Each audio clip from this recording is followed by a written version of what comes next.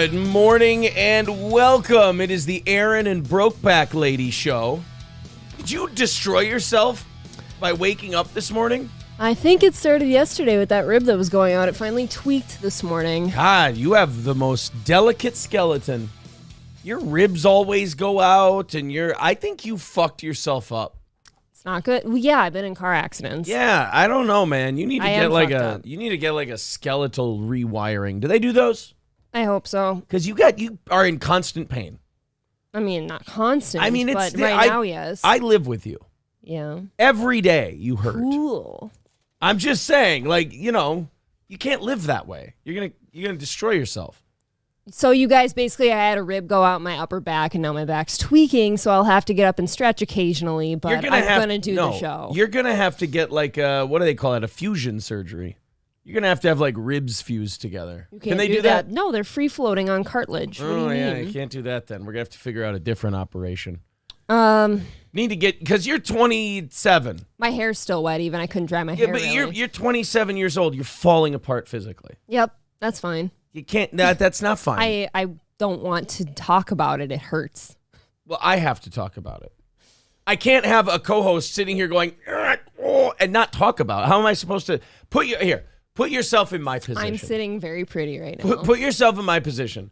If you're sitting next to someone, you're doing a show, and that person is going, ooh, ah, like an old Bugs Bunny cartoon, how are you not supposed to mention it? Oh, I was going to mention it. I just didn't want to carry on about it. I carry on about things. Welcome to the Steel Toe Show, where we carry on. You beat the broken back into the ground. That's right. I take that broken back and I adjust it verbally until it cracks into place. Brokeback April over here. Old Brokeback April. Old spinal. I'm not doing well. I'm great. Well, here's what I need from you. Yeah. If your back problem is going to, if it at any time distracts from the show or anything like that, go on the couch, lie down, make yourself feel better. Don't try to hang. Here's what I'll tell you. It's kind of like when I tell Johnny when he doesn't feel well and everything else. Don't try to tough it out. I wasn't going to. I already said I'm going to have to stretch. Don't try to tough it out, because if you try to tough it out, it's going to fuck me up. And if it fucks me up, then they're going to say we suck. I will let you know right now, if I'm sitting right here, that means I'm doing okay. All right. Because even if I'm laying on the couch, it hurts. All right. Not to add any pressure to your back. Maybe this distracts from your back and helps you feel better. If you're not any good, you're fired. Okay? Deal. All right. Good. Now we've got that settled. We can start the show. Oh, my God. I have to thank people already. This is wonderful. Thank you to Adam for a $10 super sticker. Appreciate that. And also a big thing. Oh, my goodness. Tigger next door dropping $20 in to start the show. You guys are ridiculous. Thank you very much for the support we don't deserve but are appreciative to have. We were $50 ahead yesterday. You guys were extremely generous during the offering plate segment at the end of the show yesterday. And so we start today $325 away from today's goal. And I'm going to do something that I haven't discussed with April yet that I just thought of now, that I'm going to say to the audience.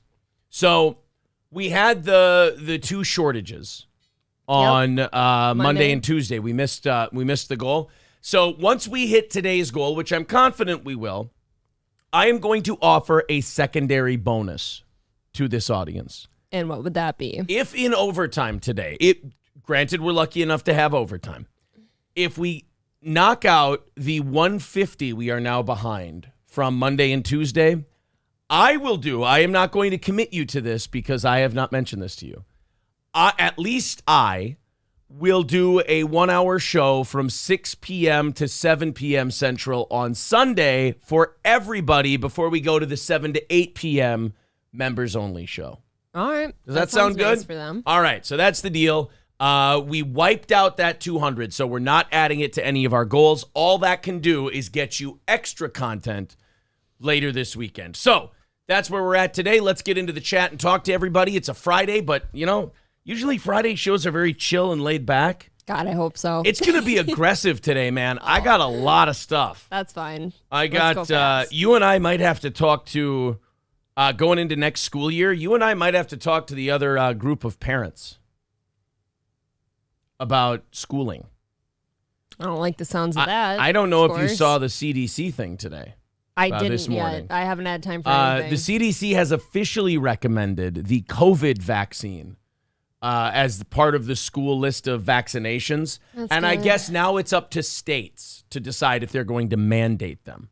And obviously, Minnesota. I gotta tell you, man, I'm pro. This is the craziest thing about the COVID vaccine. It takes people like me who are totally, like, I'm not an anti-vaccine person. I think vaccines are wonderful. Vaccines have saved millions of lives over the course of the last 100 years. I mean, it is amazing the things people are not dying from now because we have vaccines that worked. That's the important part. They're proven. They're documented. They're proven. The polio vaccine, diphtheria. Penn and Teller had a great bit on this, on the vaccines that have worked. And it's a whole thing with bowling pins and balls and a plexiglass shield. And it's on the show Bullshit, which, again, I have to show you at some point. Okay. Wonderful show. But, the COVID vaccine, doesn't work the way the diphtheria vaccine works. Guess what, April? If you're vaccinated against diphtheria, guess what you're not going to get? Diphtheria. Diphtheria. I put my hand upon your theria when I dip, you dip, we diphtheria. If you get vaccinated, you don't have to sing that song anymore. That's the ring around the rosy for diphtheria. It is, yes. So you get the polio vaccine, guess what you're not getting? Polio. Hey, if you get the COVID vaccine, guess what you still are probably going to get? COVID.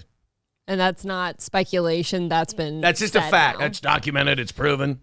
Guess what else you might... Hey, you know what you don't get when you get the polio vaccine? Ever.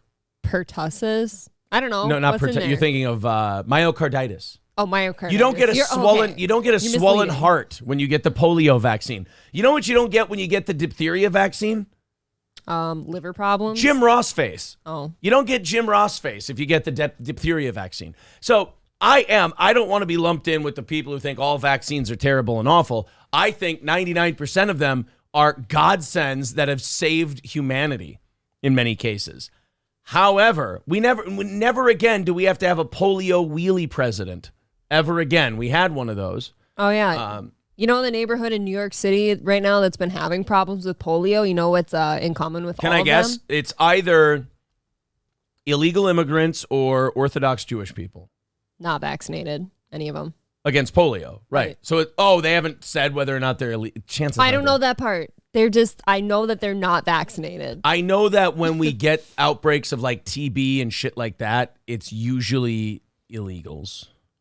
People that haven't had their vaccines. Yeah. Or sometimes Orthodox Jewish people will get certain diseases because it's just the way their religion is, their culture is. I've got to say, I don't agree with the religion that's giving me polio. No, I don't. But I also didn't say that God was giving them polio. I want to make that very clear. You don't think God's striking them with polio? I think look, I'm not saying he wouldn't. I mean, if you read the Bible, he's been a dick before. But I think he's too busy. Okay. I think he's got too much going on to just be smiting polio all over the goddamn place. So anyway, I don't know about you, but my vote would be if they mandate those, we look into a cost sharing of private school. Well, yeah. If that were the case. I agree. I'm never getting that vaccine, so. Let's go ahead and talk to everybody. You want to talk to everybody? Mm-hmm. Let's talk to everybody. Jason St. George, I loved his comment to begin the show. Before we even got here this morning, Jason says, "Good morning, respectable radio people." You know what that's a reference to? Our Chrissy Mayer interview. Our Chrissy Mayer interview yesterday. It was great. It was fun. Very fun. It was myself. It was April. It was Chrissy. The funniest, most adorable part of that interview is when we congratulated her on her engagement to Frank Pellegrino, and she started playing with her hair. She's so cute. I thought, because I had this idea of Chrissy, because remember, she's like... the queen of the dabblers. She created the term dabbler for Stuttering John. She's been in the middle of these, the Ethan Ralph interview, the Gino stuff and all that. And I sit here thinking like, oh, she's a ball buster. She's fucking, she's involved in all these dramas. Sure. She's actually like a very sweet little girl, like lady type. I actually kind of felt that she would be more that way because of how well she handled the Ethan Ralph phone call. I never felt like she would be like a hard ass or something. That's why I told her, I said, you kind of Forrest Gump your way into these controversies. Like, Forrest Gump wasn't looking to be political when he stumbled upon Watergate. Nope. He was just being a sweet, retarded ping pong player, and all of a sudden, here's these wackos like breaking. They must be looking for a fuse box or something because those flashlights, they're keeping me awake. You're not calling her a sweet, retarded ping pong player, are you? No, I am not. Before this gets to Dabblers Anonymous or anything else, unequivocally, I am not saying. I'm leaving enough time for them to cut this because I know they will. Okay. I am definitely not saying Chrissy Mayer is a retarded ping pong player. I would never say that. I'm saying she's not. I think very she's sweet person. Lovely and sweet. She's a very sweet, lovely person. All right. Thank you to Adam as we continue on in the chat here. Oh, also, I am definitely self-conscious enough about our waiting music that I may change it. Very funny comments in the chat today, but extremely hurtful. What happened? In the comments just wrote, "This music is awful." Adam Roach writing, "I can't wait to watch this dark 80s cop show with this awesome intro." I'm never going to not hear that now when I think, when you play it. I mean, personally, I don't like the music either, but it's your show, so you chose it. Posterior attention. Somebody deleted this comment. Don't delete these comments. April has a right to see these. Don't treat April with kid gloves because she's not one of the boys. Posterior attention says April sounds more shit than normal today. Thanks. That helps me feel so much better. Oh, boy. Good morning, Just a Dabbler. He is in character today, which is wonderful. Get adjusted, do some yoga, ho, says Triple N. That's in the works. My first note, call a Cairo. You know that Triple N he's saying ho in like a very respectful fashion. Yeah, I know. Yeah. I'll do some yoga for you. In the comments says like spike. Yeah, do a like spike. I don't like that. I don't like that term. It sounds gay, but I appreciate that he made that effort, so I'm not going to say that I hate it. There. Just a Dabbler is in fine form this morning. He might be drinking at 6:12 in the morning. He says, "Holy shit, a $20 super chat. Let's buy some Coors." Thank you, buddy. I would love to. Yeah, are you like Mike Tyson? Loaded Wrench wants to know. I broke my back. That is very much me this morning. It's spinal. Spinal. Can we go ahead and I actually have audio from April when she woke up this morning, if you guys would like to hear it. This is April waking up this. Sometimes I film you when you wake up. You don't know this, but I record you. I didn't consent to this. This is you this morning. Mike, were you really sick this week? I call her Mike. What was the problem? I broke my back. What do you mean by that? My back is broken. What, a vertebrae or what portion? Spinal. There you go. That is one of my favorite Mike Tyson moments ever. I broke my back. My back is broken. You mean like a vertebrae? It's spinal. As if Mike Tyson is telling Jim Gray, "You're too stupid to comprehend what the actual medical term is." Right. So I'm not going to tell you. Okay? Oh, boy. Don't be comparing. Oh, people are mad that I compared Kanye to Ethan. Guys, give me a second. Careful. Give me some time to explain to you the Kanye Ethan Klein thing, okay? I promise I'll take you. I'll get you there, all right? You're treading in murky waters. Triple N is saying, "I hear twerking is good for the back." I'll have to give it a try. Do your little Russian side twist thing where your back just shatters when you do it. Do you want to know something? What? I tried doing that to help earlier, and it made it, substantially worse. Damn. So, in the comments says, "All jokes seriously, I might need to donate soon with the shit I talk on here." Well, don't donate because you talk shit. You know how many people in this show talk shit for free? Donate to the show because you enjoy the show and you're like, "Here, I want to help you guys knock out what you're doing." I appreciate it. And because you guys are so honest about the fact that you're filthy beggars who do your show for listener support. That should be, you know what? I'm a bad businessman talking myself out of money. You're really bad. Contribute to the show for any reason you want to. Maybe you think I'm a giant piece of shit and you want to contribute money so April can divorce me. Who am I to tell you you can't? Rain would love that. Rain would think that was great. Brown Nuts with $10 says for hot, single, and fatherless moms. Very sweet of you, Brown Nuts. Thanks. Very sweet. Thank you to Auto Glass Guy for becoming a Yeehaw Club member. Very, very cool. That brings us to 3:15 this morning. Grab your muskets. This means war. Talking about the CDC thing, says Rusty Grammar. Danger Bear Wolf Turtle says, yeah, no, I'm not vaxxing my kids, but I got all the other ones, but I'm skipping this one. That's how I always know I'm talking to a very reasonable person.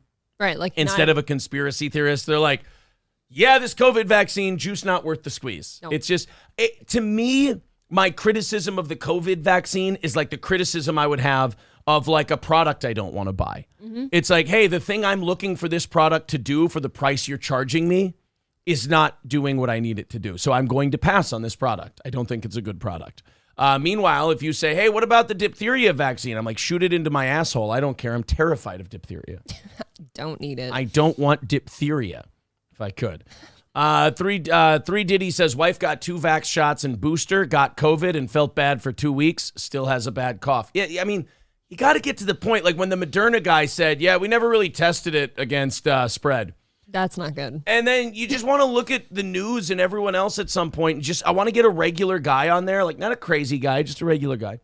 I want him to go on the news and go, explain to me like I'm an idiot what this thing actually does. I want to actually, you know what I want to do? I want to sit the COVID vaccine down with the 2 Bobs from Office Space, and I want to have them go, what exactly would you say it is that you do here?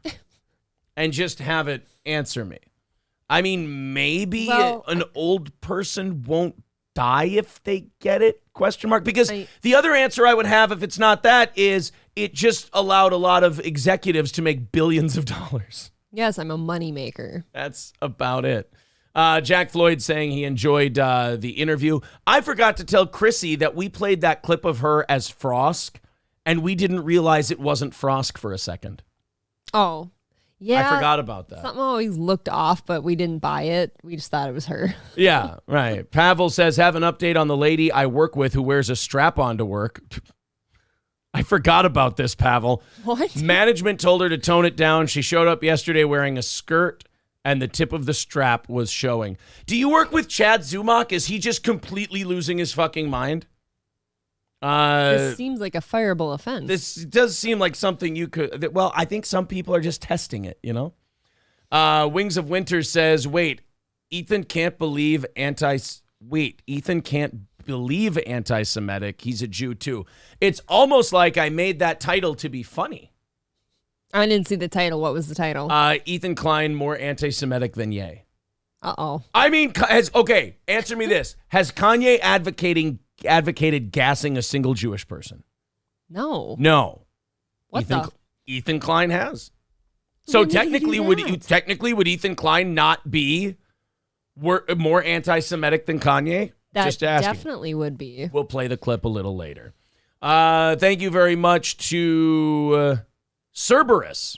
Cerberus with $15 says, last day for training, in-school training in Des Moines. I finally get to go home for the weekend. Spent the last month in a truck, then 5 days here. Well, thank you, buddy, for the $15. Cerberus, VIP Cerberus. Thank you. Kinky Loco says, did you hear Tony Michaels goes by the nickname Ski in real life? Weird. I've never heard of people skiing in Missouri. You ski everywhere. Ski. I bet you've never heard of skiing in Minnesota either. Never. There's skiing here. I've never skied.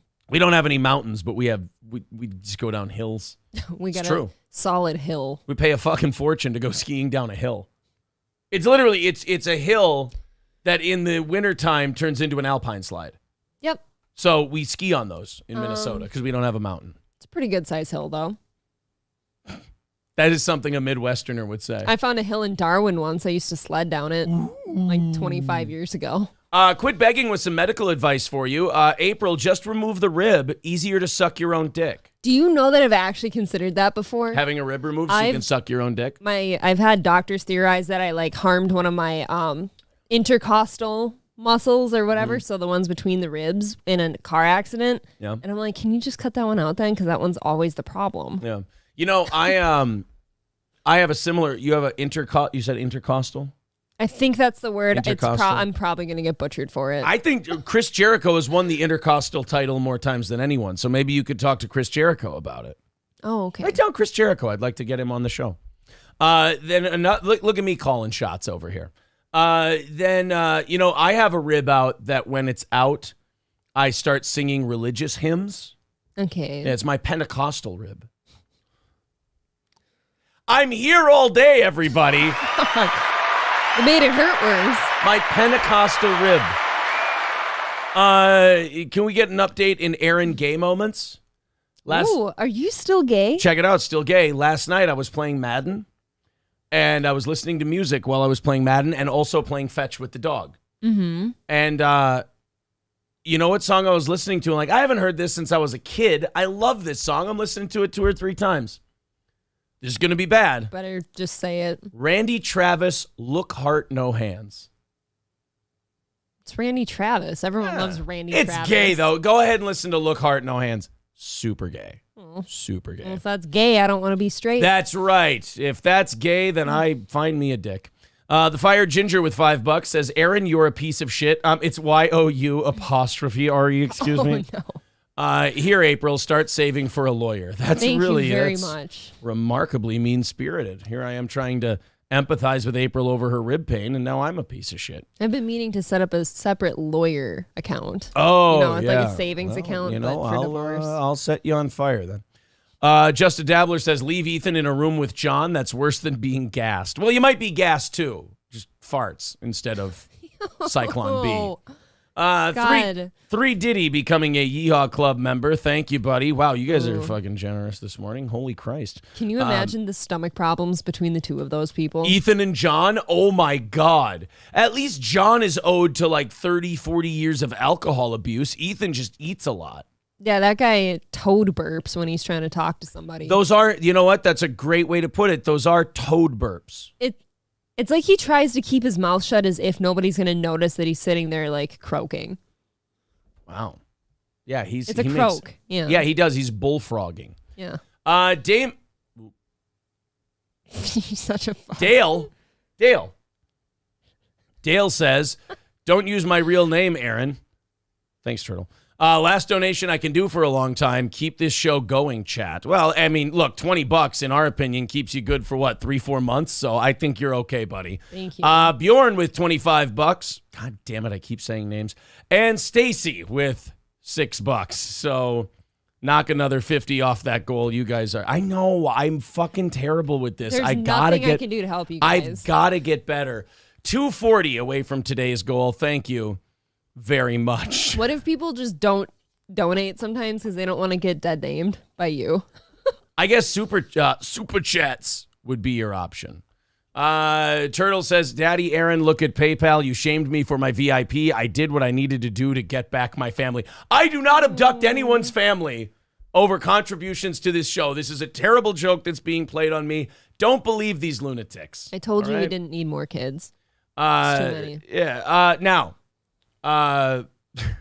Citizen M says, I broke my back. It's broken. Aaron, after an hour of bending over backwards to defend Chrissy Mayer.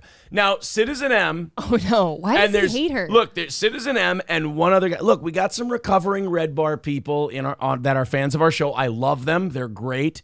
But just because just because they see through Mike's bullshit now, doesn't mean that they don't still carry animosity towards the people he's ripped on. Yeah, but over the years? What does he have on her? The sweater thing? I can't even remember the specifics of anything. And else. I have to say this. I will go on record as saying this. Even if Chrissy were lying, which I don't believe she is, even if Chrissy were lying about the Christmas gifts sweater thing, I don't fucking care. No, I can't think of anything less interesting. And I don't think like the people who were Red Bar fans who latched onto that story. I have to say this, guys. I hate to knock down the fourth wall for Mike. I don't think Mike gives a flying fuck either. I think he just wanted to make fun of somebody for something. I don't think he takes it that seriously. I don't give a shit if Chrissy stole it from a kid and gave it to somebody. I just don't care. It's not something that offends my delicate sensibilities. It was the end of the night at a restaurant. She grabbed a bag that wasn't hers. She passed out clothes that were left there. Hey, look. I left an Adam Thielen jersey at US Bank Stadium after I bought my new Kirk Cousins jersey. You didn't call. And guess what? If somebody grabbed it and took it home, some janitor who works at US Bank Stadium cleaning up puke and beer probably found that and brought it home to his kid.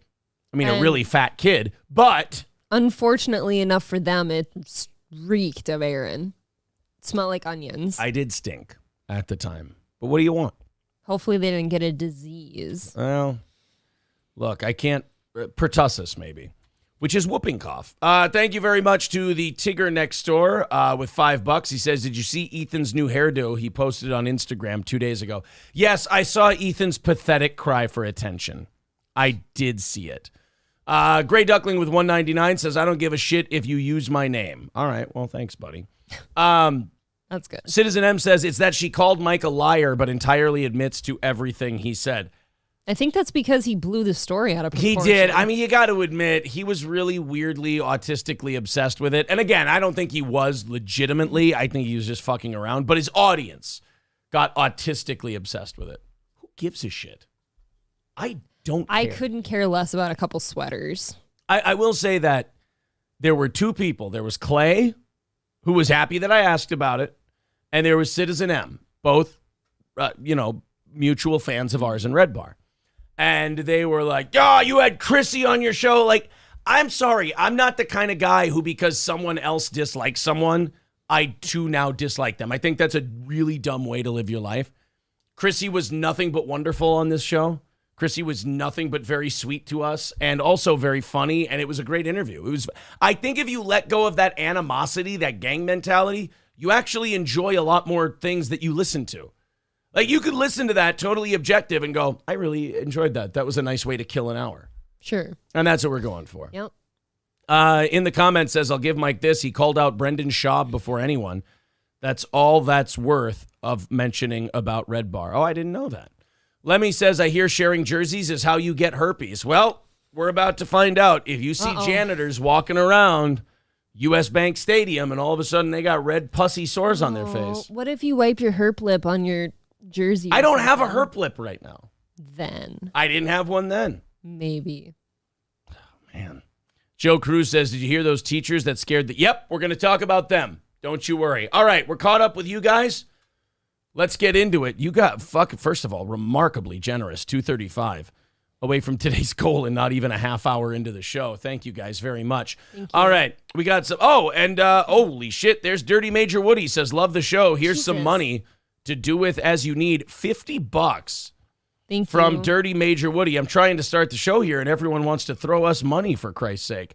Thank you very much. 185 away, and again, after we hit today's goal, I'll throw the shortage from Monday and Tuesday out there. If you guys want an extra Sunday 1 hour show before the members only show, sure, we'll do that too. Just an offer. Thank you guys very much. Okay. Little breaking sports news before we get into everything else today. And yes, dabblers, we will be discussing, what should we call this? Polo Gate? Polo Gate. Stuttering John wardrobe malfunction 2022. I didn't get to see this yet. I got bad news for the dabblers. I think, and look, I'm going to be the more paranoid of the dabbler community. I think that this wardrobe malfunction, coupled with another thing Stuttering John did yesterday that we'll cover, this could be the beginning of the end of the coverage of Stuttering John. This could be the bubble bursting of the economy. I'll tell you why. The thing that makes John so funny is the lack of self-awareness. He's starting to make excuses, and he's starting to hide things from the camera. He's starting to become self-aware that certain things don't look good. And if it stays at the level it's at, we're going to be fine. But if it gets any worse, you're only going to have the hardcores like Anthony, myself, Carl, us three, and maybe Shuli. But I think Shuli is enjoying the money he's making off of John. So I think if the John economy collapses, I think Shuli might move on to the Howard Stern economy and start telling his Howard stories from when he worked there. So you might only be left with Carl, Anthony, and then the C-Leaguer, myself, talking about John. Because I'll talk about, I don't make any money off of the John. I mean, I don't make a shitload of money off of the John. It's not my source of income, the John stuff. It's just, he's funny, and I like talking about him. So I'll stick around forever. But if John starts to become any more self-aware, it might get a little difficult. That's all. And Kinky Loco brings up, at least there's Tony Michaels. And there's also I don't know who my favorite is, Tony Michaels or Chad Zumach, but I like picking on both of them. So I'd rather pick on Zumach, personally. There's always those guys.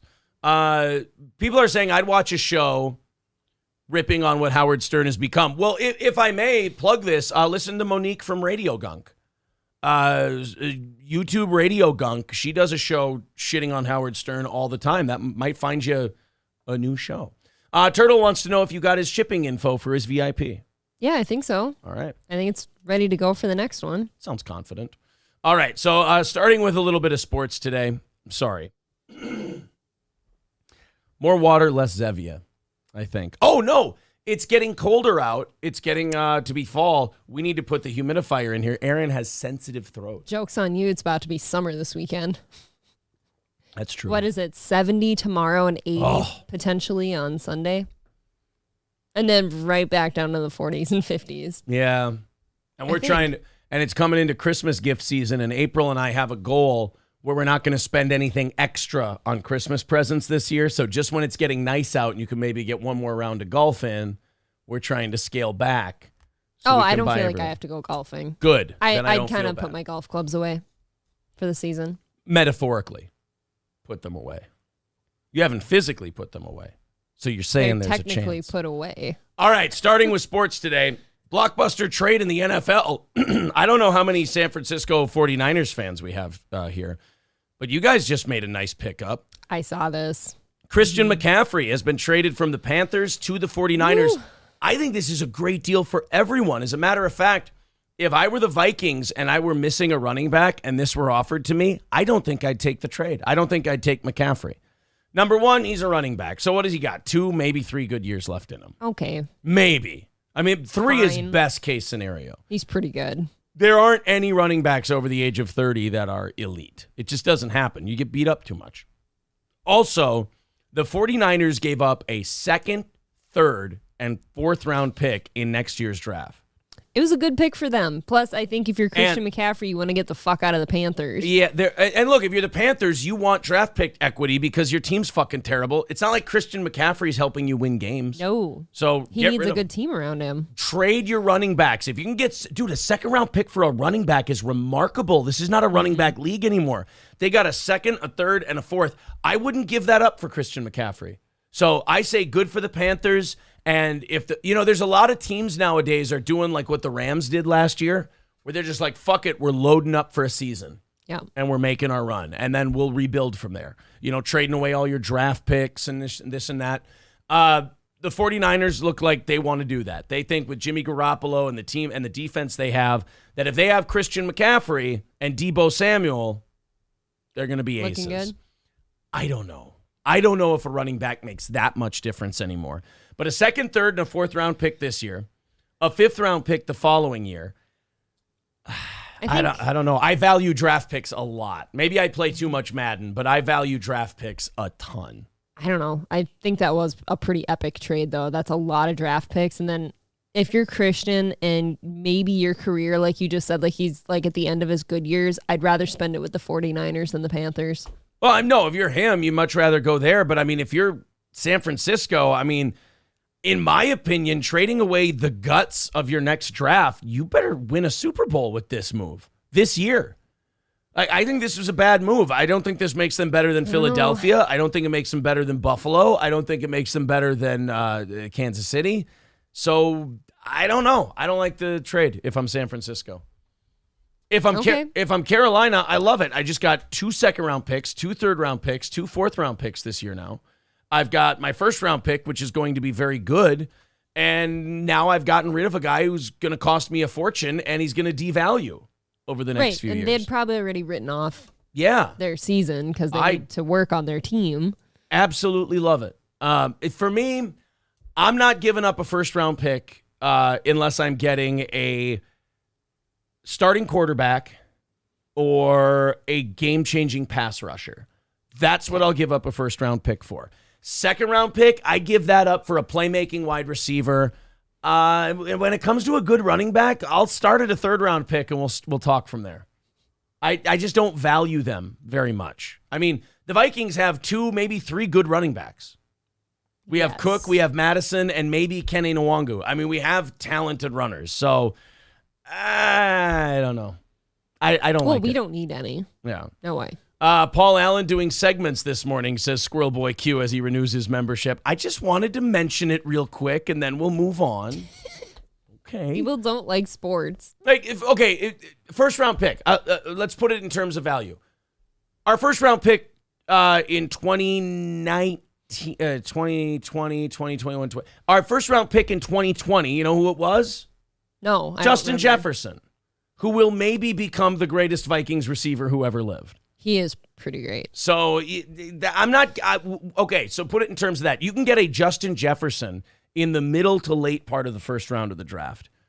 What are you willing to trade Justin? Would you trade Justin Jefferson for Christian McCaffrey? No. Okay, so you wouldn't give up a first round pick. Would you trade Justin Jefferson to, let's say we didn't have a quarterback, let's say we were a quarterback away.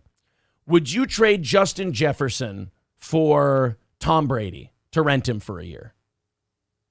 I don't like that you pick Tom Brady because everyone wants Tom you get him Brady. for 1 year, just 1 year. Like there's no to be your missing piece. Well, they're gonna get 1 or 2 good years out of McCaffrey. That's what I'm saying. 1 year, rent Tom Brady to try to win a Super Bowl. Do you give up Justin Jefferson? No, because I think we're gonna need him. Right. So I don't like the draft. Yeah, or I don't like the trade. I'm sorry. 3 Diddy says McCaffrey for 3 draft picks. Ha ha ha. That's me laughing. See, exactly. If I'm Carolina, I'm waking up. I knew I wasn't making the playoffs. I got good draft picks. If I'm Carolina, I'm happy with this deal. Dirty Major Woody says a good running back will create more passing opportunities with play action. That's 100% true. I totally agree with you. And Christian McCaffrey's a great player. And he'll do very well in San Francisco. I just think that Carolina is going to get more good players with those 4 draft picks than they would have if they had held on to Christian McCaffrey. Yes. That's accurate. That's my opinion. All right, so thank you guys very much. 175. 165 away from today's goal. Danger Bear Wolf Turtle says, here's to private schools or a tutor for home if your state accepts the CDC bullshit. All right, well, thank you guys very much for your generosity. We appreciate it. Hard to keep up with the generosity today. Thank you. 165 away from today's goal. Do you think Minnesota's going to accept that, right? I don't know, man. I just kind of picture as all blue states probably choosing it. Walz is a Democrat, but Walz is not a super duper lefty. Yeah, but the state is. I don't think so. I think we're a more moderate Democrat state. I think we're like a slightly left of center state. I don't think we're crazy liberal. Because remember, you got to compare it to Chicago, Illinois, California, New York. I don't think we're as bad as them. Do you think any of the candidates will be discussing this before November 5th? No, because I don't think Minnesota is going to make a move on it before November 5th. If you're smart, you're not going to. I don't think it'll be discussed. It's a little polarizing. Yeah, so I don't think Minnesota will mandate it because I don't think Walz is California light. He's not going to go. Still not good. No, it's terrible. It's awful. It's not good. But I don't think he's going to mandate it for schools. I don't know. I don't picture us fighting it.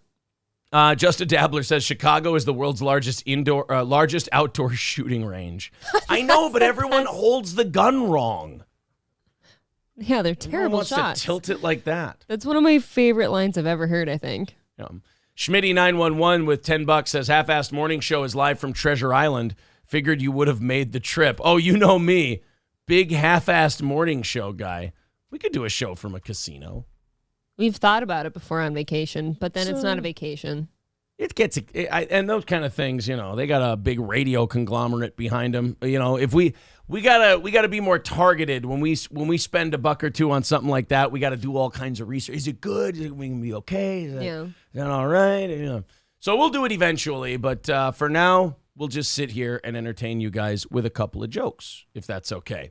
160 away from our goal. Thank you, Schmitty. All right, enough with the sports talk. What are we? A bunch of gays? Although I do have one more sports story later today. Okay. Later today. All right. Remember the kid who was accused of shoving beads up his asshole to cheat at chess? The chess guy. The chess guy. I call him the beads up his asshole while playing chess guy, but to each their own. Mm-hmm. He's suing the guy who accused him of shoving vibrating balls up his ass for $100 million. Because why wouldn't you? If it was proven to be false, why wouldn't you sue Okay, somebody? but here's the problem. Prove you didn't shove vibrating beads up your asshole. Prove I did. And now it seems we are at a That guy, stalemate. no, because I think that guy's going to win because the other guy basically slandered dude and said he did things he didn't. And this guy never lied about him. So I think he's going to look good in this. No, I think he'll win. I don't think he'll get 100 million, but I think get something. they'll settle for like 750 grand or $1 million. Which, awesome. Yeah, I mean, I'll take a free million. I'll get accused of vibrating anal beads for 750 grand. Right, and you actually have them in. So if you can get 750 grand with vibrating balls in your asshole. Look, I'm trying to help my back. The vibrations like travel That's what I hear. It's medicinal. up the spine. To show me. It's spinal. Sorry. I had an egg up my ass. You had an egg up your ass, Mike? Yeah, it's spinal. Oh. Prince says, try to get an in with Compound. They need a morning show. This show would be better than Morning with Bill Schultz and Joanne Nosachinski, but I think the reason they are there is because they're affordable. Put it that way. Okay, what are you asking? More than what they're getting. Well, take our goal I got to pay everybody. I got to pay all my staff and everything else. This is what I think. I got to take basically the goal every morning. It would be pretty sweet. I don't know how I feel about living in New York yet. You wouldn't live in New York. You'd do the show from here. Really? Yeah. I kind of figured all those people that went in there, they all obviously live there. Well, here's my problem. I don't want to be exclusive to a paywall thing because ours is a show that still needs to grow. We're small yet. So I don't want to, like, if you go to a paywall, that's like, hey, I'm capping out my audience. I'm good where I'm at. Let's just, get a steady monthly subscription fee. Yeah, no, thank you. So anyway, vibrating balls up the ass, you accuse someone without any proof, could cost you $100 million. So just be careful. AOC embarrassed herself yesterday. There was, she's being protested. This is great. You know that how it started, how it's going meme? Mm-hmm. AOC is the living embodiment of the how it started, how it's going meme. So how it started was, oh my God, bartender, progressive, far left. She's going to do all the things we want our representatives to do. Higher taxes, more welfare, social justice, all of this stuff. They loved her. It's great. So great. How's it going? They're yelling and screaming and telling her to go fuck herself at all her town hall events now. And the reason, and I have to, look, man, I have to respect AOC supporters for this because very rarely do you see these people who grab onto someone's side and then hold them accountable. AOC's voters are in a weird, Corey always called her the female Trump. She might be, like, her fans might be more hardcore than Trump fans because Trump fans never turn on him. No. Even when he sucks the vaccines dick and everything else, they never criticize him. They never turn on him whatsoever. AOC, I mean, they actually hold her feet to the fire. I mean, don't get me wrong. They want her to do really, really dumb shit. But at least they want her to do really dumb shit. And then they go, hey, why aren't you doing the fuck you? Do the dumb shit we want you to do. Yep. Yep. Well, they've been going to her town hall meetings now and yelling at her and fuck AOC and she's got to go. All over. I'll give you 2 or 3 guesses. I'm not going to leave you hanging for a long time. Do you know, and I love this. I give them a lot of respect for this. You know what their big gripe is about AOC that she's doing that they don't want her doing? In terms of what she supports? Boy. I'll give you 2 or 3. Supporting tax cuts? Nope. Think more global. Not supporting climate change shit? Nope, that's a good guess, but no. Okay. I'll give you It's one more and then global? I'll tell you. It's a global issue right now. Something about inflation. No, they don't like that she's shilling for the Ukraine war. Oh, God. I respect the shit out of that. Because there are these people who are like, we should be giving our money to the poor and reparations and this and that. And then she's authorizing like $100 billion and counting for giving weapons to, a third of the military, maybe, neo-Nazis in Ukraine. It's incredible. The Azov Battalion. I love all these people who are anti-Kanye. He's an anti-Semitic. Meanwhile, they're supporting politicians who are giving money to Nazis, neo-Nazis that are fighting the Russians. There's so much stuff going on here. I actually, it was because I forget about Ukraine, which is unfortunate because we shouldn't be forgetting about a thing that we're spending billions of dollars on. $100 billion on, if you want to get specific. But yeah, they're holding her accountable. They're saying, fuck you. You got to go. AOC sucks shit and this and that. That's good. All because she supports the war in Ukraine. I got it. Look, man, even if you're wrong and even if your ideas are bullshit, the fact that you stick to them and you're willing to criticize your team, quote unquote, we need more of that. Yes. Yep, Like, dare I agree. say, we need more of these crazy lefty people to behave this way because at least they're holding her accountable. Now, I don't want there to get to be too many of them because they're nuts. And if they have the numbers, they can really destroy things. But I like that they're not just falling in line.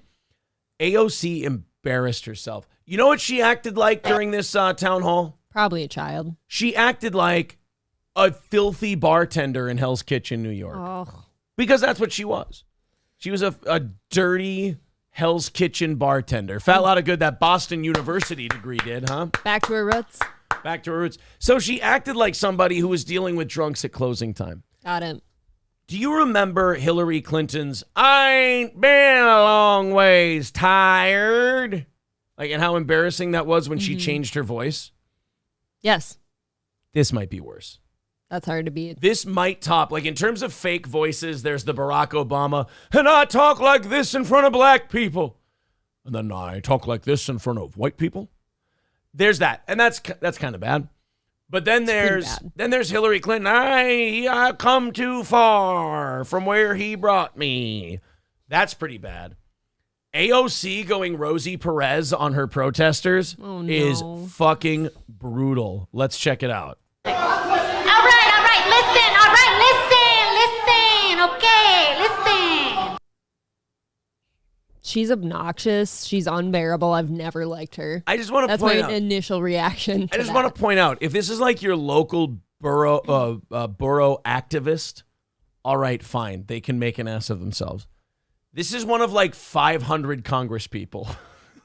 Yeah, not only that, a really well-known one. This is a fucking congressperson. This is one of our leaders in the country. And they're going, all right. Come on. Oh, Billy, you're so stupid. You lost the money again, Billy. She loves what she's doing, too. Oh, my God. She loves it. That's not the worst part. So when a politician faces consequences and they're being yelled at and everything else, the way a professional usually responds to these things is they go, all right, everybody, I understand that you're frustrated and you're upset. We'll take questions one at a time. And then if the yelling and the screaming continues, you kind of look at your staff and you stand there and you wait. And then maybe after a while you go, I'm sorry, folks, but until this calms down, we can't start the town hall. And then you leave the room for a while. Yeah. And you hope it calms down.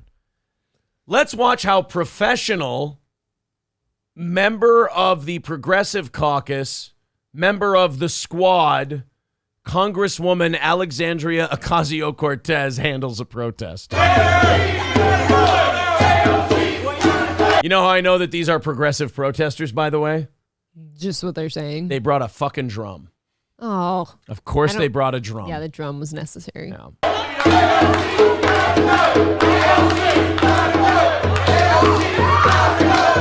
Call them whatever you want. These cunts cannot resist a drum line, can they? I guess not. They're Or not a drum bad. circle, I'm sorry. A drum circle. You got to get Matthew McConaughey in there naked playing the bongos. That's how you play the bongos. Like imagine. There she is. Oh, I hate her. She's the fucking worst. Like, that's not how you address a crowd that says you have to go. You don't think that's a mature leader of the greatest country in the world? I don't think so. You don't think I don't going- think we have a lot of those right now. You don't think Reagan did that when he would get protested? I don't think so. Yes, well, excuse me, everyone, but shake it off. How about a little bit, okay, what should I be doing differently for you fine people? All right, everybody. Well, the hater's gonna hate. I'm just gonna shake it off. I don't think he did that. No.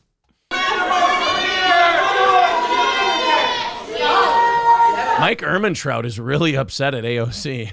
He really let himself go. Oh, she thought that those Mexicans were gonna steal from her. Don't you touch me. Don't you touch me, Latino person. Did you just cut the straps on my purse? I'm check. Okay. I knew I should have just come here with a wallet in my front pocket. Did you just lift my smartphone from my pocket? Uh-oh, now we're shouting. Very classy. Thank you, sir. Thank you, sir. Okay. Did they really go kindergarten and go lights out? Did we just flash the lights? All right, everyone, heads down, 7 Up. This is so bad. People see this. Like, people see our president. People see this. Look, we're a joke. She's silly, and she's not to be taken seriously. But also, if you're behaving like such a dipshit that they have to turn the lights off on you, all right, you made your point. Now either sit down or get the fuck out. This would be a really pussy way to just kind of leave. Like, shut the lights off. Yeah, You're turn just the lights gone. off and then Batman it out of there. Yeah. That would be great. She's like the Undertaker. The lights go out, and then all of a sudden, my God, AOC is gone.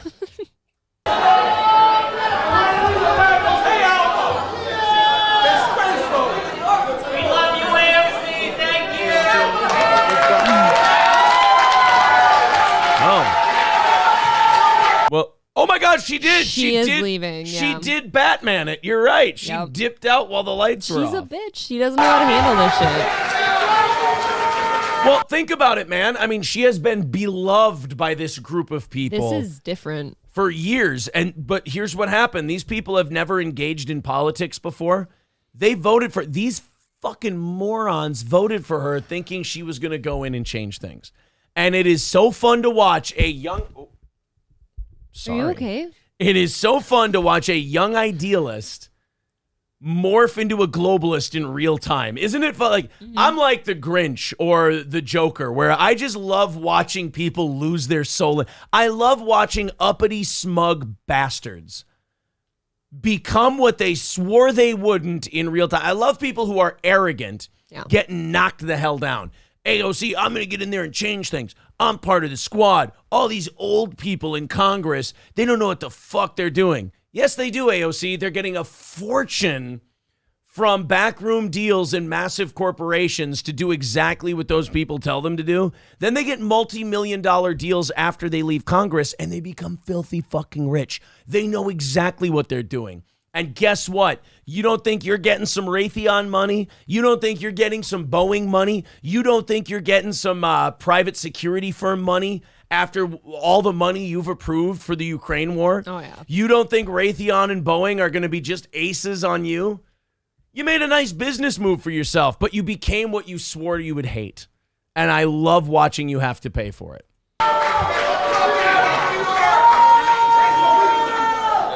I'm not allowed to be in a room with the lights turn off. It gets a little. That's one of the things. All right. Listen. All right, Oh, there it is. listen. Okay, listen. Oof.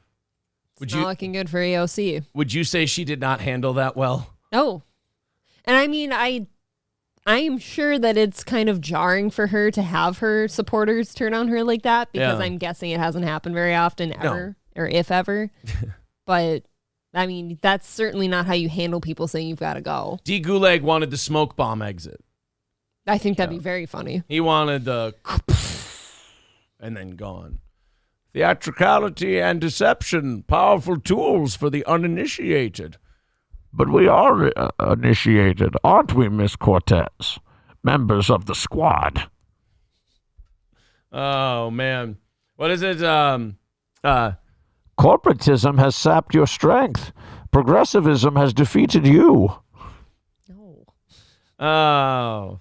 Alex Stein set it in motion, says Daniel. Never forget. He probably liked watching his big booty Latina dance like that, though. Nah, Alex- I don't think Alex likes her even a little bit. I think he loves her. I think he is smitten. I do think that he was the start of her looking quite embarrassed. I think she is smitten by Alex Stein. I think those two are going to make it, those crazy kids. Citizen M says she didn't leave. She explained security won't let her be in a completely dark room. I know, we were having fun. We were making a Batman joke. I'm guessing somebody likes AOC At tiny her bit. expense. Dixie Mafia says she will still win. Oh yeah. No, in no way. Yeah, don't misunderstand me. She is in a completely friendly district, and she will win going away 100%. It's just fun to watch someone that got in there with like power to the people and all that shit, and then to watch them now get their asses served to them. Oh, yeah. By the people who put them in there because, and this is also partly these protesters' fault, you dumb motherfuckers, thinking you were going to send someone to Congress and they were going to stay pure. Like they were going to stay the thing you wanted them to be. Look, man, I got my shit that I'm passionate about too. I've got my issues that I don't talk about them a ton on this show because who gives a fuck, and I'm probably wrong. Sure. But I got some shit I believe. If you put me in there, though, and Raytheon and these other defense contractors go, look, I got $5 million for your campaign up front, and I got a $15 million job when you leave Congress.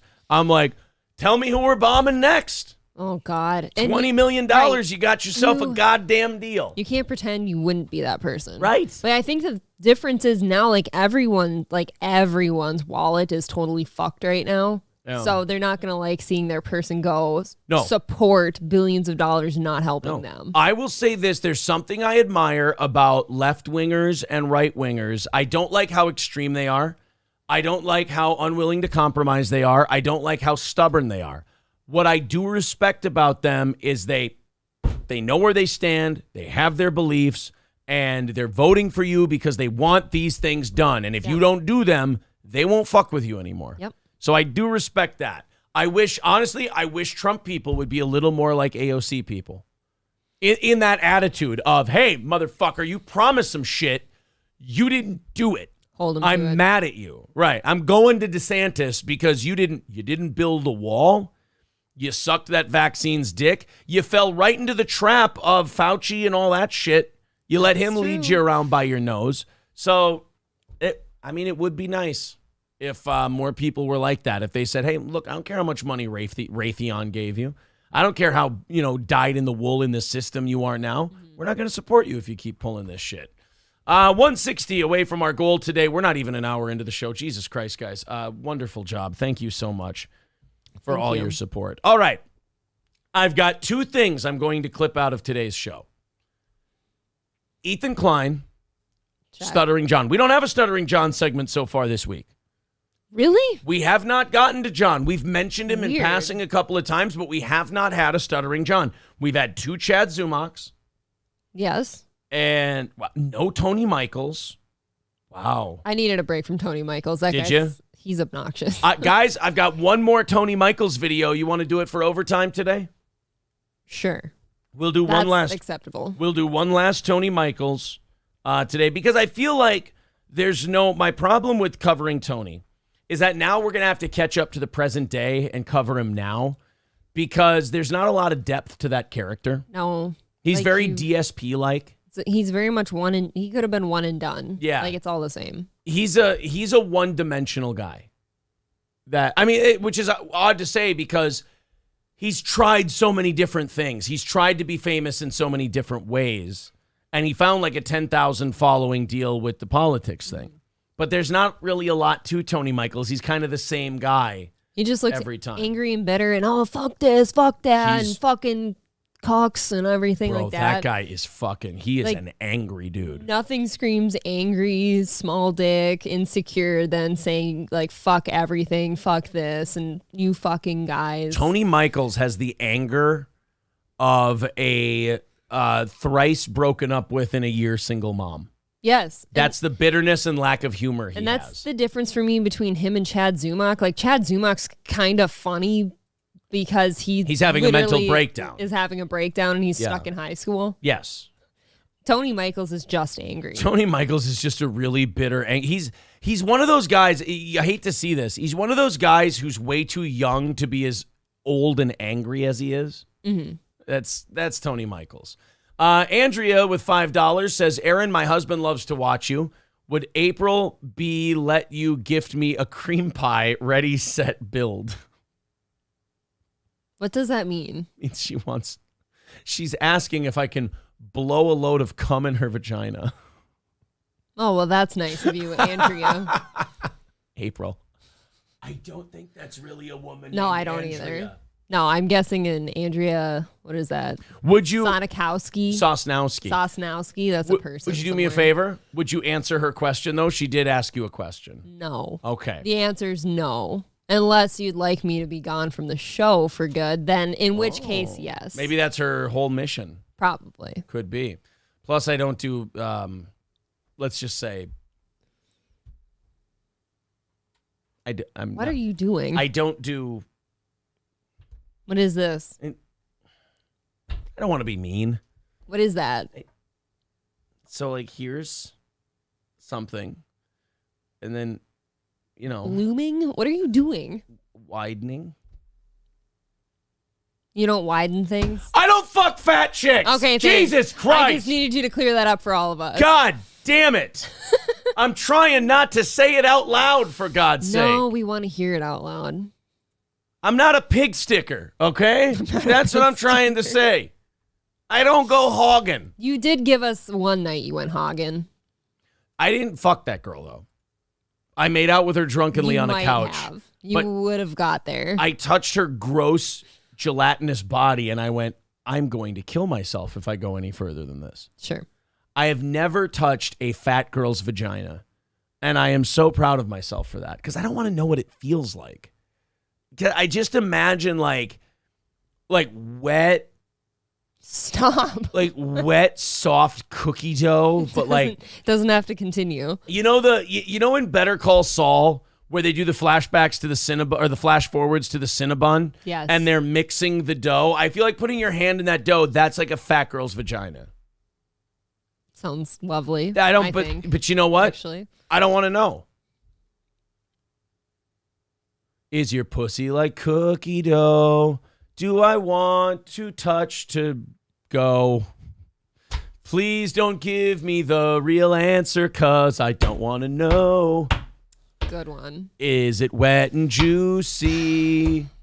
Or is it dry as bone?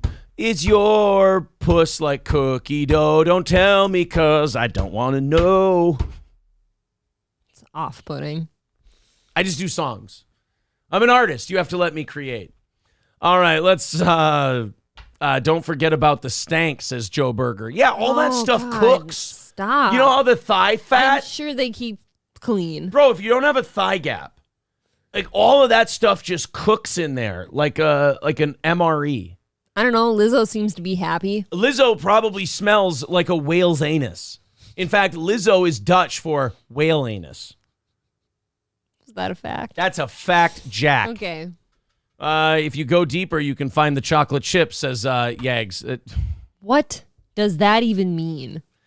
Joe says there's no way you made out with a fat chick and didn't get some finger banging in. I swear in front of Almighty God. Oh, that's good, bearded trucker. So you won't go hogging, but April has to sacrifice. I have wondered why. Like, I've never complained about being with heavier guys. Is there something you'd like to say to me?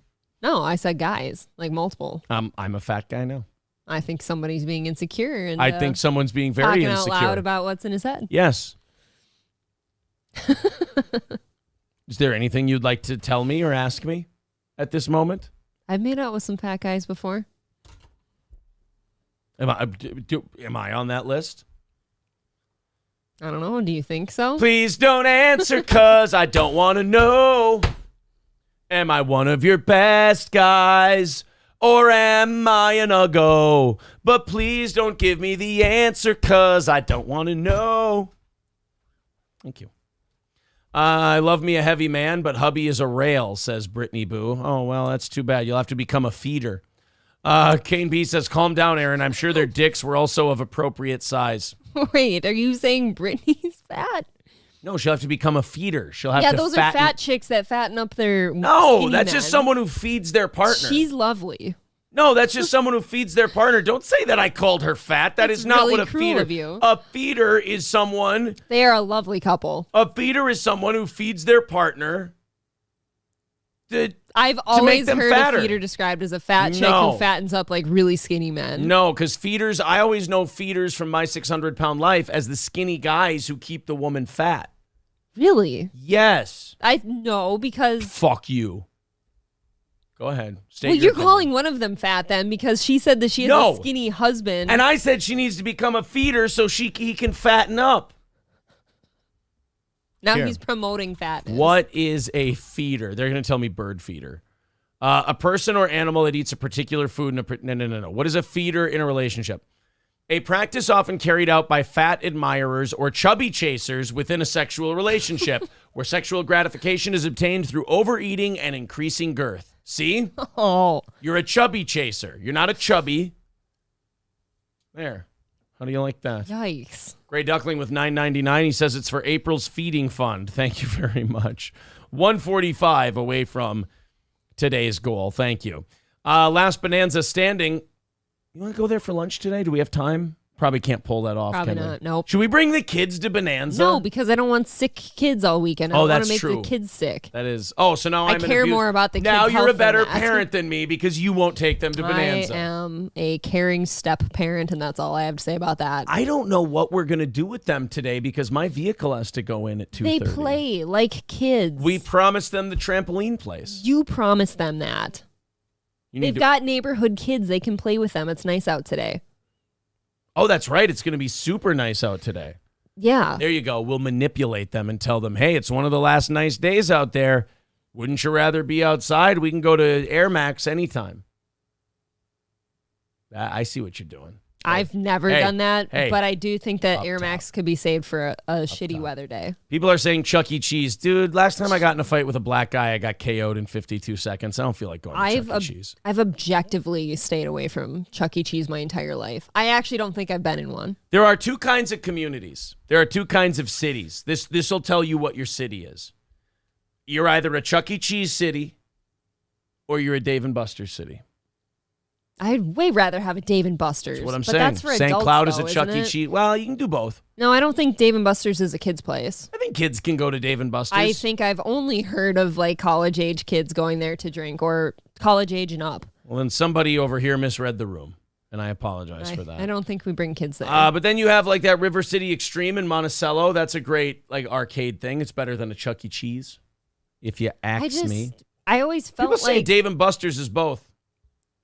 I don't know. I just feel like a Chuck E. Cheese or places that claim they're just for kids, they're always dirty and boogery. Plus, you got a weird mouse guy. It seems kind of rapey to me. I don't like it. Chuck E. Cheese seems rapey to you? I've objectively been molesty? against. Yeah, I've been against. Like, you know how Like your kid's going to get a finger in the butthole at you know Chuck how E. Cheese? Johnny does a bit with Mickey Mouse about like raping Yeah, Mickey you Mouse. see I see Chuck E. Cheese like that. You see Charles E. Cheese as being a mouse that molests children. Yeah. Okay. It's a take Well, I haven't heard before. History has shown that like mice and kids have not done well together. I mean, they could be responsible for the bubonic plague, but that was some time ago. I would gladly assert to you that any molestation a mouse could do, a squirrel could just as easily as molest. But yet you do not hold the same animosity towards a squirrel that you do a mouse. Okay, Christoph. I love when he gets into like the Germans are like a hawk and the Jew is like a rat. I love when he just like effortlessly throws that out there, like just cunty. Like I just love that scene. Not because he's insulting Jewish people. I should watch how I say shit like that. I could just be, maybe my parents just never brought me to Chuck E. Cheese, so I'm feeling left out. Okay. And you're taking it out on the rat and accusing him of raping. I don't like the idea of that rat. Wow. I don't. So don't like, or maybe the rat and the Princess Bride ruined it for me. I don't know. I don't like rats. You literally just went on a rant about how Charles E. Cheese molests children, and now you're saying I may have been projecting because my childhood was shitty. I didn't say he does molest children. I just picture him as somebody that might. Oh, I'm sure he feels much better about that. I don't think he's a real thing. There's a person in that suit. And you just said some terrible things. There's a person in there. My God, there's people in there. My God, there's people in there. Don't do it. That was when the New Age Outlaws took Cactus Jack and Chainsaw Charlie and pushed them off the stage in a dumpster. Just saying. Jim Ross calls. They stick in your head. Dave & Buster's is kid-friendly until like 8, then it's 21 and up. Okay. At least it was. See, that's probably what I'm thinking then. Kids only during the day. Six String Man says there was a murder in my local Chuck E. Cheese a few years ago. See, keep your kids out of there. That's going to be one of your kids. getting murdered? Aaron's sitting here thinking, okay, which of the three would I be okay No, losing? no, that is not what I am thinking at all. And why do we both have the same answer? Danger Bear Wolf Turtle says, we have both, but I do Dave and Buster's after visiting Church E. Cheese one time. It's Chuck E. Cheese, but that's fine. Jive Turkey says, there's always time for a private visit at Bouncy House. Could make for an interesting weekend. What does that mean? Private time sounds naughty, for one. Are you saying that April and I should fuck on a trampoline? We can do that in the backyard. Should probably build a fence first. All the neighbors watch. Yeah. So we could do it in the dark. Six String Man says, no doubt about it, that rat likes him young. Okay, see? Look what you've started. No, this is, I think you've I've gaslit just these opened people. the door. I think I've opened the door, and now they're all going to flood into a through. slander lawsuit. No, I very clearly said, in my opinion, he seems like that person. Labglass says, I'm thinking April has a repressed memory of a mouse touching her shoulder. I think you do. Look, I grew up in a barn. A lot of mice. Granny says, I'll never go back to Chuck E. Cheese when they implemented the 2-beer cutoff rule. In the comments says, as a white man, I'm only ever a minority when I step into a Chuck E. Cheese. Okay, tell me why you want to go there then. You hate that stuff. To hang out with the brothers and show my solidarity. Oh my God, what have I said? No, I'm just kidding. All your brothers, though. Space Baby says, taking children to a drag queen strip show at a bar is 100% the worst. Yeah, because Aaron did bring that up to me the other day. I denounced it. No, I did not. Jive Turkey says, Bouncy House is the place in Brainerd with the guy found cleaning with his dick in his hand. Oh, that's right. I forgot about the guy who was naked in front of all the kids. Is that what you want to take the kids to? The bounce house in Brainerd? No, with the dick in his hands? Although, in defense, not of the guy, of the place, there's probably no safer time to bring your kids to that place than after the guy's discovered to be cleaning with his cock out, because, they're going to be on the lookout for that now. You're going to be looking for cocks? It's kind of like the safest time to go to a school is right after it's been shot up, because they're going to make sure that nothing like that happens again. But there's never been a higher percentage of copycats thinking about it. But they always do it at different schools. Name one school that's been shot up twice. It's like lightning. Go to the place where the lightning just struck. You'll be safe. What kind of lightning are we talking here? Jewish lightning. Sorry. I've been listening to a lot of Yay. Sorry. Quit Begging says, I'm late in the chat. To understand what a fat chick feels like, stuff your fist in a 5-gallon bucket of paint. Enough said. Oh, that's satisfying, though. Oh, look out. I've actually done that before with them big, industrial black rubber gloves at my old job. Look out, guys. Old Kid Fisto over here is about to dive deep into a fat chick's cunt. Just a Dabbler says, that burnt down my house. Oh, no, Jewish lightning. Thank you very much to Flex for the $3.16 on PayPal. Appreciate that. Thank you. Geese Artel says, all right, Cold Spring, prove Aaron wrong. No, I'm not saying that there should be two schools. No, what? Wait, hold on a minute. Why did you suggest moving them there? No, that's not what although St. Joe is lovely. I would move to St. Joe. I'd live in a St. Joe. Rasputin of Raymond says, I think Jimmy Seville got his start at Chuck E. Cheese. I think Jared really liked Chuck E. Cheese. He seems like more of a D&B guy to me. No. Oh, Dick and Butts is what I meant. Corey Dinosaur says, why not go to Jump City so you can throw axes while the kids play up top? Because they'd never leave us alone. They'd want to throw the axes and then they kill themselves. April hates throwing axes. She got frustrated when we went last time. I've never said I hate throwing axes. I thought you got frustrated when we did axe throwing that one time. No. Oh. I misread the room. God, you project a lot. No, I loved it. I thought it was great. I'm not projecting anything. It was fine. I think I just didn't like certain people and their business modes there. Ooh. There's one lovely human being that works at that place, though. What color were they? That always means Mexican. All right. We moved to Cold Spring the year after the shooting. My parents are cooler than yours. See, they understood it. Mr. Massachusetts with 199 says Kanye West is completely 100% right about. He didn't say what. He probably means rap music. Probably means fashion. That's all. That's good. Ryan says you just projected. No. Projecting is when you take something you think and you attribute it to someone else. I loved axe throwing. I thought it was great. No, you definitely thought that I didn't like it, and I never said that. No, I was not projecting. I was wrong. I thought I remembered you not liking it or getting I frustrated wasn't by like it. super great at it, but there's like I don't have anything against axe throwing. Maybe I was wrong. I just remember you getting frustrated at it. That's fine, but I Okay. didn't have like a bad time. All I said was frustrated. And then I got accused of I projecting. really actually want That you're gaslighting. I don't know the meaning of this word still. Oh, okay. I Plead still innocence. I keep seeing things about escape rooms all over the place, and I've done one of them one time like 6 years ago, and it was fun. I'd like to do that again. I find escape rooms to be gay as a concept, but I've never actually tried them, so I wouldn't know. Aaron actually won't go to any scary things with me either. You won't Okay. even watch a movie. Enough, guys. Let's talk about some Jews. What do you think? Jew time? Sure. You guys ready for some Jews? I'm going to show you some Jews. Ethan Klein, the host of the H3 podcast, that motherfucker better look out. He's got a bunch of strikes. Doesn't he have 1 or 2 strikes already on think YouTube? 2 at least. He might be heading straight for that 3rd strike because he was on his show not too long ago. And here's the problem that amateur comedians have. Amateur comedians have this problem of they don't know how to joke. They have a thought in their head that is funny. They have a thought in their head that is an interesting comedic concept. But what they don't understand is they are not the tool or the vessel to craft and mold that into something funny. Yeah, I think of a lot of funny shit throughout the day, but I don't write it down and perform it whenever I do comedy. You know why? Because it's only good in your head. I'm not good enough to take this idea that I have and verbalize it and make it funny. Hell I'm not yeah. good enough at comedy to do that. You know what? I'm super funny to me. Right. That's how I feel. So, Ethan, and again, guys, it is not hard to figure out Ethan Klein. The fatter he gets, the more unhappy and angry he gets. This is not a new thing.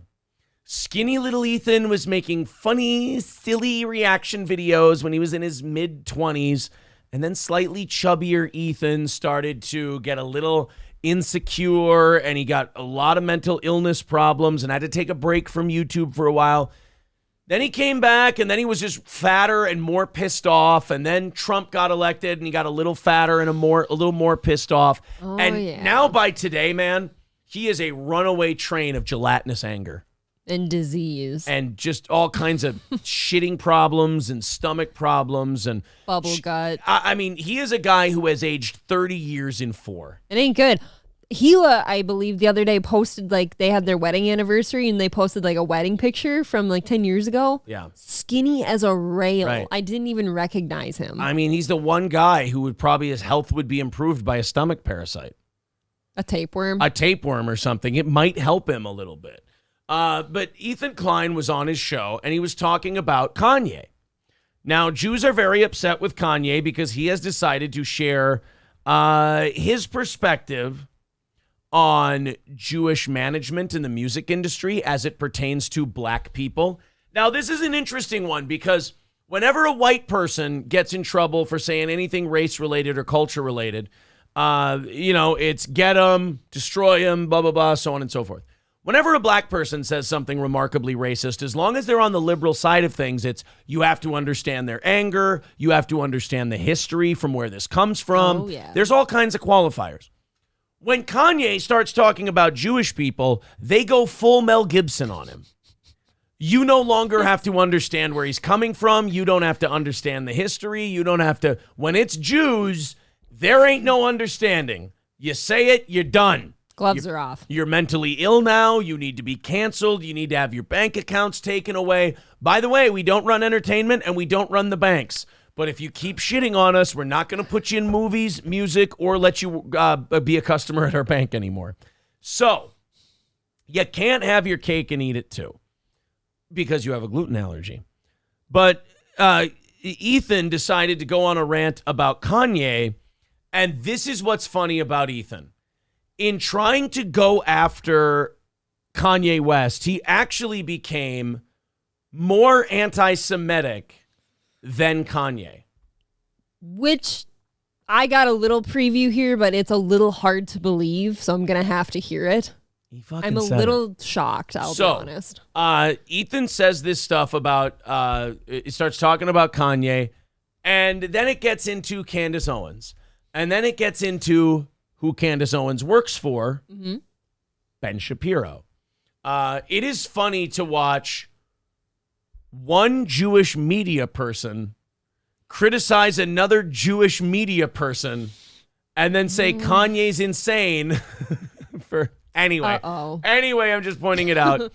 Here's what Ethan had to say that I think this should lead to his third strike. Look, man, I'm against a lot of YouTube speech stuff, but I understand they're a corporation that has like Nike and McDonald's as advertisers, so they got to play the game. So I am against, I wish the content restrictions were rolled back on YouTube, but if they're going to have them, they should be enforced consistently. And I think the thing that Ethan said here, look, he can say, oh, I was joking, it was comedy. Ethan, you're a fat, angry man who doesn't deliver your shit right anymore. So it's hard to tell when you're joking or serious because you're a fat, miserable lump. Yeah, you could have, I'm assuming the way I'm picturing him saying this, it's going to sound like he meant it. Well, here you go. Here's Ethan on his show Tuesday or Wednesday. I was just going to say, if there's another Holocaust and people start rounding up the Jews. First of all, very funny on his producer's part. Yeah, everyone cut the cameras right now. I just say, if they start rounding up the Jews again, I hope Ben gets gassed first. Fuck, dude. Woo! That's not a joke, first of all. There was no joking tone there. But now, wait a minute. This is all in criticizing Kanye. Oh, yeah. And Kanye's criticism of Jewish people. Mm-hmm. Kanye has never advocated that we bring back a Holocaust or that Jews get gassed. Never once. Nope. Doesn't on it. Ethan Klein has now come out and publicly said that he hopes an Orthodox Jew is gassed in a new Holocaust. Now, if Ethan were the free speech type, if Ethan were a guy who stood up for everybody and everything like that, I would go, guys, you know what? Maybe we should cut this guy some slack. Maybe he was kidding. But there's a couple of things to consider here. One, Ethan is such an angry cunt nowadays. I'm not sure he's joking. I certainly don't think he's joking. He came out, they asked him about it, or he had to address it, and he doubled down. So he's not joking. And he said, no, he doubled down and said, I was kidding. These people are fucking stupid. I hate right-wingers and this, that, and the other thing. So he stood by it. He said, I was only kidding, honey. And then he was on his show with Hassan Piker, and he just started shitting on Ben Shapiro again and everything else. Well, YouTube took down the episode in which he said that about Ben because it clearly violates their rules against harassing people, it's ugly, threatening people. It goes against it.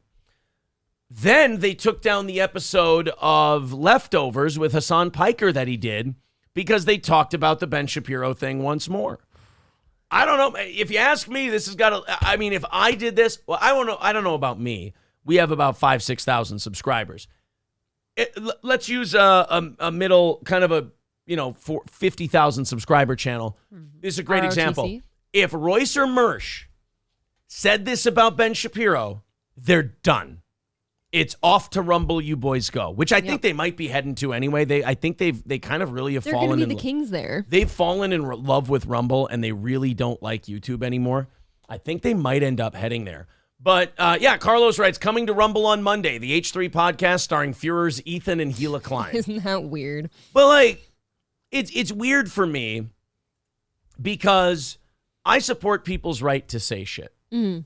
And, however, on the other end, I don't like it when people who try to get people canceled and fuck with people get to then use that as a defense shield. I don't like it when a guy tries to get Keemstar's channel taken away and tries to get other people's channels taken away. There's a difference between busting balls and free speech and then saying you want someone gassed in a new Jewish Holocaust. That to me is gross, of course. I am having a hard time saying that I would like him to get his channel struck for that because I wouldn't want us to be struck for it. I always sit in that position, but I do believe you're right. Can I say this? I would never say anything like that. I know you wouldn't. I wouldn't either. I do agree, though, that everything should be, there should be equal consequences for everybody. Like, people shouldn't get special treatment in any regard. I mean, YouTube's rules, this is a clear violation. If you advocate something like this, especially if it's racially or religiously or culturally targeted, as this was, he can't hide behind the, oh, I'm a Jew thing. You can't. You can't do it. I would think as a Jewish person, you wouldn't want to advocate for a second Holocaust where a Jew would be killed. Well, I love how Just saying. Ethan and Hassan will criticize these right-wingers and call them shitty and they're terrible people. You guys are uglier and grosser and angrier and more violent and disgusting than any of the people you shit on. Right. I feel like nobody would feel the need to say this to either of you. You know what? And really, what this boils down to, and we can sit here and clutch our pearls all day and whatever. If it was a joke, you're not a good comedian because you didn't deliver it well. It wasn't funny. You just came off as an angry fat man. And let's get to that part. That's what this is. This is a man who's in his 30s. It's fucking over for him. Mm-hmm. He's got all the money in the world. I say remove yourself from the public eye. Focus on your money and on your family because this doing podcasting thing, it's making you fatter, grosser, grayer. It's making you to be more of a whore and a clown. It's making you mad. You're becoming a shit person. You're just being nasty to people. You're not happy. I mean, let's break this down the way. Let's get this down to a very basic level. Ethan Klein is not happy. No, that's obvious. Ethan Klein is not happy, and he's lashing out. And he's found a vent in politics. And now he's got Hassan Piker, who, if you're looking to be a more positive person, surrounding yourself with Hassan Piker is not going to do it. No. I'm sorry. I'm coming to kill you in Los Angeles at your house. Or in the ring. No, in real life. Now that's how you do a funny death threat. There Yes. you go. It's almost like Red Bar, too. Like both of these guys, Ethan and Mike, their health is declining. They both get more and more miserable. It's not funny anymore. Right. This stuff, like Sven said about Mike, you do this stuff, this is what makes you sick. Yes. The anger, the hostility, all this other stuff. So Ben Shapiro responded to it on Twitter. He says, if there were another Holocaust, I hope that Ethan and his family escaped, but maybe that's just me. He then wrote, soft-pedaling genocidal terror group Hamas and lying about the Israeli Defense Forces while chortling over which Jews go first in the next Holocaust is also an interesting look. And then he posted Ethan's take on the Israeli-Palestinian conflict. So, yeah, Ethan has caught a lot of shit for this one. He's had multiple episodes deleted by YouTube.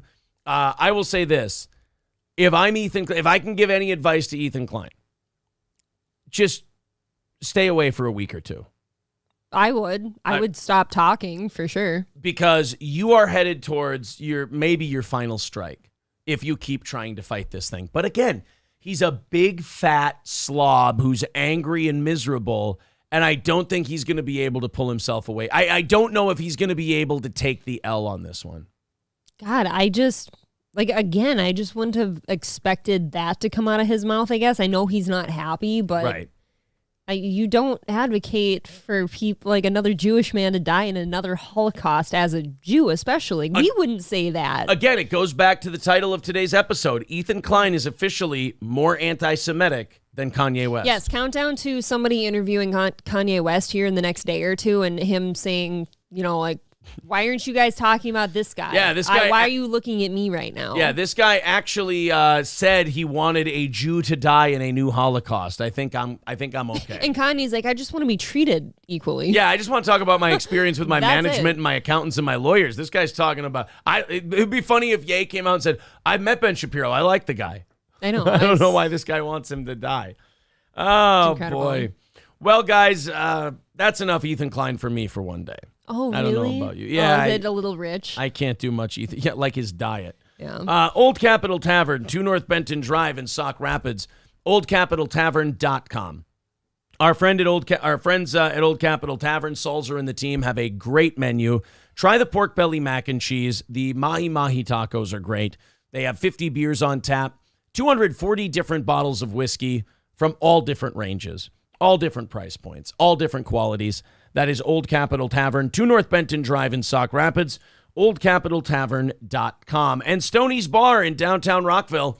Our friends at Stoney's have an awesome selection of, they got those great Bloody Marys, those world-class Bloody Marys, great beers on tap, Go have some drinks. Go have a pizza. Live music on the weekends, tonight and tomorrow. I know Julio Goldstein is going to be at Stoney's very, very soon. So go have a party, bring some friends, and head to Stoney's Bar in downtown Rockville. That's Stoney's Bar, downtown Rockville, Minnesota. All right, guys, we are, 145 away from our goal today? Holy shit, great work, unbelievable, amazing, thank you. 145 away from our goal. If you want to help us knock that out, there's the Streamlabs and PayPal link. There's also Super Chats and memberships. And also, if we knock out the goal today, we're going to give you the option. If you want to knock out the 150, we were short on Monday and Tuesday, then we will do a 1-hour show before our members-only show on Sunday. If you don't really give a shit about that, that's okay. We'll just throw away the Monday, Tuesday. Not a big deal. But 145 away from today's goal, and if we hit that, we do an extra half hour for overtime. I also want to tell you guys, while April's waiting to come back here, our VIP package did grow until Thanksgiving. Old Capitol Tavern has offered a $25 gift card along with the usual perks from the VIP package. So you get all 3 of our t-shirts, the hoodie, the 2 5.5-inch vinyl stickers, free entry into a $100 drawing every single month, 2 tickets to every live event we do, and when we come out with new merch every year, you get to claim a copy for yourself, absolutely free, no shipping, no nothing, absolutely free, right to your door. That's $250 in 1 week, gets you the Steel Toe VIP package. So thank you guys very much for that. All right, we have a story out of Dallas. I've got a quick YouTube short to talk about, and then we will get to Stuttering John Melendez and Inside Out Polo Gate. Ooh. I told you. We got a very good show for you today. I know, can't wait. Very good show for you today. And did I mention, yes, Old Capitol Tavern is throwing in a $25 gift card on top of those VIP packages between now and Thanksgiving. So the person who became a Scoober, who became a VIP, will be sure to get his info to Old Capitol. Rusty Grammer says, speaking of Old Cap, did they get to keep the patio and the dumpster? That'll be kind of a waiting game. We will see. I hope so.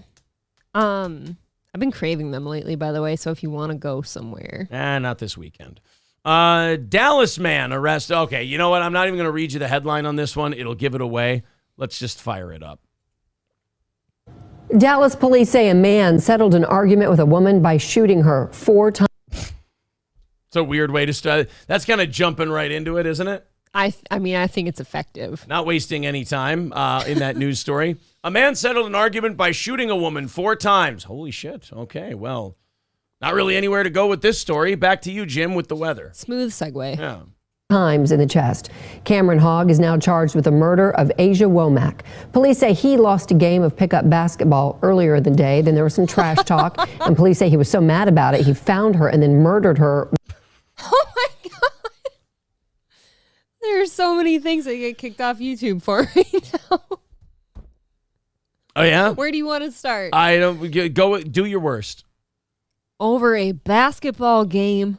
I can't believe it wasn't hockey or, swimming. You're not getting kicked off for that. Something. I just think it was great to see them finally hit what they were aiming at 4 times. That was good shot. I mean, yeah. Center mass 4 times. You don't see that kind of spread in the ghetto. Not usually. No. A lot of capped knees. A lot of knees and ankles, head, shoulders, knees, and toes. I mean, just 16 shots, 3 people injured, 1 person hospitalized. You see a lot of that. I mean, we're going to lose one of our true prodigies of the hood. 50% accuracy, maybe. I know, yeah. I mean, now this one, 4 right in the chest. Boom, boom, boom, boom. I mean, you don't see it a lot. Over some trash talking for a basketball game. Over a pickup basketball game. I'm not shitting you. This looks exactly like that basketball hoop in Southeast St. Cloud when you go in down that neighborhood. I don't know if you've ever seen it before. It's by the Munsinger Gardens. It's a little shitty blacktop court. The one I used to live by? And you go down a little residential neighborhood there, and you see the basketball. It looks exactly like it. Yeah. Without saying a word. Fox 4 Stephen Dial live in Dallas with details from police documents. Stephen. Court documents say Cameron Hogg allegedly left that basketball game, went to another location, and confronted Asia Womack. That's when they say he shot her 4 times, killing her. I'm going to go out to my car. I'm going to get my gun. I'm going to shoot all of y'all up in here. At least he accomplishes his mission. Right. You never want to be the guy in prison that like only kind of shot somebody's bicep once. Look, I don't think anyone's going to talk shit about this guy after a basketball game ever again. No. Solve he won't that be around problem. for it. When I got that call, I was full of joy this morning. Jesus Christ, woman. Time out. Wait, what? Correct me if I'm wrong. Your daughter's still dead. Yeah, she is, in fact, cold. Maybe not full of joy. By the way, who is the lurch here in the background? Oh, my God. Is that a person? She's got to be incredibly short, right? Well, look at this guy. Oh, my God. George Floyd lives. George Floyd lives. That's a big man back there. He's actually going to lean into the mic and just go, "You rang." Had joy in a while. But with him being captured, I'm full of joy today. Weeks after Andrea Womack's daughter, Asia Womack, was shot and killed, Dallas police arrested. That was actually her adopted mother who was speaking. Asia Womack's real mom's real name is Leanne. And she always wanted her to be a dancer. Cameron Hogg, the man they say murdered her over an argument following a game of pickup basketball in a South Dallas park. He pull up to my house, pick her up, they ride together, eat food together, take his phone call. Oh no, it was a pregnant woman. Oh, we're shit. Oh, she was standing. So she was shitty. standing on the stairs. That's why she was so high up. Why are we so stupid? And she is a pregnant woman. Do they all live in this house? Please get some more room. Somebody tell me no, because if you get a peek into that house, it looks a bit full. Oh boy, it looks like a waiting room. I was giving money in jail, and you turn around and wait, time out. I need to go back. Park. He pull up to my house, pick her up, they ride together, eat food together, take his phone calls, give him money in jail. Oh boy. So this isn't his first rodeo. Wow, amazing. I thought maybe he just snapped one day, and this was the consequence. Nope. Apparently, this man's been on the inside before. It's been many bad basketball games. I don't mean to speak out of school about anybody, but especially since there might not be any bail where he lives. I think that this man may have a temper issue. A little bit. A little bit. And you turn around and kill her. Court documents say on October 3rd, after words were exchanged, Womack and a friend were sitting outside with a TV hooked up to watch football. Womack's friend told police Hogg drove his truck to where they were and got out angry. The witness told police Womack stood up, ready to confront Hogg again. Sounds like a bad idea. Yeah, never get too close to these people. Why do people insist on being close to somebody who's in and out of jail all the time? How about if you're giving someone money in jail, you start reevaluating your life? Yes, and you go, to maybe stop. getting close to this person might be dangerous. And have people ever realized that once they become that really close person to somebody who's crazy, that like that's who you're going for first? Not only that, they're going to use you. They're using you to get like the best out of like. They need you to help their life. And as soon as you're not helping their life anymore, you're the first one to go. Yeah, I'm sorry. This is not a mutual relationship. No. This is very much a one-sided deal. But without saying a word, Hogg pointed a handgun and shot her twice in the chest. She fell, and while she was falling, he shot 2 more times and left. That witness later identified Hogg in a photo lineup. It was really senseless for him to kill his friend over a basketball game. Even over words, so much as not the basketball game itself, but the words that were spoken after the game. Hogg has a... Maybe we don't taunt the felon when he loses in basketball. Maybe we just kind of leave him alone. You wouldn't think so. I'm a little confused by the mom, though, too. She's not even, like, cryy or anything. Yeah. Her daughter died. Right. Criminal history in Dallas County dating back more than a decade. The charges range from robbery to family violence and aggravated assault. Well, let's befriend a violent criminal. Seems like, we're in the right circles here. For Womack's mother, she says she is still having a hard time coping with the fact that her daughter is no longer with her. You won't have the love. It's not here anymore. I'll be honest, with her like constantly giving him stuff and befriending a violent man and, you know, swearing that he's going to be different with her, I'm surprised this woman wasn't white. Just saying, it's just there tends to be a pattern with those gals. Thank you to Daniel for the $45 on PayPal. Wow. Holy shit, Daniel. Thank you very much. 100 away from our goal today. You guys are knocking it out like crazy. $100 away from today's goal. Devin says, I can't believe the anti-gun advocate shot somebody. Bananas, right? Well, I mean, in fairness, it is smart that he's an anti-gun advocate because then he'll be the only one with it. Exactly. Yeah. Save it all for him. Fact You says he's never played on a court with a net. Must have threw his game off. Yeah, in prison, they got the chains instead of the nets. Yeah. So It is a little different. If you're lucky in some of these neighborhoods, you have a net. Yeah. Sometimes it's just a hole. Look, man, that's just... Let's just. I think the lesson we learned here today is when the violent felon loses a basketball game, you compliment his jump shot and you say that you think he was robbed, but don't try to clarify to him he wasn't really robbed. He might kill somebody. Who is the fucking problem here, though? Like, so obviously he's a troubled person. Obviously, what? But wow, you are gunning. I'm not trying to get sued here. Nobody around this chick, though, the Womack girl, like nobody ever told her to stop hanging out with this guy, stop bringing him money in jail. Yeah. Nothing. No. Maybe stop hanging out with that guy. Even the mom was like, I don't understand why he went so crazy. I mean, he picked her up all the time. She bought him food. She gave him money while he was in jail. Yeah, are you starting to maybe see a fucking pattern? Little bit. I mean, yeah, that doesn't seem very hard to understand. Yags is right. This guy was turning his life around. So it's really unfortunate that this happened. All right, guys. Yes, Piffy Puffs. I saw your diamonds and chicken line there. Very nice. Guys, if you're feeling so generous, how about hit the subscribe button, smash that like button, and click the bell to get notifications. Throw us a sub, throw us a like. That's very nice of you. Thank you. April? Yes. I want you to tell me if you agree with this this individual here. Okay. This is not going to be a very long segment. This is purely transitional. But I want you to tell me if you think this guy's on to something. Here's one more thing that your slapdick dad never taught you about women. Never take advice from women about what women want. Even women don't know what they want. What do you want? What do you want? It's not that simple. Instead, do what you want, say what you want, act as you will with the confidence of a conqueror, and then just sit back and watch her. Here's one. Well, April, what do you think? All right, Jesse Lee Peterson. That's look, I think the guy's I think he's got a point. I mean, one of the most frustrating things for men is you bitches are fucking crazy when it comes to a simple yes or no question. Hey, is it crazy or indecisive?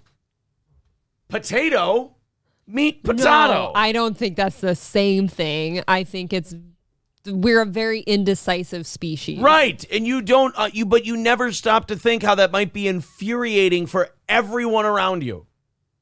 I don't know that I don't think that, but it doesn't change a whole lot. Work on it. Not you specifically. You're not as bad as I've seen as far as women That's go. good, right? But even I get frustrated. The most infuriating thing, should I go here to eat or should I go here to Here's eat? what I have to do with the eating thing now, because here's April does have a classic woman trait in this way. And this is, again, April gets sometimes self-conscious when I point these things out. I would never denounce this one. It's true. But I try to reassure her by saying, April, there's nothing you can do. It's every woman I've ever met. You're not special on this one. I don't think you can help it. The food thing, where I will not tell her where I want to go eat. Because here's what a woman does. She doesn't know where she wants to eat, but she fucking hates the place you want to go eat. That's not always true. No. So what I've started doing is I've started going, here's two choices. Pick one. No, I actually asked you in the beginning of our relationship, give me two options and I'll pick one for you because I like that. Thank you for repeating my point back to me. But I word told for you word. that's what I want. But you have not gotten any better at your ability to pick on your own. Two? Because it's two things with women. One, they genuinely don't know. But also two, they're like shaking chihuahuas and they're terrified that the thing they pick, the other person isn't going to like. So they won't just fucking say what I feel like I've been really decisive about two food places today. Yes. When I give you choices, you will Boom, nail it. Said no to Bonanza, and I offered up Old Cap. Sometimes when I give you the two choices, you will pick one and get insecure and go, now is that okay with you? Bitch, I gave you two choices for a reason. I'm okay with either one of these two choices. Just pick one. Are you sure? We could go to the... Act as if you can never decide. This is fine.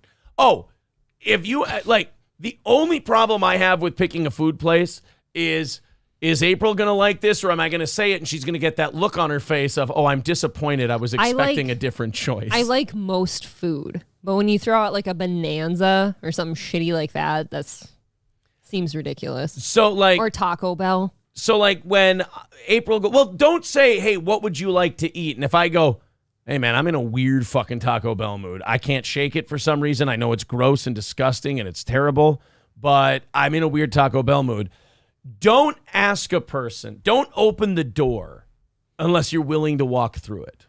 My new thing right now is if you want something that I think is totally disgusting, I'll just go home and eat or I'll go somewhere else. I think that's fine. Rather than stating what you would like to eat. No, that is me stating what I'd like to eat. Right. So this guy he's a little out there. This particular individual of never trust what a woman says she wants. But certainly on the food thing, you're going to have to figuratively, not literally, kind of grab him by the shoulders and go, I'm going to make at least 75% of this decision for you. That guy you just played didn't surprise me at all, and I've seen a lot worse than him. Oh, because he's black? That was like the last thing I noticed about him. Oh, really? Because it was number one for me. Wow, you don't see color? What a bigot. I listened to some Jesse Lee Peterson yesterday, and the things that guy says, I don't understand how he's not kicked off YouTube. Jesse Lee Peterson. I don't know. Jesse is a fucking G, that's why. I have heard him say multiples worse of what that guy just said. Like yesterday, I listened to him, like this guy called in and he was saying, look, my wife and I seem to get in fights all the time and I'm angry and I'm almost feeling like a woman because I'm so crazy sometimes with her. Beta! He did, yeah. Did he say beta? Yeah. And oh, that is awesome. He was asking Jesse, he's like, why do I get like her? Why am I so angry about her and stuff? And he's just like, well, you see, you're taking on the personality of your mom, who is probably evil to your dad. And you need to forgive your dad for not protecting you from your evil mom. Holy shit. And that God will take what your is mom's this clip? spirit. Do you know the title of the clip? I have it in my watch later. I would love, first of all, I want to watch him call somebody beta. I want him on Ethan Klein's show. That would be great. Why do I get so upset? Why do I get so upset? And more amazing questions? Yeah, that one. All right, here we go. This is like a 13. But is the phone call at the start? No, it's like towards the end somewhere. All right, you tell me if I'm close and then I can find it. The world. And then you won't be controlled by the world anymore. Oh my God, does his shirt say what I think it says? What the fuck, I Jesse? didn't see that yesterday. Oh my God. I think you have to back it up a couple minutes. He's in the phone call right now. I can't say that. No, that's what I'm saying. This guy is totally cancelable, but you can't do it because he's black. I can't read Jesse's shirt. Okay, so that's a phone call. So it's the only phone call? So if it is the only phone call. Inside, but do not show that no matter what. All on. And once you see what's going on, then you might be able to help her, but she might, because when you get angry at her, that's just a long phone call. Not going to have any other choice but a child. And it's your job. Sometimes, just in the same way. April, this is like, and they're April, not. it's like the whole fucking video. Come on, it's not towards the end. Well, just go to towards. My mom would tell me that, her father. Her mother turned April, it's the until whole you fucking forgive thing. him. I had a few clips of it in a row. Growing up, and you would tell your father the way your mother was treating you. All right, I'm going to the beginning. 6-year-old son, and I saying something that I don't like. I get really upset. You know what I mean? Like really, really, really upset. And I was just wondering, like, why is this happening to me? Why am I feeling like this? Good question, man. Give me an example of your wife or someone disrespecting you that causes you to get upset. I thought you said he called him beta. I got a... Babe, it's in the clip somewhere. I didn't have the show prepped. All right. I just brought up a Jesse Lee Peterson clip and how he's basically saying that women are evil. Would you like to watch a clip of the Mike Calta show titled Mia Khalifa Loses It live on air? I just saw this in my YouTube request, and we need to recover from that in just a second here. Well, you can't get mad when I have a show prepped. You get to have someone on who is an avid sports fan who was also at one point in time the #1 ranked adult film star on Pornhub. Wait a minute, that's not Mike Calta though. Who's this Rainn Wilson looking motherfucker? As if I'm one to talk. Yeah, exactly. One of those damn pucks makes a beeline for Mia Khalifa's boob, and then it ruptures her implant. Do I have that right so far, Mia? First of all, I was in the adult industry for 3 months, so you need to fucking fact check before you ask me to call into your shitty radio station. Jesus what a bitch. Christ. You know, I hate this about her. She's the worst offender of this, where she gets famous for something, but then once she spins out of it and gets ashamed of it, then she doesn't want it ever mentioned again. Bitch, if you hadn't taken dick on camera, nobody would give a fuck about your sports takes. Nobody would give a fuck about your social media.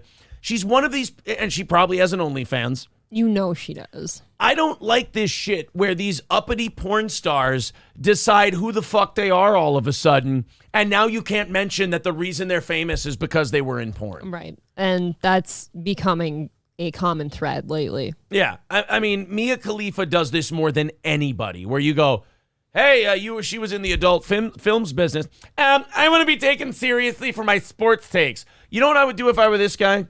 The minute she went, well, I was in the adult films industry for 3 minutes, I go, well, she's obviously on the rag today, and then hang up on her and go, well, she's obviously being bitchy. So if you're not going to talk about the adult films industry, I don't really care. I'll call Dan Patrick if I want to talk about sports. That's the thing. Like, I don't understand. I would never, I guess, if you're only a celebrity because you did porn. You can't be upset that somebody wants to talk about it. And not only that, you did something very irregular for a living that most of us don't know anything about. Mm-hmm. And we might be curious about it. We might want to ask you about it. You know who is an absolute amazing sport and has still gone on to do fantasy football shit and host radio shows and stuff? Lisa Ann. Yeah. Lisa Ann, they'll put her in front of a camera and they'll be like, hey, who do you got in the game between the Cowboys and the Eagles? She's like, I think Jalen Hurts and the Eagles are going to win. And then they'll go, oh, what was your weirdest scene you ever filmed? And she'll go, oh, there was this double penetration scene that I did once and I farted on the guy's dick. And, you know, she won't, she's classier than that, but I hope so. She'll answer questions.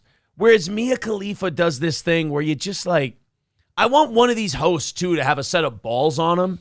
And instead of apologizing, just going, listen, bitch, if I type you up, the first thing that comes up is your Pornhub profile. So let's take it easy on the sanctimoniousness. Now, if you're going to yell at me for acknowledging that you were in porn just because you're ashamed of it, then get the fuck off my phone. How about that? Yep. Goodbye.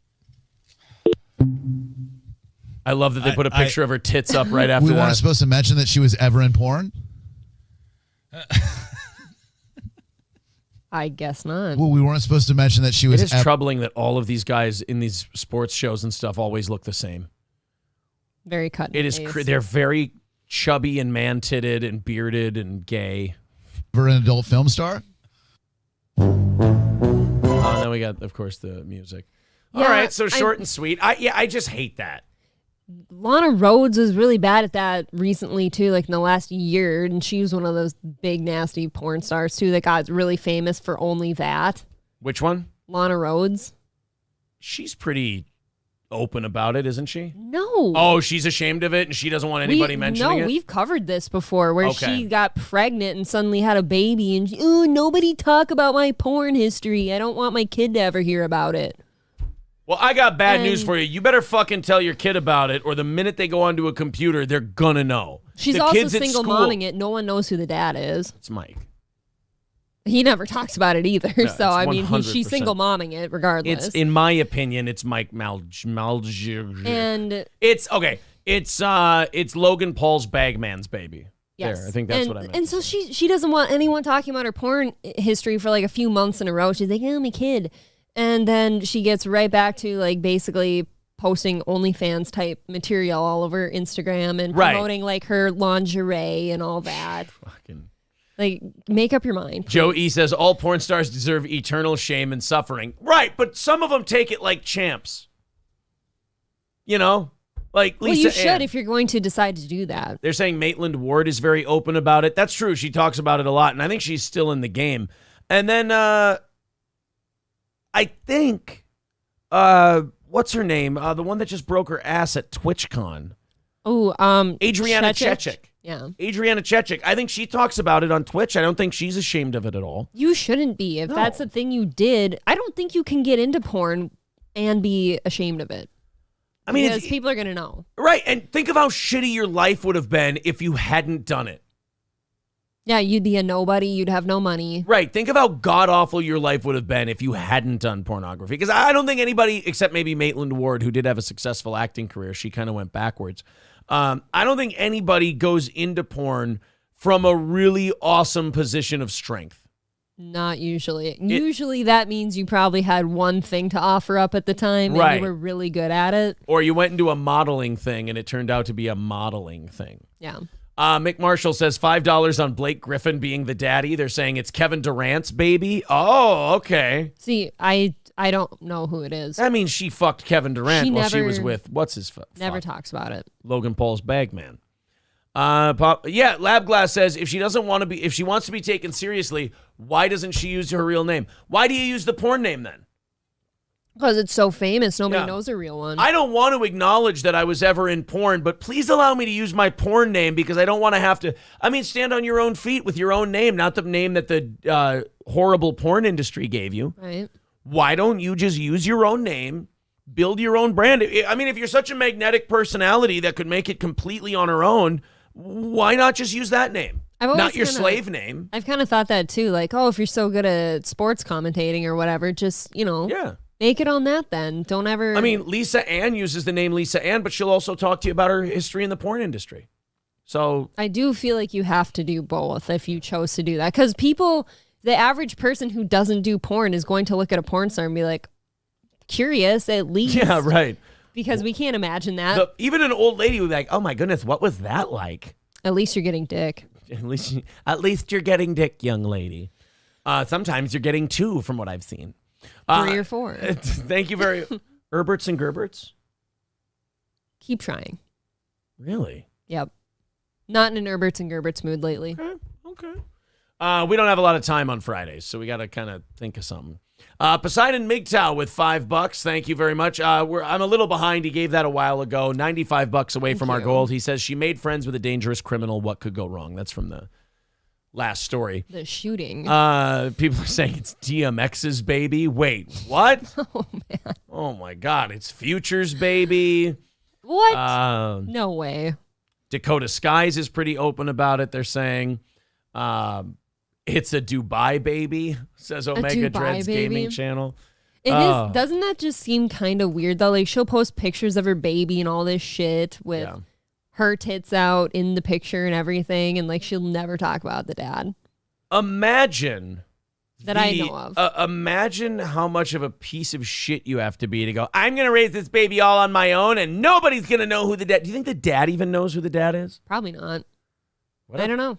Shit. You know what? But I don't want to talk about my porn history, but I'll completely act like a slag about who my baby's dad is. How did that baby happen? Right. Was it a porn oopsie? Did you fall back into some old habits and just go, I'll take all 3 of you at once, thanks? Maybe she doesn't know, and that's why she's not telling. Yeah, exactly. I do think it's weird, though, that Lana Rhoades was a huge porn star and then suddenly gets pregnant and as a kid. I was never a porn star. I don't want to talk about it. It's so gross. And now she's just modeling basically nude all the time again. Right. Rain says, somebody make a soundbite of April's "at least she gets dick" comment. I tried to Google Mia's sports takes and just a bunch of porn came up. Exactly. Well, don't write Mia Khalifa and takes because then you're going to get a whole bunch of stuff. Takes big... By the way, can we do a quick search here? No. Mia Khalifa. She said she was in the industry for 3 months, right? That's not possible. Okay. That's not even close to possible, I feel. She was in the porn industry for 3 months. Mia Khalifa. I'm just going to write this, not going to say it. You and I, let's take a look at this. In 3 months, would you like to see how prolific she was? Oh, she's taking a deal. 4,000. Look at this. 4,246 videos. You can't make that many in 3 months. You just can't. 3 months. God, fake tits are fucking disgusting. They are a little. They're fucking disgusting. Those are a little aggressive. That is like cartoony. I want to pop it. This one, look at this. Look at the caption on that one. It says gagging noises. She like closed captioned it. Oh, hey April, here, do me a favor. Which category would you prefer most out of all of the? Look at this. 3 months in the industry. Look, Lana Rhodes is right there. Oh, there's Lana Rhodes. Yep. Definitely the library. Oh, you like Mia Khalifa library? Because you know those glasses. Okay, well you don't do that. That's not. You're gonna get dirty from the carpet. I think you only do that. I love the smell of dirty books while I fuck. Is that what it is? Well, she ain't fucking in this one. That's solo.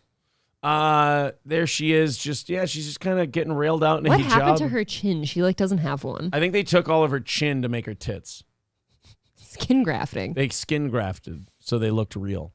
I'm on the side of those guys though that they tried to call her and like, so we're not supposed to talk about your porn, the only thing you're known for? 3 months, 4,246 videos. That's not possible, I promise. They're saying I promise. She made like 30 films. That's 10 a month.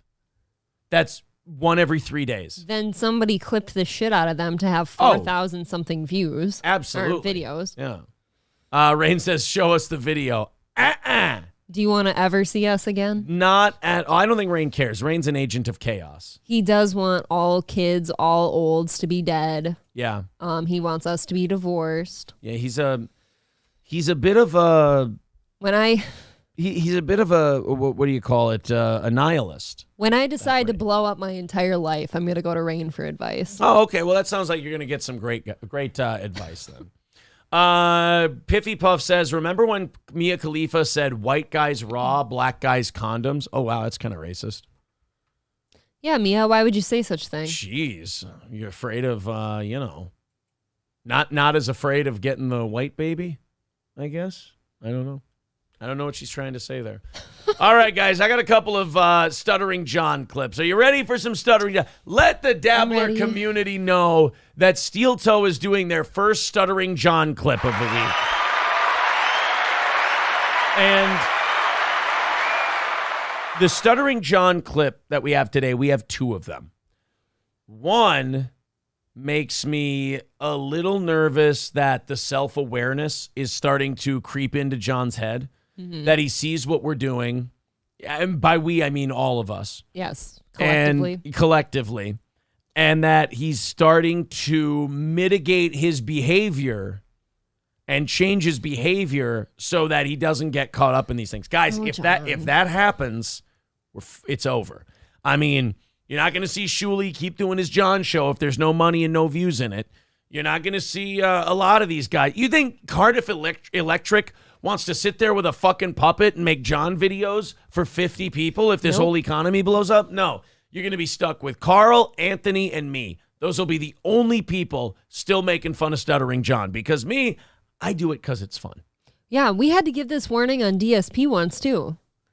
Because he was starting to become self-aware. You can't have that. But I will say this. The dabblers are way less cunts than the DSP community. The DSP community has decided that they're out for blood. They want to get rid of the guy. I think that's boring and lame and no fun. Mm-hmm. The dabbler community goes, no, we keep John here. We keep John going. We don't want John going away, which is nice. It's nice to have that understanding. But John did a couple things yesterday where... if it stays at this level, it's adorable because it's John not wanting people to see his oopsies. But if he keeps trending this way, we could all be in big trouble. Uh-oh. John took some super chats, and he was a little embarrassed at some of the things that the super chat said. Now, the first clip that we have, and we're going in order from least embarrassing to most embarrassing. Okay, that's good. The first clip we have today is John just blatantly lying to his audience about what's going on with his YouTube channel. So it's what John is doing with his YouTube channel is he's doing his live streams to make his money, his super chats, his memberships, his things like that. Of course. So he'll do his live streams and then he'll delete the video so nobody can go back, watch it, and clip it. Because John, I'm guessing, doesn't get enough views to make a lot of ad revenue or anything like that. So he just does his super chats. So he does his live streaming and then deletes it right after. Well, somebody decided to confront him on this with a super chat. And here's John. You tell me if you buy this for 1 second. John, can you please leave episode up so I can watch after work? It's too hard to watch live because of work, and I missed Tuesday show because it was gone. That was a Brendan Schaub read. Right yeah, there. can you slow down just a little bit? Not only that, I guarantee this Baby Yoda person is a dabbler and totally not a John fan. They just want the episode up so they can clip it. Of course, yeah. Which, thank you for that. It's too hard to watch live because of work, and I missed Tuesday show because it was gone. Something's going on with my YouTube. I don't know. Something's going on with your YouTube. That's the best he could do. Something's going on with my YouTube. The videos don't just get taken down. You know those people who are like, they can't win a game or something, and they'll go, "This fucking thing's broken. It's glitchy." Yeah, it's cheating. The game is cheating. It's glitching. It's like, no, it's not. It's like everyone else is doing just fine. You're the only one having this problem. Now, like 2-3 weeks ago, when nobody could get their videos monetized for like 36 hours on YouTube, okay, that was a worldwide YouTube problem. Not good. When you're the only person whose live streams are not staying up, it's a you problem. I'm sorry, John. That. Yeah, that's between this show and your next show, John. Learn the difference between we have a problem and you have a problem. By the way, John has also been suspending his beer on the balcony shows this week. Oh, did we go too hard on those? No, that's the one that the people pay for. Oh. You know, and it's on his Patreon, my Patreon, where he has some political guest on, and they talk about how Republicans are all retarded and Democrats are all fun and all that shit. No, he told us all that was supposed to be the non-political show. He said that once. We really? listened to it on an evening show because he was wearing a Biden shirt and he was drinking his Coors and he's like, it's the chill show, the non-political show. He was drinking a what? Coors. A Coors. Yeah. So he goes on. This is a YouTube problem, apparently. Let's hear out old stuttering dickface. Something's going on with my YouTube. I don't know what's going on, but I don't know about you, but I have so many problems when it comes to YouTube. It's just I gotta figure out a different way. Oh, look, and then a nervous sip right afterwards. So John claims that all of his videos being deleted after he streams are simply because there's some kind of obscure YouTube problem. There's a YouTube ghost taking down his episodes. The YouTube goblin keeps gobbling up my episodes. The boogeyman. I will say this as a fellow YouTuber, and I was texting with Carl yesterday, and we can both confirm. He's my buddy. We can both confirm that our videos are not being taken down. Nope, they're fine. We stream multiple times a day sometimes. Not taken down. None of them. Zero. None. Nada. Zip. John, apparently having a YouTube problem. Maybe YouTube is against Democrats. Maybe. I don't know. I'm sure that's the answer. But that was the first clip. That was always going to be just the short, little, quick Stuttering John coverage. Here is another item of self-unawareness that turns into self-awareness. And it bummed me out. Remember that clip we played of John where he had his Manscaped shirt on backwards? Oh, yeah. He had to switch it. He took the shirt off live on the air and changed his shirt. And we saw all those weird yellow bruises that he has. Mm-hmm. And all of those awful, like, marks and lesions and bruises. He kind of forget. He kind of looked like Tom Hanks when he took his shirt off in Philadelphia. Like, it was just kind of like, oh, John. Like, in a weird way, tell me those are liver spots and I'll feel better. But John apparently walks into a lot of shit. He falls when he's drunk, whatever the case is. You don't just get chest bruises, though. And he gets these weird old man chest bruises. Well, I don't know if this got out to John and he didn't want to humiliate himself, or if John, because he's shown in the past he has no problem taking his shirt off on stream and changing it. It's almost like he's bragging. Right. He's okay with that. But now, for some reason, he won't. He'll cut the camera and won't even mention it. Before I get too ahead of myself, because I love these clips so much, let's watch the Stuttering John. April, do you notice anything about Stuttering John in this clip? Well, seeing as we're talking about shirts, I do feel that I see some seams and inside-out buttons on his shirt. I'm guessing his shirt's inside out. Stuttering John's shirt is inside out. Yeah. As he does his show yesterday. How do you put a polo on inside out? I can understand a t-shirt maybe. Not a polo. Well, he has right? been on like 4 or 5 dates recently, so there is a chance that maybe he's got a gal doing his laundry and she pulls his shirts inside out for him so they don't fray. And then he just puts them on. Or even more juicy. Maybe that's his shirt from last night and he woke up late after some activities and had to just throw it on. John had to throw on a shirt after fucking some old bar wench that he's been dating 4 or 5 Corky's 10. Dude, imagine the girl that Stuttering John Melendez is fucking at 57.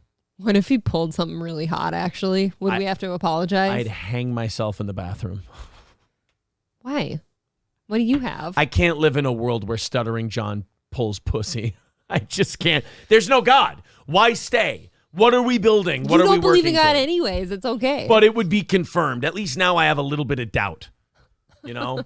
This would bury it for me. What do you think is more off-putting? The fact that Tony Whatever Michaels you're about to has say, made I'm going to kids? say John. No. I think the fact Tony Michaels has kids is a little more concerning than this That's one. troubling. That's troubling. Hopefully they grow up and hate him. So far, they're in the super dad videos. Yeah. Hopefully they're like my dad, and by the time the kid is grown up, they just think the kid's a dipshit. That would be nice. Let's go to Stuttering John. Old Johnny, but I love it when an old drunkard looks like a little boy who can't dress himself. It's always cute to me. Like, John has never been more frumpy and cute than he is in this moment right here. He does look pouty. He looks like a toad. A toad? Yeah. Okay. He's drinking lemon water. Somebody's a little, you think somebody's a little, that looks like hungover hair. Definitely looks like hungover shirt. Yeah, he pulled that off the floor. And we're pounding lemon water. Today we have Brian Karam, who I hope is deep into the sauce. He's trying to. Buddy, no. Don't try. John, no, let me help you with a boy. Oh, no, John. Oh, but let me get your buttons for you, John. You don't want to touch him, though. Oh, no, big boy put his shirt on inside out. John. Oh, God. This is so hard to watch because he's twice our age at least. I know. John, you know what's funny about now? What's worse, putting the shirt on backwards or putting it on inside out? Is John getting better? Is John getting better? Or is he regressing? No, he's regressing. Oh man, I can understand.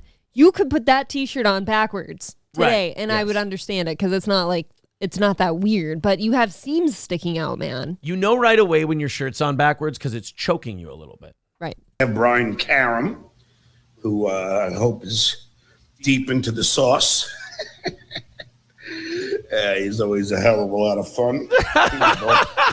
And then he ignores it and moves on with his show. You cannot. You have to fix this. I'm not going to let the trolls know that I put my shirt on inside out. It's so ugly, though. Look at the seam. It's curling over on his, chest area. Does he have a thumb scab? Oh, God. John, what'd you do? I have a feeling that we're looking at a man who drunk falls a lot. No, I'll tell you something. Those chest bruises are suspect. Because, nobody hits themselves here. That's a falling on the ground thing, though. That's going to be your hands and face first, I feel. I don't know. No, I'm saying this, the thumb scab. I'm wondering if somebody hits him. Oh, you think he's being harmed?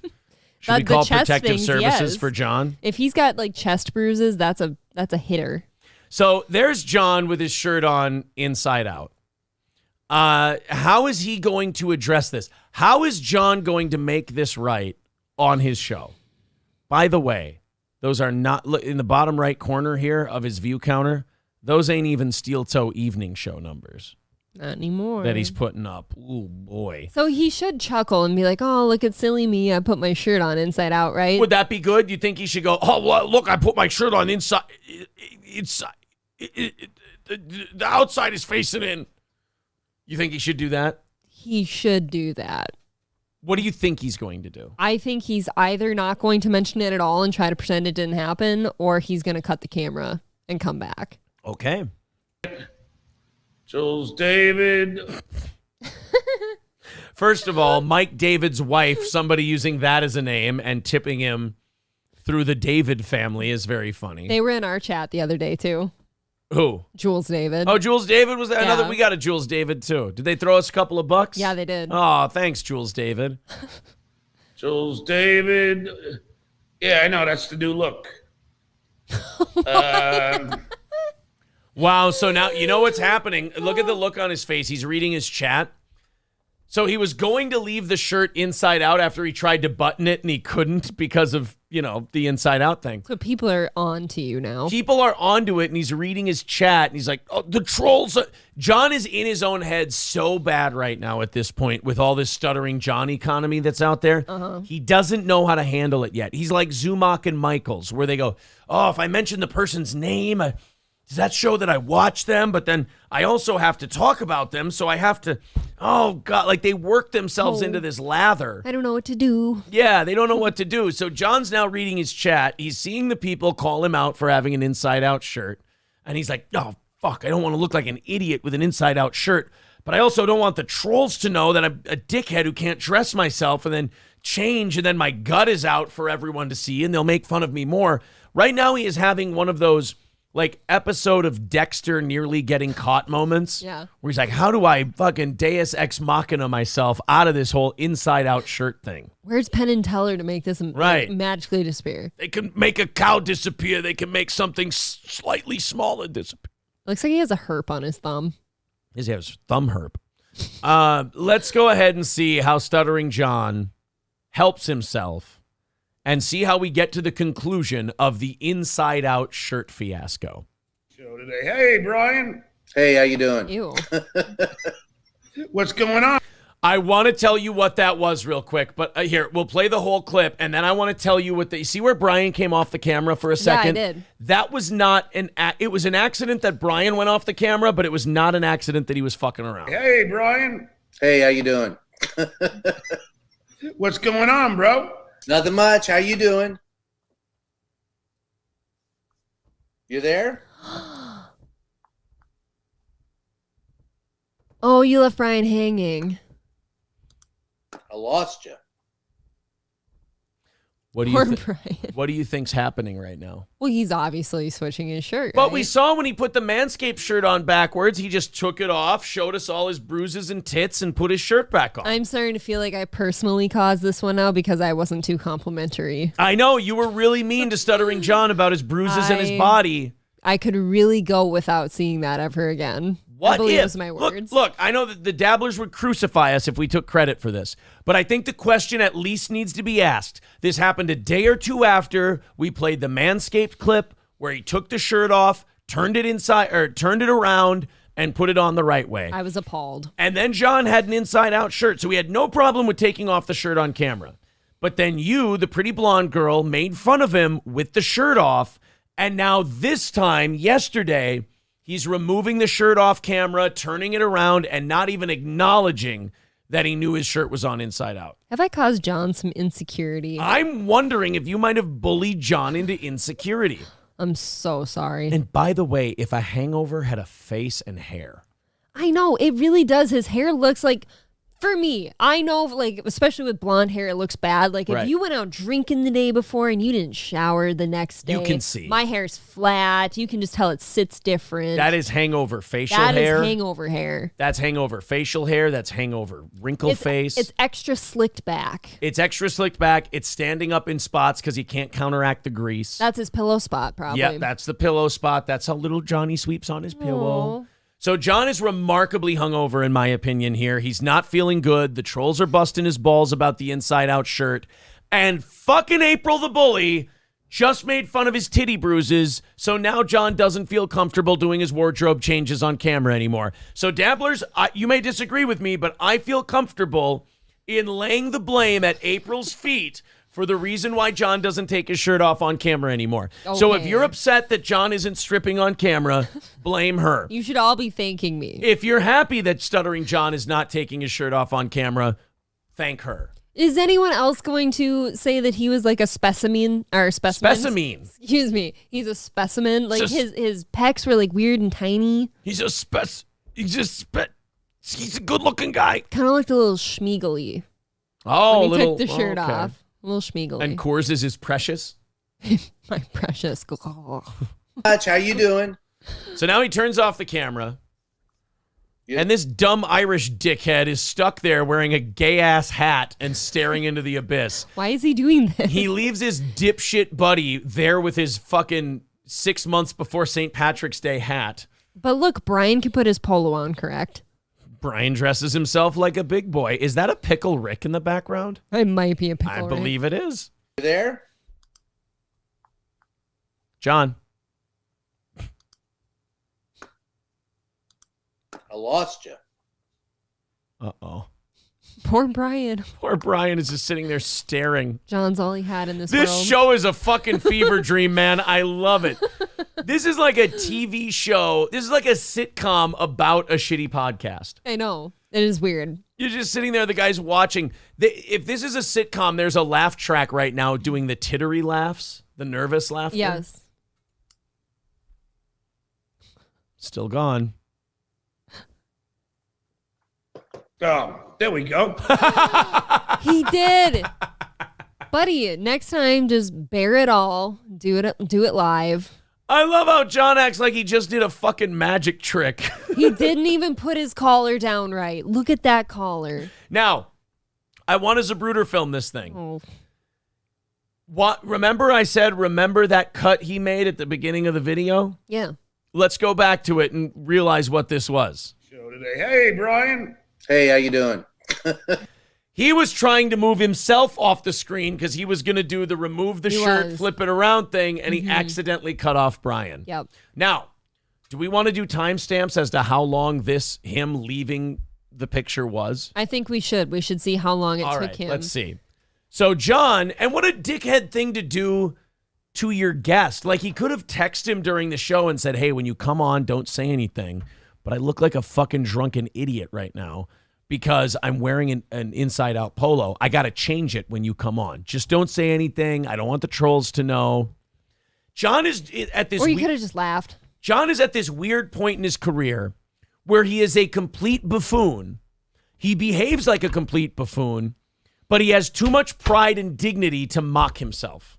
And that is a troubling place to be. Your name alone on screen is a mockery of you. Right. Stuttering John. So if you're John, you could own this. You could be a clown about it. You could go, oh, my shirt's inside out. Oh, sorry, I drank a bunch yesterday and I was puking on myself and I was, drinking a lot of Coors and I had to borrow a few seltzers from my neighbor because I'm bumming seltzers now. Like, John, quit trying to hang on to dignity. None of us think you have it. You were a phone screener who was used as a conduit for Gary, Jackie, and Howard's humor. You were never, this idea that this guy has, that he was at one point a respected member of a comedic performance community, is just as funny as him wearing his shirt inside out. It's shocking, really. Because he refuses. He is hanging on. Jay Leno's going to call any minute. I'm going to be on, what is it? Not Believe It or Not. What's his show? You Bet Your Life or something I'm going to be on You Bet Your Life. I'm going to be the Vanna. So he will not abandon his dignity and just lean the fuck in, but he also does not have the ability, the talent, the skill level, the charisma to do a good show. No. Let's count. What's going on, bro? Ready? Nothing much. How you doing? Okay, 17 seconds. You there? Asks his guest what's going on, and then abandons him. I also hit stopwatch on my phone. Abandons him to go stripping. It's taken a while. Oh, no. We can't even tell our friend that we just need to change our shirt quick. We're over 20 seconds now. We're at about 25 seconds. Boom. 25 and a half seconds. 25 and a half seconds. John left his guest hanging. Just dead air. And then shows up with... Yeah, he may have turned it right side out now, but his fucking collar's all dicked. His shirt's all frumped up and his buttons are way off. He looks like he just got in a fight. John looks like a hangover. And we forget too, like he not only left his friend Brian hanging for almost nearing 30 seconds, he left 206 people, like viewers. Right. You left 50 fans in and the lurch. You left 50 fans and 156 trolls in the lurch that wanted to watch you today. Yep. There we go. Hey, how you doing, Brian? Yeah, I lost you there, it seems like. Yeah, I don't know what happened. Something, I don't know. This shit always goes. Oh, wow. Yeah, take your little hangover medicine sippy lemon water, Take your John. awkward sip. You always know John got fucked up the night before if he's drinking water.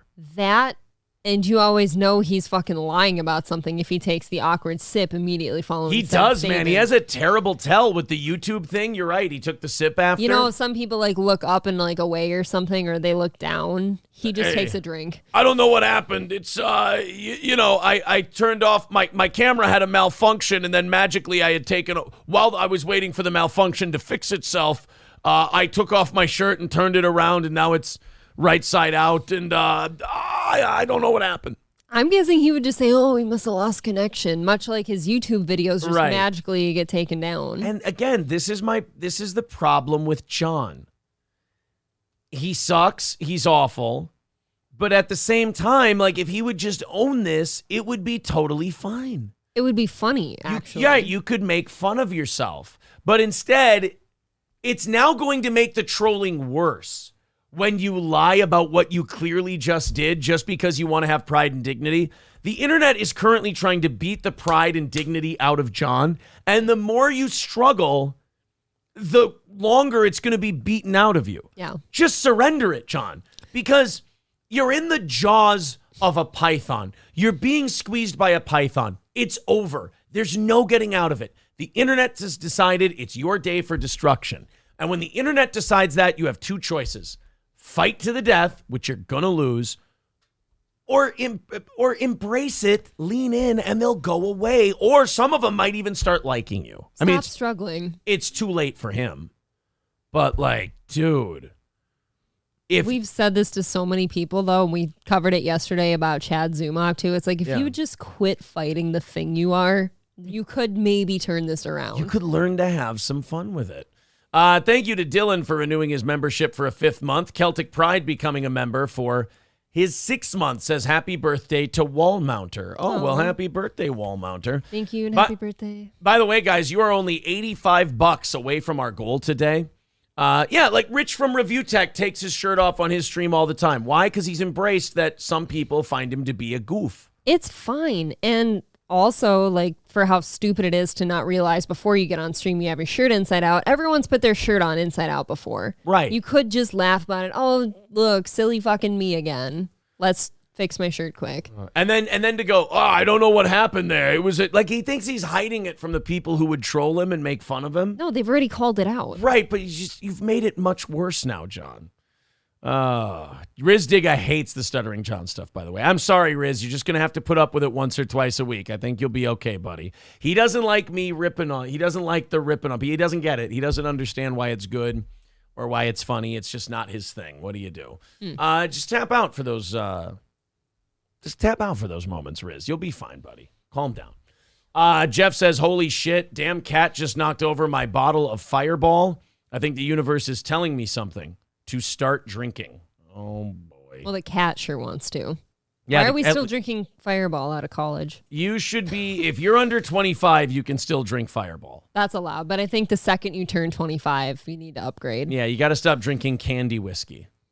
No more candy whiskey. That stuff's like thick, too. It's like syrupy. Yeah, it's you know? It's.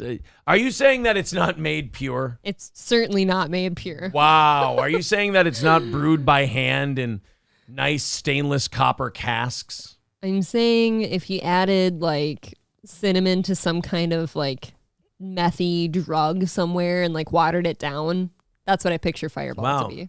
The accusations you have towards Fireball right now are, you're talking big. I haven't had Fireball in at least 6 years, 7 years. No, come on. You've had a sip of it. You've had a taste of it somewhere. Like 2013, 14, yeah. Okay. All right. I haven't had it since then. I think I've probably had Fireball in the last 4 or 5 years. Where'd you have it? My friends and I were playing a game. Oh, of course. It was at a cabin, and we were playing. It's actually a fun game we made up, and it's when you're drinking that you make up these games. Soggy Cracker? Yes, we were playing Soggy Cracker.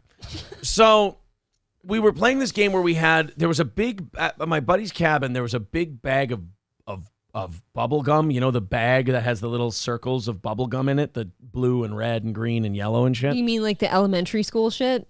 Whatever.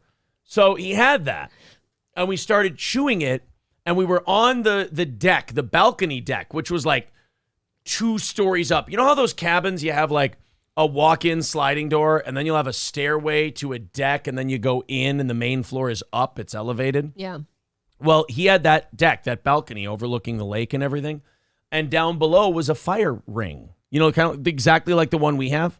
Okay. And so what we just, and it had ash at the bottom. So what we decided to do was chew up the gum real nice and grab onto the ledge of the balcony and go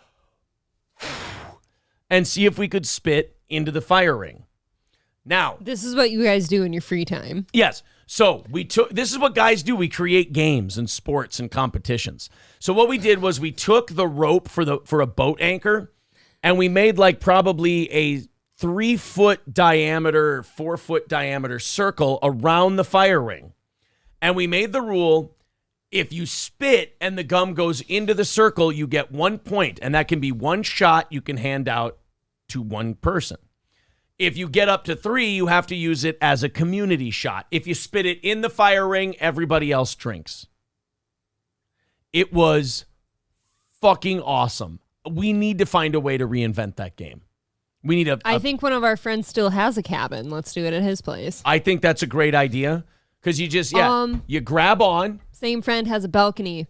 We could just put a ring or a pail or something down below and use that. Has a balcony? Yeah, it's kind of hidden off like the main room with all the windows. It's to the left. Oh, I know what you're talking about. Yeah. Yeah. So this is what happened when guys drink. They start doing something stupid, and they go, how can we make this a competition between all of us? That's fine. So we started chewing gum and trying to spit it into a fire ring, and it was an excuse for everybody to do shots. And that's the last time I drank Fireball. I guess I can't talk. Like, my friends and I did dumber shit, like, with no prizes. Yeah, the last time I drank Fireball was that, and Fireball give you a headache. Fireball just, I don't know. It's not even the taste of it. I think it's like the consistency. Like, it's too thick and weird for me.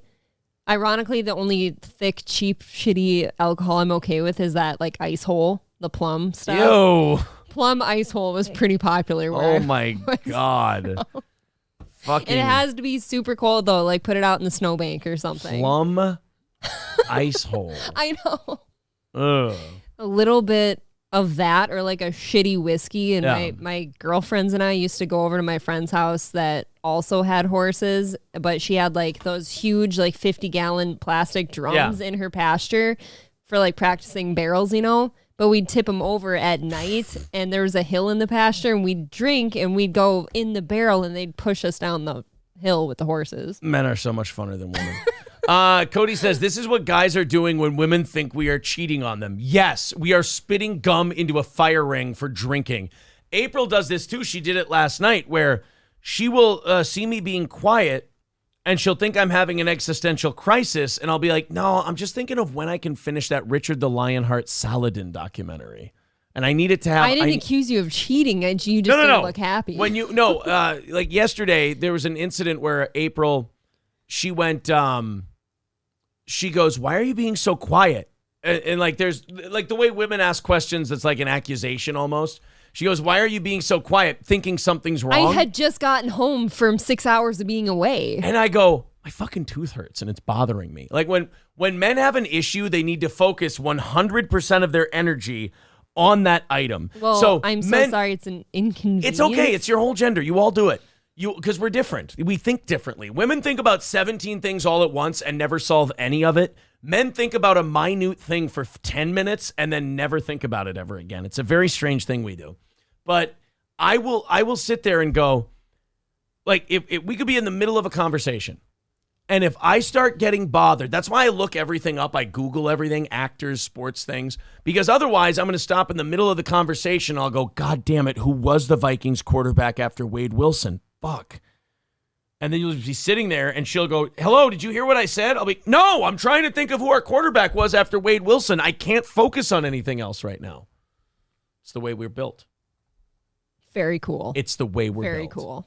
cool. So you're saying Coors isn't the only drink to exist, says Just a Dabbler. I'm sorry, Just a Dabbler. No, there are others. Mick Marshall says men's minds are like those mailboxes at the post office, open and close. Women's minds are like a ball of yarn. Not inaccurate. In fairness, I literally only asked you why you were so quiet yesterday because I'd been gone the previous 6-7 hours. Right, and what I'm saying is the silent. reason we're so silent, like you all, don't lie. You all get in your head and wonder why he's being silent. I'm not lying at all. It No, could be I was this, it could absolutely be wondering this. why you were being so quiet. But you guys come up with theories in your, I know you. Women, I mean. You guys come up with Jesus. theories in your head, like, why is he being so quiet? What could it be? What could it be? And then you ask them and they're like, fucking tooth hurts and I can't remember who won Super Bowl 42. I think it's very obvious that people ask you, like, are you okay? Is something wrong? Because yes, we think something might be wrong. Like, And- that doesn't need explanation. But my any thing further. is, after years of experience, women never learn from their experience. Like, they never go, oh, every time I ask any guy what's wrong, it's always something retarded. And they always go, oh, is something wrong? And you're like, you know before you ask that question that nothing is wrong. You know we're thinking of some dumb, retarded shit. So the better question would be, oh, Jesus, what dumb, retarded shit are you thinking of right now? Well, I do hope then that, like, when we do learn and stop asking, that the one time we didn't ask you when something was wrong, that we're not then in trouble for not asking when something was clearly wrong. When have we ever done that? I don't know. We don't. You know what you're doing right now? That's another thing women do. Like, you know that you as women would do that. You would go, why aren't you asking me what's wrong? Yes, I am saying But that's that. not what we never do that. Because that's fine then. Like, Because- that's just how, like you said, it's how two different people are made. With men, it's even when we're not talking about stuff, nothing's even wrong. Like I said, it's dumb, retarded shit we're thinking of. That's all. Stephanie says, A fucking men, April. Then we're selfish bitches for not asking. You guys create all of that on your own. A man has never asked to be asked what's wrong. In the history of men, it's happened twice. One of them was Charles Manson. That's a fact. Go look it up. It's in the Smithsonian. SC Motorsports says, women think men need their help with problems. We don't. No, I'm saying it's worse than that. We don't even have problems the way you guys have problems. You guys have existential crises. There's nothing wrong with that. It's just we don't. Well, why do you make it sound like it's such a problem then? No. We're saying that when you attribute the way you think to the way we think, then it does become a frustration because we're like, no, that sounds complicated and insane. I'm definitely not doing that. Well, that's fine then. Like, I didn't have a problem with last night. I was just checking, and I still don't have a problem with what happened. I think that, you know, like sometimes if I come home and I'm not like overly cheery or like around you and talking a whole bunch, like sometimes you're like, oh, well, did you even miss me? You know, and I was kind of doing that by asking, hey, is everything okay? You're quiet. Joe Cruz says, we don't have problems. Yeah, wow, that's a great way to put it. Men don't have problems. We just have shit to take care of. That's about Sure, it. men never have problems. I think- never have any problems. Men don't do what women do. Men don't sit and worry about problems. Men are constantly in the process of trying to fix a problem. And it may take longer than usual, but men are very much, let's get to it. Women are very much, let's think about it. And men just, we're built differently in that way. Men are doers, women are thinkers. That's the difference between the two of us. And none of those things are bad. Women always get this thing where they think that's bad. It's not bad. It's just different. And I think Scruffy D raises a good point. He says, stop dating emotionally stunted men and you won't have that problem. You might not even be projecting your shit. You might have dated men who always had these fucking problems emotionally and wouldn't talk about them. Most men don't really have that. How would I ever know? I think you found out at some point. Probably not. Scruffy D says, yep, we like to fix shit so we don't have to think about it anymore. Exactly, because we're nuts. We'll sit there and think about it all day. That's why you'll always see me Googling Rotten Tomatoes and IMDb. If I don't figure out who that fucking actor is, I'm going to lose my goddamn mind. I'm not going to sleep. That's not even an exaggeration. That's not even important. Right. Thank you. That is the point I've been making this entire time. It's never anything important. It's always, what the fuck was Sam Rockwell in after Iron Man 2? And we're angry about it. And we're hostile. And we need to know. You know why the cell phone was invented? You know why smartphones were invented? So we could contact everything? No, it was purely a man's invention. The smartphone is a man's invention because they were tired of figuring out who won the last 8 Super Bowls by trying to find old newspapers. And we had to put all of it together. Men have gotten on average 45 minutes more sleep at night since the smartphone was invented because we're not thinking about these things all day. Well, this is good. I'm glad you can be comforted. Who was Super Bowl 41's MVP? No fucking idea. I need to get a device that tells me the answer to that question, or I'm going to be dragging ass at work tomorrow.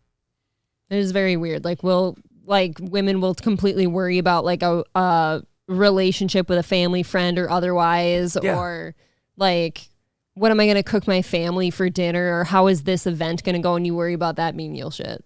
It's very interesting. Yes. Because when it comes to that stuff, here's how men think. Well, shit, we've got to eat eventually, so that'll take care of itself. We're not going to starve to death. Yes, it shows up on your plate because of the other person. Right. We have a lunatic living with us who thinks about that shit. And they don't have to worry about who co-starred in Cheers Season 4, Episode 3, because you have a lunatic who thinks about that kind of shit. So, you know what? Thank you, and you're welcome. There. If you tell men accurately, the difference is when you tell a man accurately how he thinks, we go, thank you, yes. You tell a woman accurately how she thinks, she goes, what, is that bad? I just said okay to you, I think 40 times when you tried to explain exactly who I am. I'm talking about your people. Right, and I said okay. Fauci's Pangolin says, I thought it was to keep women busy so they can shut the hell up for a while. No. All the great inventions are men. And all of it is based around things men need done. You think the axe was created for women? No. I just always assume it was Tom Brady, says Standalone K. That's a good idea. If you're wondering who the MVP of a Super Bowl was in the last 20 years, just go with Tom Brady and you've got a decent shot at being right. You've got what? He's got 7 Super Bowls, right? No idea. So if he has 7 Super Bowls, it's 20 years. You got a 1 in 3 chance of being right. All right. If you say it was Tom Brady. Piffy Puff says, what was the service you would text a question to? I don't know about that. Men wonder about history. Women wonder about people. I think that's pretty good. In the comments is, I don't know. A little more in depth than that, dude. Well, I see it's a comedy show, so I was also trying to be funny. He's keeping it surface level. Sandy Squatch says, in other words, women's stuff is more important. Men's stuff is stupid nonsense. I mean, maybe, but one thing women could, well, I won't say they could because it's biological, so I won't say they could. But one thing that would be better for them and make them happier is if they were more into just jumping in and solving problems rather than thinking about problems. Because thinking about problems, men know this, will drive you fucking insane. That's why women have more mental illness than men. That's why women are medicated more often than men are medicated. It's not because men don't talk about their feelings or men don't do this or any of that propaganda shit. It's purely because men usually just act. It's not always good, by the way, because we'll fuck a lot of shit up. I was going to say, what does that do for you right. sometimes? Men typically act. It's trial and error. That men created the scientific method. That's why the scientific method favors the way we think more than women think. What is the scientific method? Develop a theory and just start testing it. That's the scientific method. If the scientific method were created by women, I'm not saying it would be better or worse. It would be different. I'm going to guess that most divorces are initiated by men too, because then the man will just make that decision, whereas the woman will wait it out and kind of hope things get better, but they never do. Would you say that's true? Maybe. No. I think because men are less likely to talk and wonder about the big things, I think more men live lives of silent desperation, whereas women are very emotional and they'll fly off the handle about very serious things. In my opinion, because I've been in very long relationships where it's even hard to just break up with somebody, I feel like I would sit there and agonize over the thought, even if it's what I wanted to do, and I never do it. So I think actually that would be more of a woman thing. Are you Irish? No. Oh, just wondering. I don't think so. Very Irish attitude to have. No, I think, I don't know, man. I just think that a lot of shit was invented by men, and you can just kind of tell based on how it's all based on. All right, let's just start doing, science is. A light bulb. Yay, we can see now. Well, yeah, Yes, exactly. Whereas a that's woman, very true. Whereas a woman would be like, the darkness is really encroaching on my life, and I think I'm feeling sadder because of it. And it would be so nice if something were to illuminate the room. And imagine how great life would be. But here's where women help men. Women say that shit out loud, and men go, I wish you would stop fucking complaining about how dark it is. And then we go, all right, I'm emptying my toolbox. I bet you I can get something to glow if I work on this shit long enough. And then we just start going after it. So you're saying women are motivation? Yes, women are motivation. You don't want to give anything. Look, no. I'm saying women are motivation. That hurt you to say that. I'm not going to elaborate on why. Take that W and accept it. That's a win. That's so funny. Okay. Don't accepted. Don't make me say why women are motivation, because then it's not going to feel like as much of a W. Take the W, run with it. 100%. Women motivate men. In negative manners. No, I didn't even say negative. I didn't even say negative. I just said the way it motivates us. We go, I'm either going to go crazy hearing my family complain about this, or I'm going to have to start doing something. And then we do something. Mm-hmm. Just like my dad, Thomas Edison. Rain says, I prefer what Ray Caruth did. He hired a private assassin to finish the job for good. Benton J.A. says, see, he went and Googled it because men, this drives us nuts thinking about these things. Women initiate the vast majority of all divorces statistically. Okay, that's at least one decision they can make. Right. Sex is the motivation for men to keep us happy. All right. 3 Diddy says, you said it about that crazy OnlyFans girls. Women, Amaranth. Women can cry whether they're right or wrong and be supported. If a man cries, he's considered less than a man. That's because crying is psychologically jerking off. It's getting you nowhere. It does nothing. So when a man does it, other men look at that and go, bro, you're not supposed to be breaking down crying. You're supposed to be, in motion. You're supposed to be doing something. So we don't get it. We don't understand it.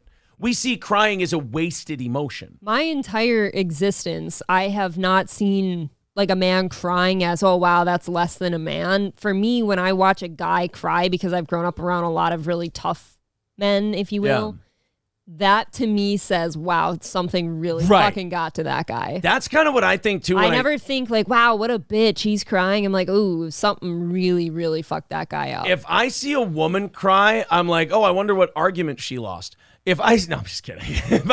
If I see a man cry, I go, what the fuck happened to that Yeah, dude? something either fucked the guy up or they're absolutely exhausted with whatever topic and they're desperate. Yeah. Now you're crying. All right, so from that conversation to Kanye, who, by the way, is never going to cry. Kanye's just going to keep hammering I the wonder if shoes. he wouldn't, though. He's had it, too. No, remember, he said on Nori's show, he said, I'm not going to cry because that's how they get you. Remember, he said, if you cry, you look crazier, and then they can hang you on that. Marcus says, last time I cried was when I found out my ex-girlfriend died in January. See, I don't know. That's something to cry about, though, is your ex. I know. I do breakups differently than I guess other people. If I find out an ex died, I go, I wonder what the weather's going to be like today. Yeah, that I never understood that either, I guess. I feel like if you're still crying about it, you're not over it. Yeah. I don't really get crying over an ex. Yeah. I usually hate my exes by the time I break up. I let my indignance toward a relationship or my indifference or my dislike of a relationship boil into a good, solid, rolling hatred. So when I get out, I can really, blast out. I can get the fuck out of there. I'm like, that's right. I fucking hate this person. Let it build into a good roll. You have to remind yourself that you hate that person? No. You let it build. We're breaking up, but I have to remind myself. A good rolling boil of animosity is always good because it makes that venom come out of your mouth that much easier. Most people that I know either don't care at all about an ex, like at all, how they're doing, or when they hear that they've failed at something, they celebrate. Like they're happy to hear they're not doing well. That's all the people I've known. Guys will celebrate if the ex isn't doing well, or yeah. Oh wow, really? I like I said, people that I know have either not cared at all or they'll celebrate. Yeah, I got to go with the not care at all there, Alex. Although I will say this, if I learn of a misfortune, I giggle a little. That's all. Like I don't I don't actively wish it or search it out, but if someone goes, hey, did you hear this happen to so-and-so? I go, and then I go about my day. Ew. I don't know. I have a competition in me. I want no one to succeed but myself. I think you're that way with people who've like really wronged you. Like even people that you've worked with previously, like you've gotten that way. If people have wronged me, I will actively rub it in. Oh. I will actively try to make it worse. 100%. Well, I will ride their sorrow into the ground for them. If it's just somebody I've broken up with, because to me, breaking up is achieving a level. It's achieving closure. You're done. It's closing the book. I will just I'm more like a spectator at a football. If I stumble on, you know what it is? If you see a sidewalk performer vomit, you laugh and you keep walking. That's what it would be like if an ex made an error and I found out about it. I was walking along the street minding my own business. This bum puked in front of me. That's my ex. And I go, anyway, I got shit to do today. That's my attitude. It's good. Have I given you all a window into my soul? Do you like what you see? Do you like what you see? Let's go to JJ. He says, cough, cough, Badrian, Washington. That's what I was thinking. Like people that have been really shitty to you, but used to like claim to be close to you. But I will say this with Adrian, at least he got down to a level where I just went, okay, now it's time. Like he's probably supporting himself by not doing comedy, but that other thing we know he does. And that's probably what's bringing in the money. And that the wife working is bringing in the money. That's that one. So the wife works. Carlos says, RM Barbecue Beast. That one we can't laugh at anymore. He's no. well. That's a guy who there's another laugh coming with him because that ain't gonna work. You can't. No, I think he's catering for the most part. I don't know about the restaurant. He'll always be a catering and food truck business. He'll always have a restaurant. He'll find cheap rent somewhere for about 6 months at a time, 7 months at a time, and that'll go under, and then the next one will go under. But he's kind of on autopilot, the Barbecue Beast. I don't really feel the need. I feel like his destiny is set. I don't hear anything about him. Yeah. That guy, it's not really worth it anymore. The most we see of him is like when we go to that food truck thing at Miller. Yeah.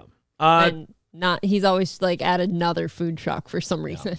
Guys, we are $85 away from our goal today, so not very bad, not very much left at all. There's the PayPal and the Streamlabs in the chat. And also, we did say if we do that 150, we came up short from Monday and Tuesday. If you want to do that during overtime, we have offered that we will do a 6 to 7 p.m. stream on Sunday before the members only stream. We'll do an extra one for everyone, but in no way do we have to hit that goal. That's just if you want to do it, we'll throw you an extra hour's worth of show if you do. So $85 away from today's goal, which will give you a half hour of overtime. And oh my God, it's almost 9 o'clock already, and we got to get into Kanye first. Midland Armory in downtown Foley, midlandarmory.com.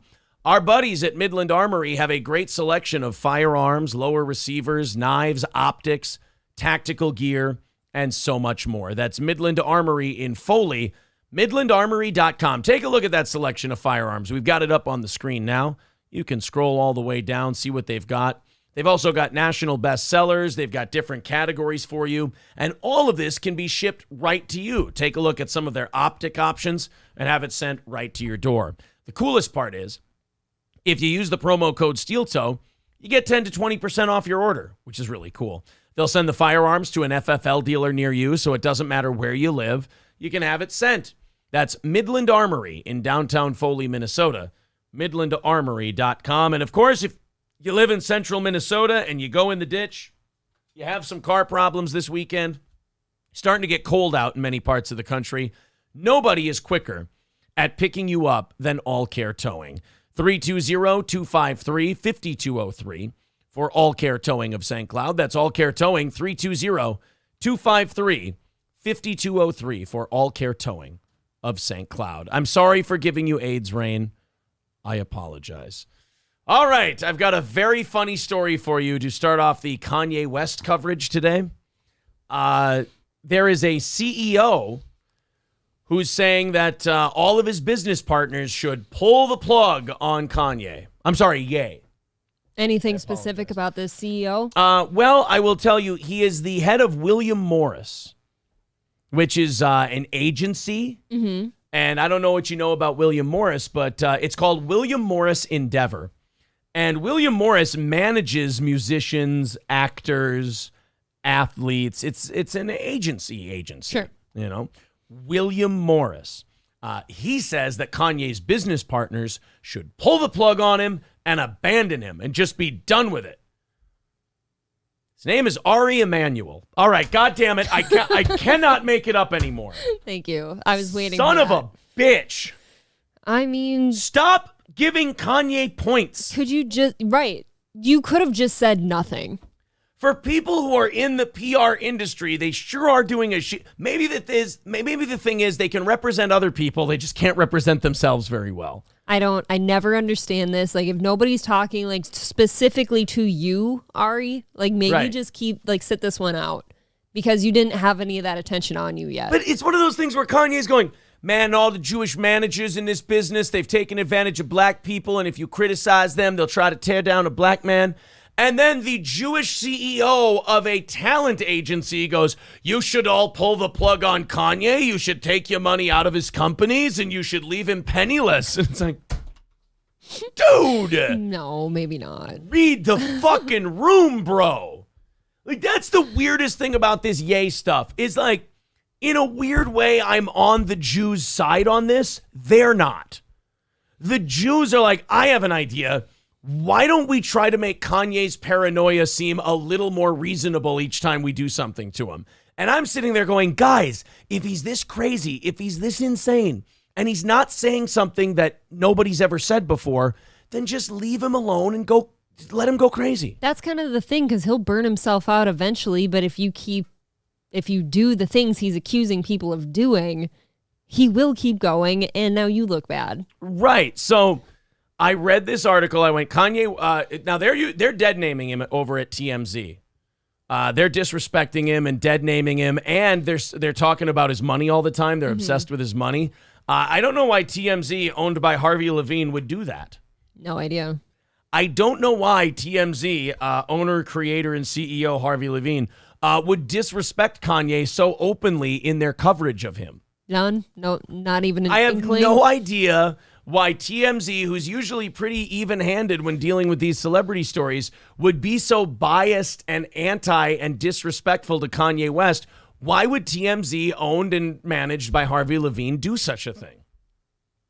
They're Jewish. Whoa, God damn, what the hell is wrong with you? What the hell is wrong? Are you trying to, are you insane? I'm just saying they're interested. Did I mention I'm Jewish?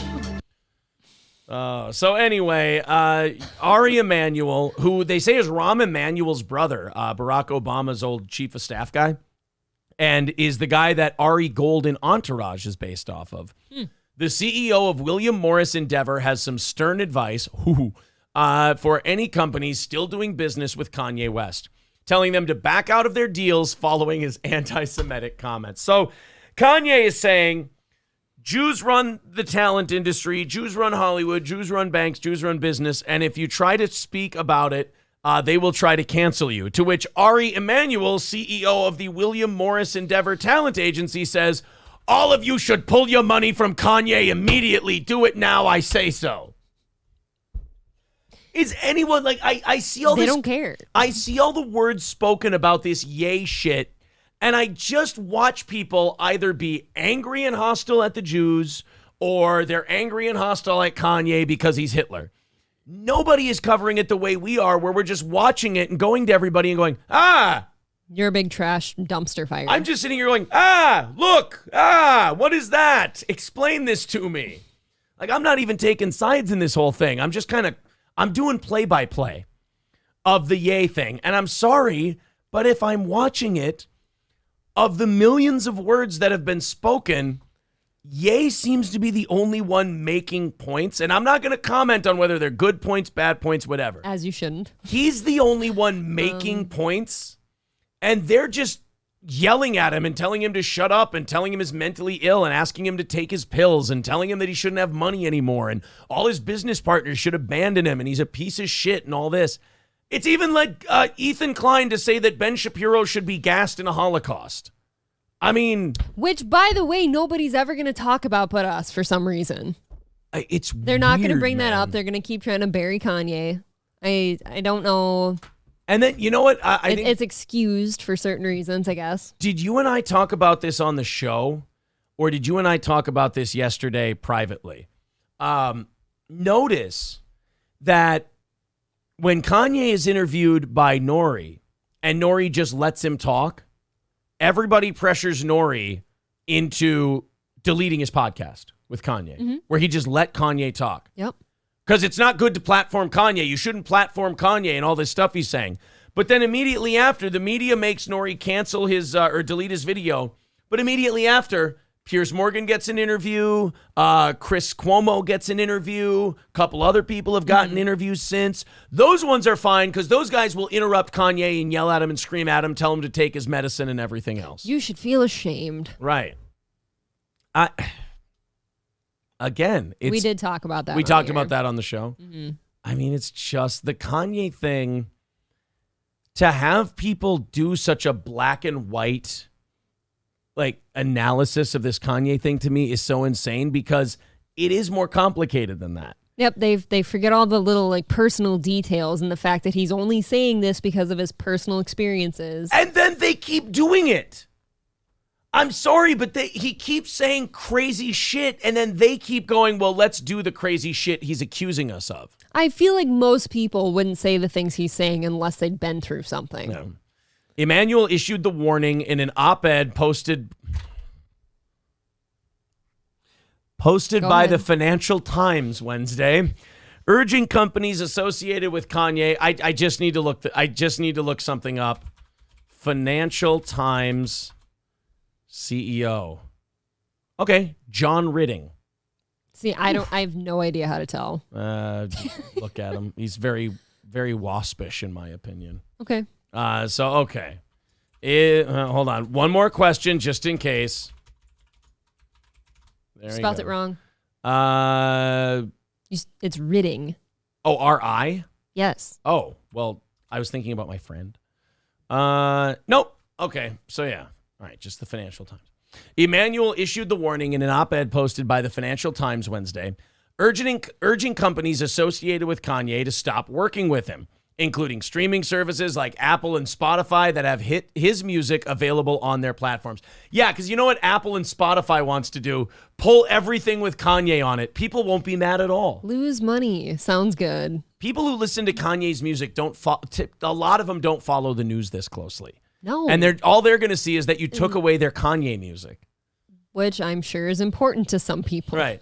And I'm sure Jay-Z wouldn't be happy because he's intertwined with a lot of Kanye shit. Yeah, that's very true.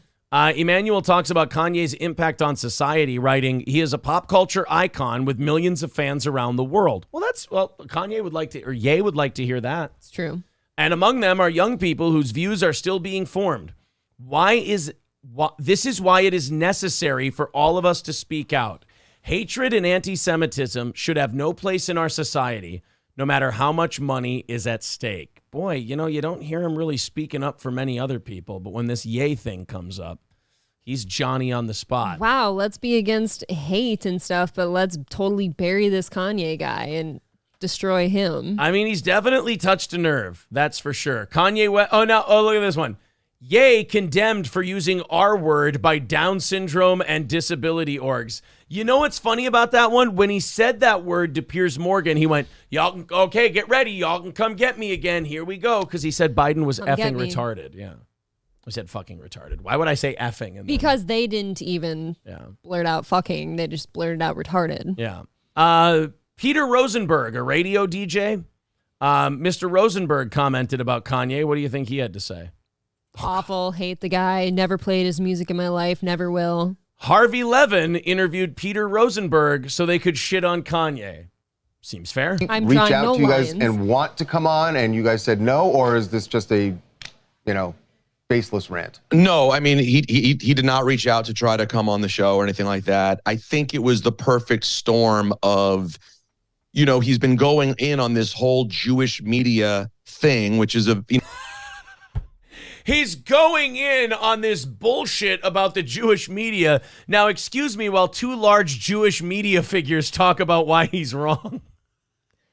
You got to bring in some diversity here, guys. Guys, you got to stop it. You're not good at this. Look, there's a chance that the Jews don't control the media, but you guys are doing a terrible job of making that point. Kind of what I'm saying. All right, I need to show the world that the Jews do not control the voices in the media. Get me Levin and Rosenberg. Stat. Get him in. What the fuck?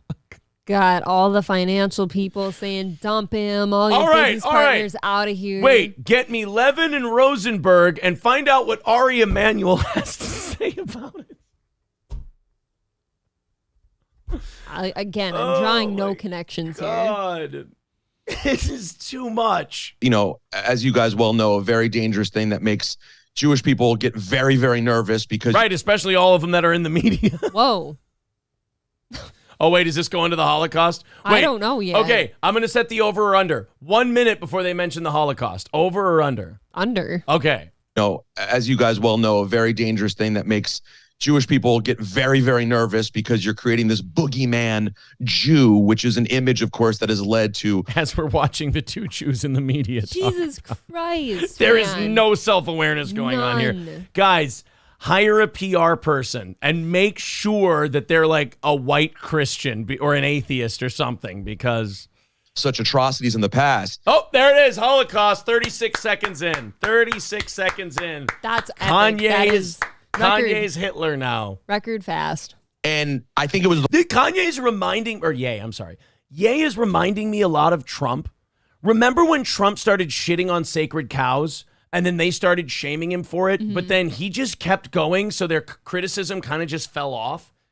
That's what Ye's doing right now with the whole Jewish thing is he's going this, that, the other thing. And like a bunch of non-Jewish people at first went, whoa, dude, way too fucking far. That's not okay. And then he just leaned in and kept going. And everyone who's not Jewish just went, oh, well, I guess back to work. No big deal. So now it's just Jewish people like, he's Hitler. And the rest of us are going, oh, come on, stop it. He's not Hitler. I kind of thought that when you just brought up the other headline about how he's being raked over the coals for the retarded comment. Yeah. At some point, like none of the stuff that people are saying about him matters. Right. He just kind of keeps going. Nobody's going to like touch him. What are you doing? Canceling him? Right. The perfect storm of he's in the middle of giving that sort of spiel. And then Nori happens to come on our show and talk to me. Right. So I think that made it feel like, oh, look, Nori has to go to the Jewish media to apologize. And truth be told, well, at least he's acknowledging that it looks a little fucked up. Yeah, at least he did say something. I mean, it does look a little bit of a coincidence that right after Nori has the interview with Kanye, he goes to Peter Rosenberg and apologizes. No, it looks like exactly that. Well, then why did you do the fucking interview, dipshit? Why didn't you cancel it if you thought it was bad optics? Told Kanye's always had a weird thing with me. He's always, when he's had an... yeah, you're Jewish. He's clearly... Look, if you're wondering why... If you're Jewish, you're wondering why Kanye and you have always had a bad relationship, the man clearly is not a fan of Jews. He's clearly been... harmed by them in some way or another. To him. But he's also like, look, all jokes aside, and as bad as these guys are all handling it, Kanye does have a problem with Jewish people. I think he does. Yes, but why? Something happened. But if a white guy gets beat up by a black guy as a kid, that doesn't mean he can run around just yelling the N-word all the time and being racist to black people. But also, I don't think Kanye has like ran around talking shit about Jewish people his whole life. Something... No, that's Ice Cube. Finally. Yes. He leaves that to Cube. Opportunity to kind of poke at me, enjoys doing it. Listen, anytime. Notice when Ice Cube did it and they criticized him, he'd back off each time. When Nick Cannon did it, he wanted that voice gig, so he backed off when he criticized him. Kanye is like, you got nothing to threaten me with. I'm going to keep going. Whether he's right or wrong, he's going to keep going. Time you hear someone is influential speak this way, you know, and obviously I see the tweets and Instagram comments. It brings all the anti-Semites out of the woodwork. Do I think it has the chance to make a huge impact? The guy ran for president and got no votes. I don't think he can change the minds of people on issues that matter. But that doesn't... Boy, really, way to change his mind.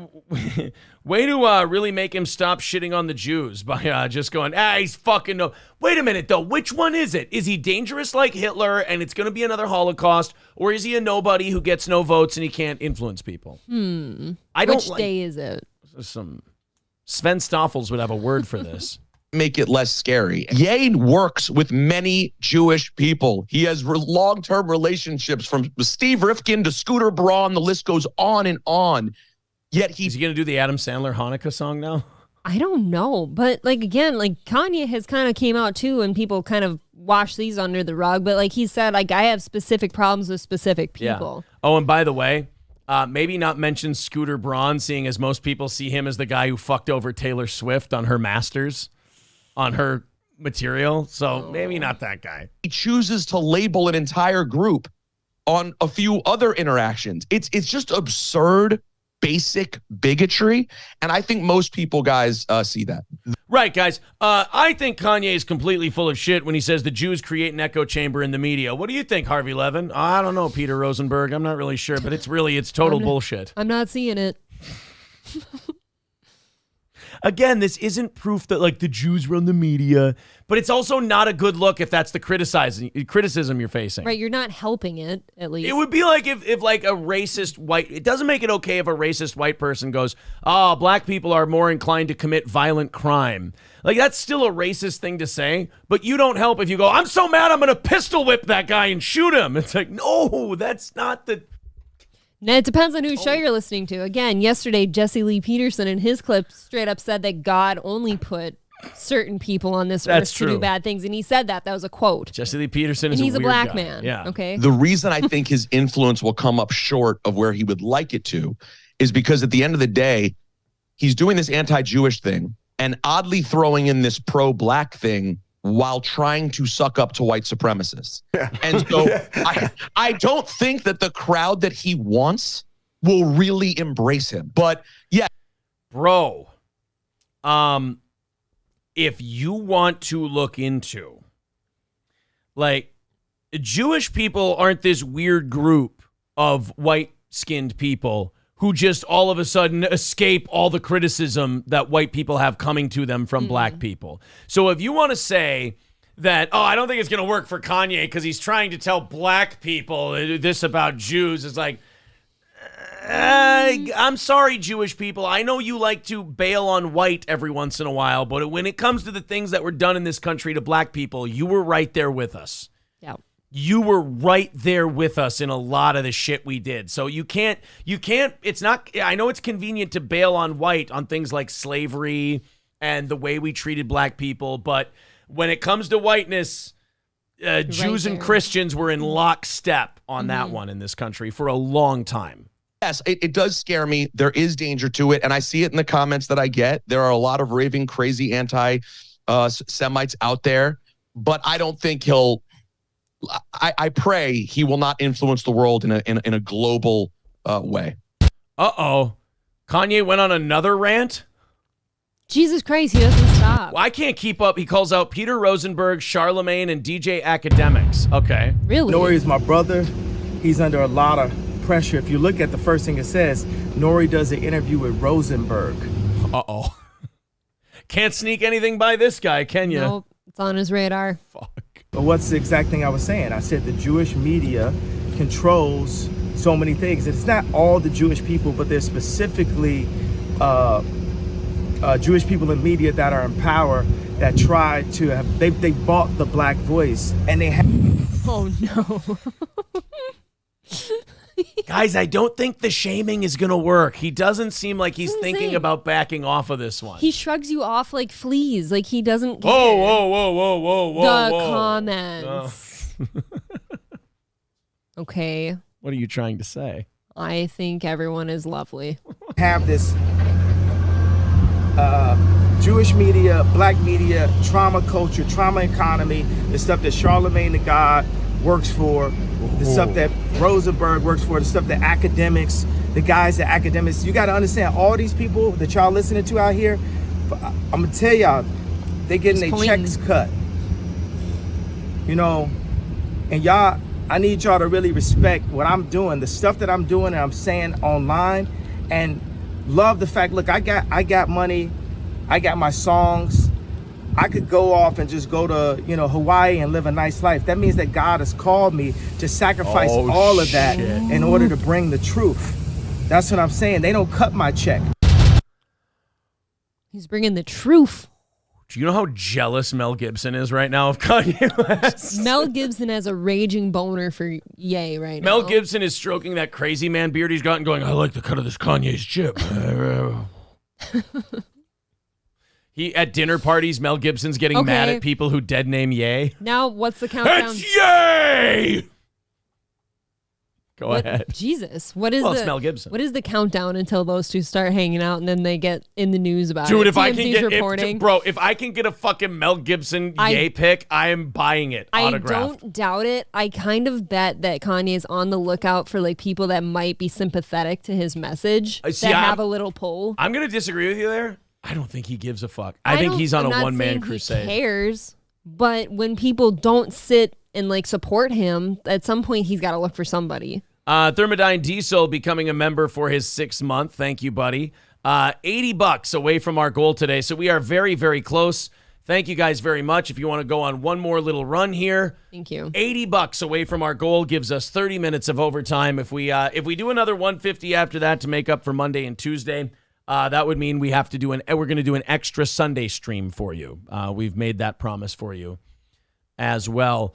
There's people in the chat who are not exactly sprinting away from Kanye. Marcus writes, Ye is scorched earth. I love him. I may disagree with his political affiliation, but his I don't give a fuckness is really getting me. See, here's the whole problem with this, though, is like, I bet you there's plenty of people in this chat just like us that are not totally against him right now either, but we can't do anything about it. Like, if any of this were to be true, somebody that's of like reach, somebody who has reach has to say something. I just wish that, I've always said this, like, I wish Jewish people would just acknowledge their representation like black people do in the NBA or like white people do in STEM and shit like that, and or Asian people do in other departments, other areas.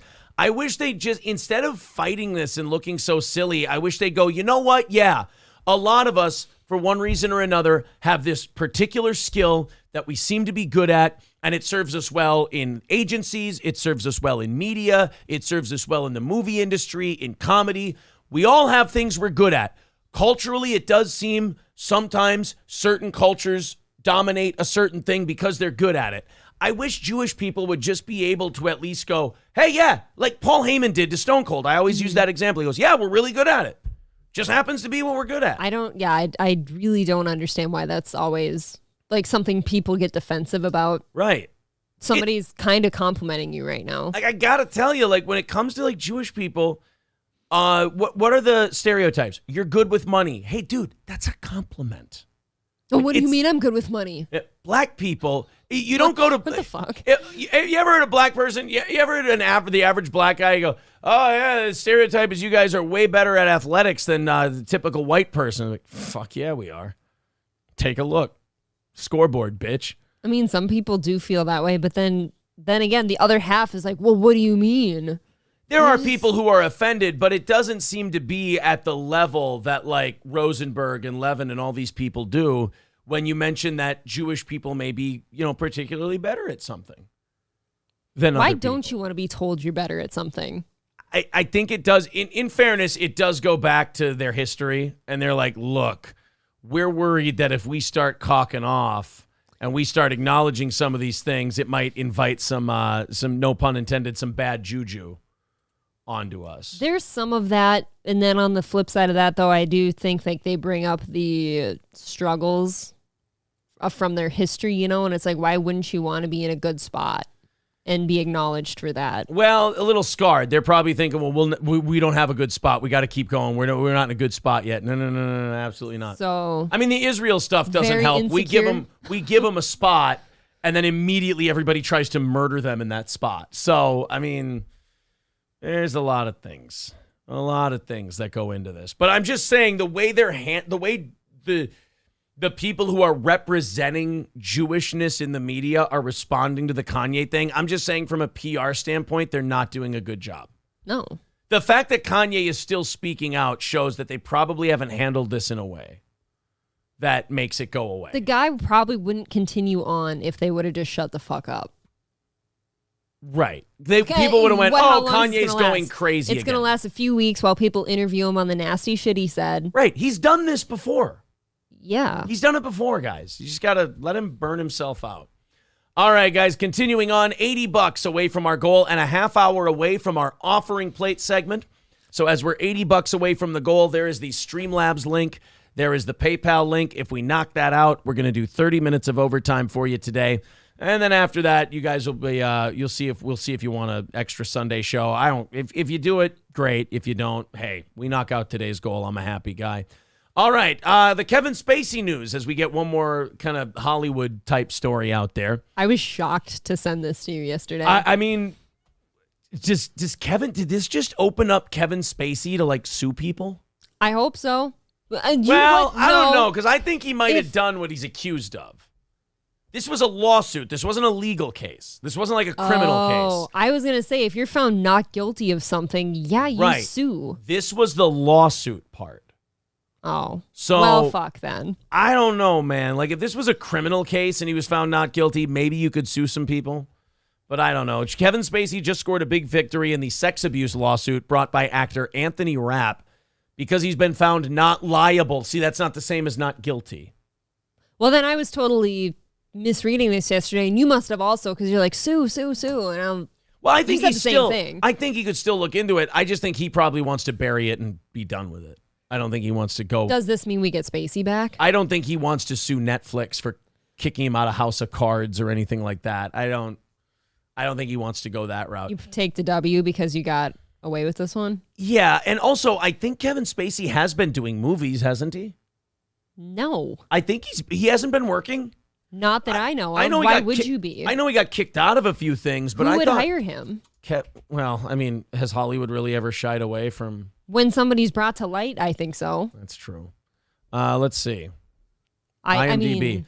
The Man Who Drew God. We can see what kind of movies these are. It's in post-production. He's doing a movie about Gore Vidal. I mean, that's probably a relatively decent-sized movie. How are people still hiring him? Well, but you're right. I mean, since 2017 when he got kicked off of House of Cards, yeah, there hasn't been much.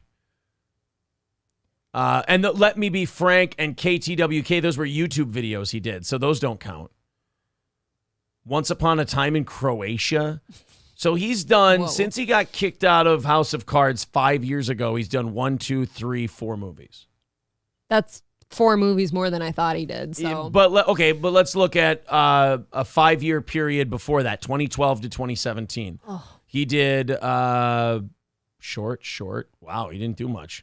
1, 2, 3, 4, 5, and then House of Cards, which was a massive show. So 2012 to 2017, he was doing House of Cards, so he couldn't do a lot of movies. No, the Horrible Bosses movies really is what I remember. 07 to 2012, you had 1, 2, 3, 4, 5, 6, 7, 8, 9, 10, 11, 12, 13, 14. You had about 15 to 20 projects he worked on between 07 and 2012. Then in that next 5-year period, he had House of Cards. Yeah. And then he did 3 movies in the last 5 years. So yeah, it definitely did. It went to a trickle. It hurt his career big time. And they weren't big movies he was doing either. He was doing small little, like almost Bruce Willis at the end of his career movies because people wanted a name. You know, it's not like he was making a fortune. Ouch. But as far as his career now, does it pick back up again? I don't know. He's kind of got that scarlet letter on him. You know, yeah, he's got the bright A on his chest at all times. And you've got to be able to draw a lot of money for them to forgive you for something like this. Like Mel Gibson was allowed to come back because Passion of the Christ, Apocalypto, you know, Get the Gringo. Like he does things and they're just massive. They're huge. He's a good... Hollywood, here we go. Here's me going Kanye. Fuck. Hollywood is like the mafia. If you're a good earner, they'll look up the other way on a lot of shit. You know?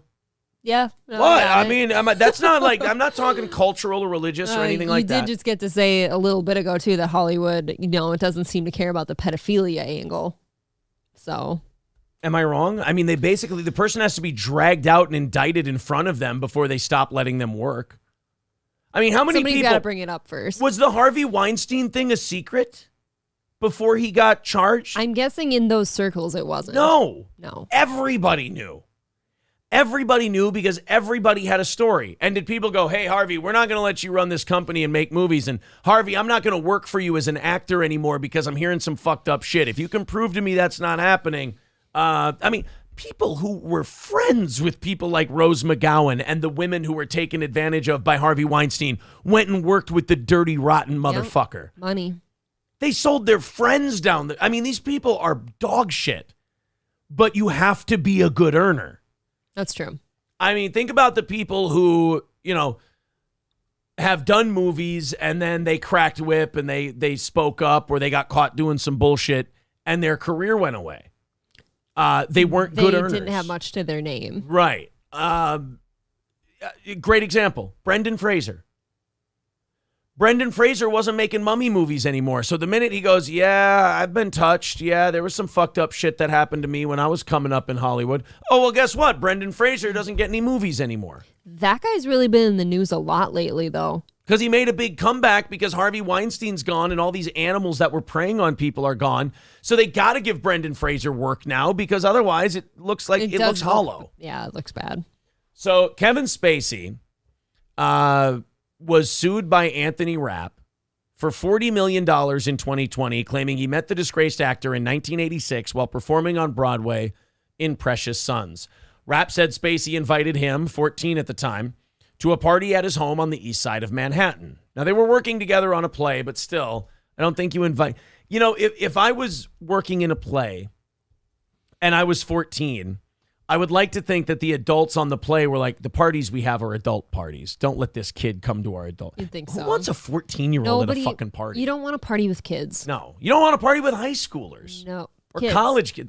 They're gay. They're kids compared to us. You don't want kids there. Rapp alleges Spacey, without consent, made an unwanted sexual advance, allegedly grabbing his buttocks, lifting him onto a bed, and laying on his body. Ew. Spacey denied the allegations in court, with his lawyers claiming Rapp made the story up due to him being jealous of his success in the industry. I don't know. I don't... It's always... I don't not believe Anthony Rapp. I don't not believe him either. That was a really specific story, I guess. And yeah, you don't invite kids over to your house typically. Yeah. Citizen M says they don't count their B movies, Corey Feldman budget independent films. You're probably right. Marcus with $5 says, take the day off on Sunday, you silly goose. You spoil us rotten. Well, just wanted to give you a shot. $75 away from our goal. We knocked that out. We do a half hour of overtime. Baby Driver was pre-cancellation, says Citizen M. Okay, so yeah, maybe two small budget movies since then. Nice hockey get up. I'd let her catch my slap shot, says Seth, because I'm just kidding, y'all. Calm down. You didn't even give me a chance to get excited before you told me to calm down. So he was giving me a compliment, then he took it away and said he was kidding. Oh, so you don't think she looks good in the hockey jersey? It's okay. They won last night.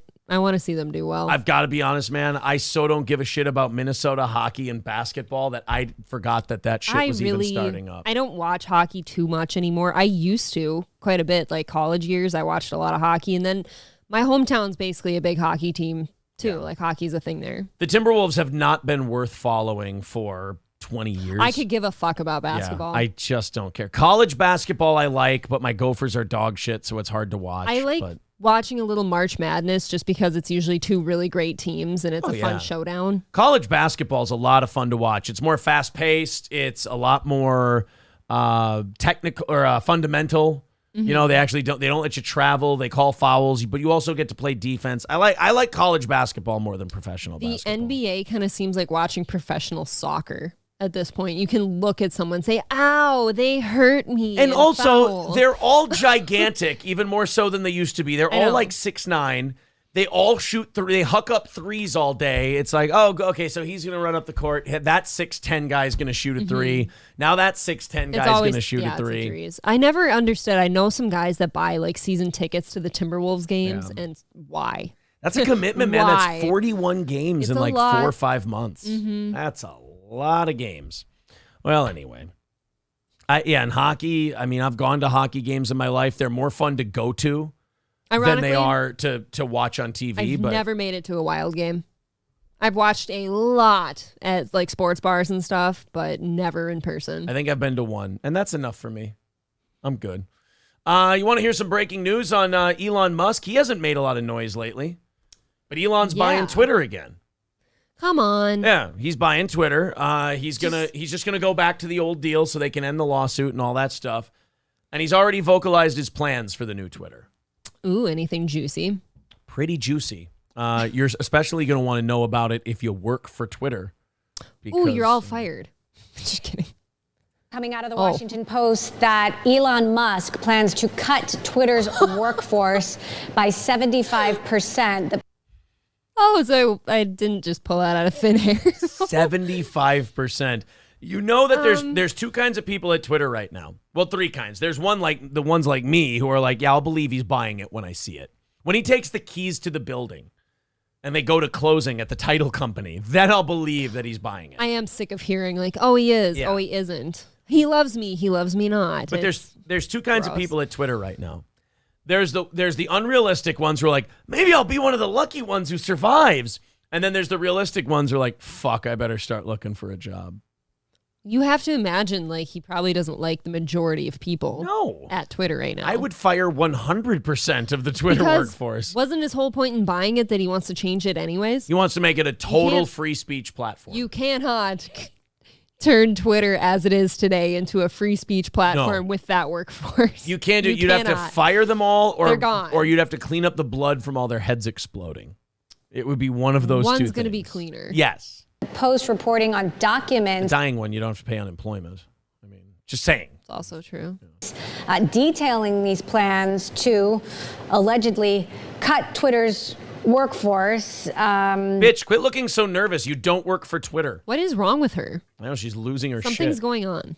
Of course, we'd been talking about whether or not Musk would make big changes, especially when it comes to staffing. Now, of course, the deal's not done yet. We're still waiting for that October 28th deadline for a deal to happen. But if Elon Musk doesn't... What is wrong with her? Like, she is really a stumbling, bumbling moron. She seems to me like she's having a panic attack, like personally, but she's trying to hide that from everyone else, so she's pausing Does for her a long husband time. work She's for Twitter? Nervous. I don't know.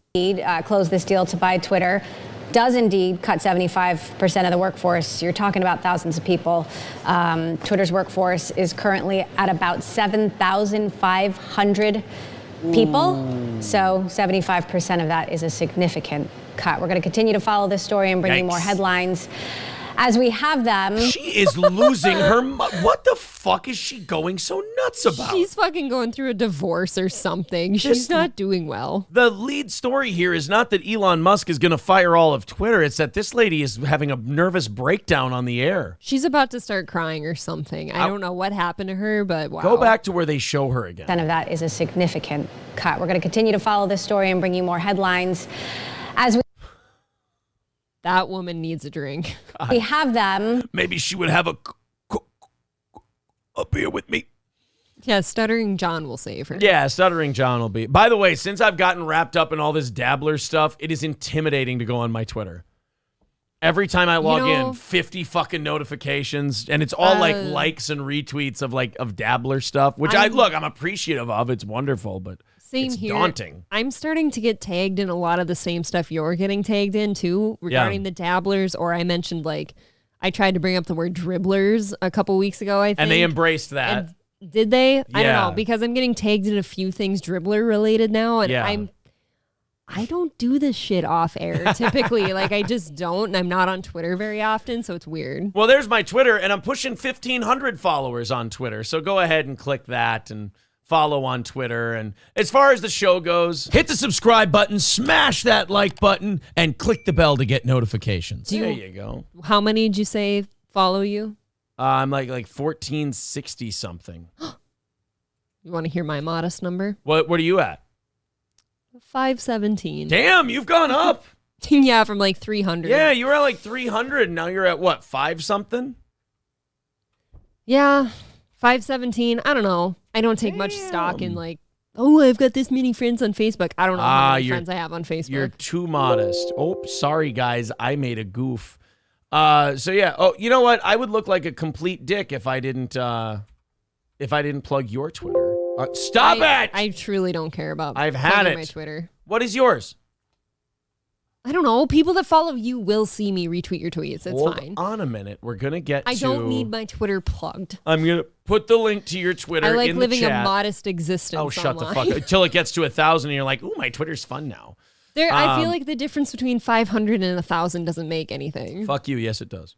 Oh, like maybe if you end up being a blue check on Twitter, that's saying something. There's April's Twitter link, you guys. Good Lord. And there's her Instagram. Let me put her Instagram in the chat I as well. tweet very boring things about hail and hunting and food. All right, $75 away from our goal today. If you feel like chipping in, there's the Streamlabs and PayPal links. Otherwise, there's memberships and super chats. We got about 20 minutes before we go to the offering plate segment, and you can go ahead and knock that out, and then we'll do an extra 30 minutes of overtime. Yeah, it is all. I'm just looking. You hurt Buzzy's feelings now. What did he say? Buzzy said in the chat, he's like, I'm sorry, Aaron and April. I won't tag you anymore. No, Buzzy, not you. Buzzy, I love being tagged and stuff. I said I'm not used to this. Buzzy, life, I though. said I love being tagged and all that stuff, and you're not even the person. You barely tag me in anything. I know, and usually when you do, it's funny. Jeez. It's okay. Oh, did Tony Michaels have a failed marriage? We know that. Remember, she wasn't in the video, but his kids were? Yeah, but I couldn't confirm it. You would think she'd be in the video. I couldn't confirm the fact that, maybe they were never together. I don't fucking know. I mean, what happened? I mean, that happens a lot. Tony just fucks all the time, bro. Muttering Jay tweeted 15 minutes ago, I see what Aaron Imholt means. Here's Tony Michaels affecting to not know the names of Chrissy Mayer and Anthony Cumia and Carl, but my source says Michael doesn't know his own name. Odd. Yeah, that's our whole thing about Tony has been that he does that deal where he does the, oh, I don't know anything about him, his show and the people who follow him and this, that, and the other thing.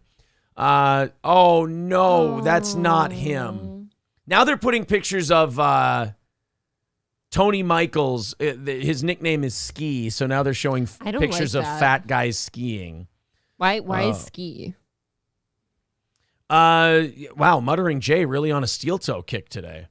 Says breaking. Aaron Imholt points out that last-minute Stuttering John replacement guest Tony Michaels forgets people's names, so why would Michaels not remember their own? Oh, they're using it to bust his balls about him not knowing anybody and his nickname being Ski. Oh, fuck. They're going to lean into that Ski thing. Oh, shit. It's just... Muttering Jay is busy tonight, man. Breaking news. Source says, watch this video where Tony Michaels calls Chrissy Mayer a dumb bitch and other insults, but note he forgets her name. Does Tony know his own name? Plot thickens. Wow, Muttering Jay is leaning into this fucking... Yeah, we've watched that clip before, too. It's Tony like, Michaels thing. Oh, yeah, I'm going to know enough about her to call her a dumb bitch and a cunt and all this stuff. Insurrectionist fucking bitch. I don't know who she is. Yeah, but I have no idea who she is or what she does. It's just... I mean, at least if you're going to say shitty things about her, give her some credit, say her name. Yeah, spell the name right if you're going to shit on her. That's what I think. All right, so April, are you bumping up in the followers there? 517, I have no idea. 518. Look at April going upwards. April Imholt on Twitter. This is why I don't do this. Aaron Imholt on Twitter. I don't want to be talking about, promoting my 500 followers. Now everyone's apologizing to you for tagging you and stuff. I think it's very funny, except when it's like the shark things. That's very... Yeah, guys, one thing you should never do to April. Don't do this, That by one's the way. played out a tiny bit. Don't tweet at April and mention her and put pictures of sharks up. Just so you know... She fucking hates that. She doesn't like it. Any notification I get from any of you now today, I'm not opening any of them. They will be ignored. Why? Because they're all I gonna be just shark told them... items. No, because I told them not to. Yes. I understand what you did there. What? I'm trying to help. God. Nate says, R.I.P. Cambodian river pig. Uh-oh. I don't like the sound of that. I just watched him yesterday. What happened? What happened to our buddy Cambodian River Pig? I actually watched a clip of his on my trek to Litchfield. Oh, I'm not liking this. Cambodian River Pig did something 18 hours ago. He put a clip of us up? Oh, a month ago. Okay. Andrew Tate does apparently agree with Vladimir Putin in his war strategy. Does he really? I think that it's pretty short. Content was removed. Oh, because it's Andrew Tate? I'm not sure. Oh, no, because it's anti-Ukraine. It was very anti-Ukraine. YouTube is totally anti-Russia, so they're okay. I got to listen to it yesterday before it was removed, and basically Andrew is almost damn near applauding Putin for like his strategies and the things he's going after and like just everything. He was very complimentary to Putin. So I'm guessing maybe Cambodian River Pig caught a suspension. I don't know if that's what it'd be for because it's not like Cambodian River Pig said it. But he posted it. He did post it, and he did not denounce the clip. I don't think you can post that shit on YouTube. So- I think you should be allowed to, but I don't think they let you. Oh, I agree. Let's follow up with those the teachers who remember the teachers who wore the scream mask, the daycare teachers, and they scared the living shit out of those toddlers. They terrorized the whole They daycare. terrorized them. They're now being charged with a felony and are facing prison time. Felony child abuse for the horror mask teachers. They've been charged with multiple felonies, and we have mugshots from them. Oh, that's good. We'll know exactly what they look like now. I would watch it with the that's good shit. Because I'm going to show you them. I don't know how. What could this possibly do to me? I don't. Oh, God, ladies and gentlemen. Is it going to terrify me? Ladies and gentlemen, the confidence of April is a little too much right now. Let's big screen this just so you can learn not to be so casual coming into something like this. I'm a little confused, I must say. See, that's very funny. Oh, look at this trio. You think trans Brock Lesnar is funny? Is that what you're saying? I do. I like it even more with that name. Look at that Keystone Bitter beer face. They just get shorter and more scrunchy faced as you go on. Kilburn in the middle there got stung by like a million bees and never unswelled. Kilburn ate shellfish that she was allergic to and didn't know it. Just these are some rancid bitches. Which one is the one that did the parakeet video? Would that be McCandless? Yes. I think she's also the one that wore the mask. They all wore it. Did they really? Yeah. I thought it was just her. I think they took turns with it. I thought it was just her and the other ones helped like get the classrooms ready for her to open and stuff. Okay, so look, you have this one. Because that's a skinny woman. Right, but then a fat woman wears it later. I hate this video. Here. It makes me sad. I'm going to fast forward to the... Thanks, Aaron. No problem. So there's the one in the yellow. Now look, there's a chubbier chick wearing it. You're right.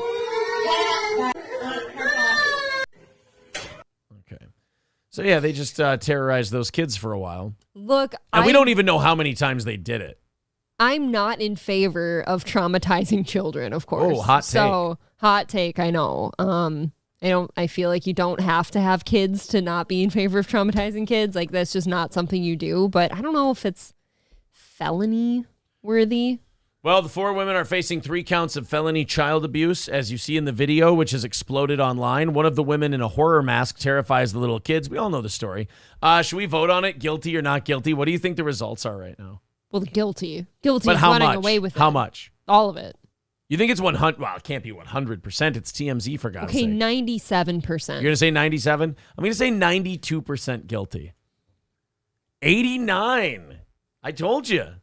With almost 50,000 votes. Yeah, 50,000 votes, 89% guilty, 11% not guilty. I think those not guilty people are probably in my spot where I'm like, I think they should all be fired and probably not have kids. No more daycares for you. Well, another daycare worker, the one who filmed it, is facing 2 misdemeanor charges, failure to report abuse and simple assault. So she's being charged acceptable. too. Yeah, the one who's filming it is being charged as well. What's interesting, whether the parents of the kids will sue for infliction of emotional distress seems like kind of a layup. If there isn't a lawyer in their ear advising them to sue right now in such an open and shut fucking playing hearts and tugging at the heartstrings of the kids. jurors. It's kids, you know. So they're going to get, I think the parents will get paid too. I do think so. I just don't know, like I said, is it felony worthy? I think they're going to learn their lesson from getting fired and put through the ringer socially. Yeah. I feel like sitting in prison might not be. I think convict him of the felony, fine him heavily, put him on probation and shit like that. But yeah, maybe community service. Maybe sitting in a jail cell for it does seem like it's the not line. justice. That's the line right there. It won't help anything. Plus, now we're paying for them, and they'll get fatter, eating all the snacks at the commissary. Doran says felony charge is justified if you're entrusted to the care of someone else's child and actively choose to traumatize. It's a fair point. Okay. Redbeard said if that's a felony, then active shooter drills are as well. That is kind of creepy when they make those poor kids do active shooter drills. I did get scared the first couple times I heard that was going on in schools, because now kids are going to have to sit there and think about an active shooter coming into their school, whether it will happen or not. That's really scary. So whenever like the oldest comes home and said they had a shooter drill today at school, I'm like, sad. Well, I'm really sorry you've got to do that, but at least they prepare you and keep you safe, right? You just try to comfort the kid and make sure they don't feel like that's what's going to happen to them. Yeah, that's fucked up, though. Mr. Nobody said, did these things never listen to Pink Floyd? Right, they would have known that teacher, leave those kids alone. Yeah. But no. Stevie J says, we need to make these kids uncomfortable. It's good for them. Where did these teachers hear that concept? Little Lemmy says, put me in a room with those three bitches and I would probably catch a felony charge too. Why would you wear a scream mask and yell at them? See, and I think most parents would feel that way, but if you can get paid and get a felony on their record, you might as well. Yeah, I mean, I think a lawsuit is a no-brainer for these parents. Oh, yeah. Because you're going to win so easily. Whenever there's kids involved, that is a slam dunk, in my opinion. Help Me says, why do you have your cams split if you're sitting 12 inches from each other? That is a great question. We're looking into it. No, it's we have a guy who does the show remotely from Austin, so we split it that way. And also, when you don't split it, the way the camera captures it is a little rough. We have thought about putting the block up or a little shelf up and moving it back to the wall and doing a one shot. We can do that. It seems like every Friday we get back here. Yeah. To this topic. And every Friday I tell you, like over the weekend, I know how to do a one shot on here, and I'd like to show you just to see how you think or what you think of it. But you never want to. This is me saying publicly right now, let's do that this weekend. And again, though, we'll get back to you Monday night. This won't be. No, I'm saying right now, if it doesn't happen this weekend, it is her fault. I am saying right now, let's do it this weekend. So you name it. You just say, Aaron, let's go do that thing with the camera. Since today's Friday, then I would like to do it today sometime. I want the rest of the weekend to be a weekend. I want it to be the weekend. So we're doing it today. Okie dokie. So you can only split because of Corey. Get rid of that idiot, says Nate. Well, that's very nice of you, Nate. That was actually very funny. Wonderful thing to say. $75 away from our goal. Let's knock that out. We got about 10 minutes before we get to the offering plate segment. If we knock out that $75 goal, we do a half hour of overtime at 10 o'clock. Ryobi says, you guys are fucked. Won't happen. I'm still laughing at Nate's comment. Like he's so mad about the background. He's really mad about it. So mad. Just get rid of it. Riz Digga says, everyone give TEPs for Steel Toe morning show. Hey, it looks a lot better now than it used to. At least now it's these steel. They used to be like this because the cameras are on different height TVs. And I did fix that for you at least. Look what Nate started. Now Why Do I Podcast goes, do it. For the love of God, do it. See, Nate, you're a goddamn rabble. No, do you see what else somebody started? So April doesn't like Corey? Just stirring the pot, says Danger Bear Wolf Turtle. I've literally never done that. I've never said that. Oh, shit. You guys are funny. All right, we got a little bit of time before we got to rattle those cans and knock out the rest of that goal. Let me pick the next story very carefully. I'll do one real quick because I don't know a lot about this story. I can probably get two of these in the 8 minutes until we got to shake the cans for you. You can get 2 football players in there? I can get 2 football players in there. It's very funny that you laughed. A college football player died suddenly just before his 19th birthday. There, do you feel like a fucking funny kid now? Ha ha, laugh it up, yuck it up. I feel like you should just fire me. The reason I brought this one up is because Sam Westmoreland, a.k.a. Bearded Cashin, Nobody knows who that is. I know. man. I did that joke just for me. Sam Westmoreland dropped dead outside of his church at 19 years old, which happens all the fucking time, right? And now he is Sam West Lessland. I would say he's Sam West No Moreland. Okay. There you go. But yeah, 19-year-old college football players just collapse dead, just right outside their church all the time. Isn't that what you've seen? Well, I mean, shit, 6 of my boyfriends did that. Oh, wow. Well, you were a Jersey chaser. So we saw that 17-year-old kid at a fucking choir concert. He just dropped dead at a choir concert, as 17-year-olds are wont to do. While his dad's playing the piano for him. That's heart-wrenching. Then his family's just at peace with it. And what really gets me about this is no matter how many of these stories are covered, no matter how many of the times the media puts it out there, they never answer the question we're all asking. They never even ask it. Did the guy kill himself outside of his church? Probably not. Kind of a weird place to choose to kill yourself. So that probably didn't happen. Did he just collapse and fall down and die? Because that never happens to 19-year-olds who are in the prime of their life. So anything you guys want to tell us, or did you just want to gaslight us into thinking it ourselves? Honestly, you're saying as like a viewer of the news story, like the people that are doing the reporting don't even ask why they died anymore. No. They actually avoid that part. They just talk about how they're being memorialized. And they act confused, like the choir kid. We saw that. They were like, oh, and he was perfectly healthy and he never had any problems and this and that. It's like, you're basically making me ask you. I don't know what happened. Maybe he just didn't want to live anymore. God. It's just God it's just needed a sugarcoat football everything. player and a singer. God needed him more than we did. Nate says April hates the show. She wants her own weekend. Oh, boy. I work on this show damn near as much as Aaron does. And yes, I would like a weekend. Sean Raz with $10 says, when is April going to fix the backdrop? People, it's always the love same this. things. Thank you to Scoober with $9.99. Says April sent you a Facebook message for the VIP stuff. I did see that. I just didn't open it yet because I want to write it down and not forget it. There we go. $60 away from our goal today. Thank you guys very much. We are unbelievably close. There's David with $20. Thank you. Well, there you go, guys. $40 away from our goal today, and about 6 minutes away from the offering plate segment. And then in overtime, we'll throw that 150 we were short on Monday and Tuesday up there, and we offered to do an extra 1 hour stream on Sunday if you guys want to meet that one. Otherwise, fuck it and enjoy overtime and let's get to the weekend. Trent Gray says, I don't get it. How did he die? Oh, no, he just kind of, he just died. Do you think that... like 19-year-olds die. Do you think currently vaccinated people that haven't had a problem yet are getting nervous yet that they might develop one, or just the ones that did it under duress, maybe. Okay. But the ones who did it because they thought it was the right thing to do, they're just, what's the big deal? I'm fine. Vaccine's safe. Yeah, they even created SADS, sudden adult death syndrome. It's God. not... It's never happened before. We've never had to talk about just healthy young humans falling over Just dead. dropping dead, yeah.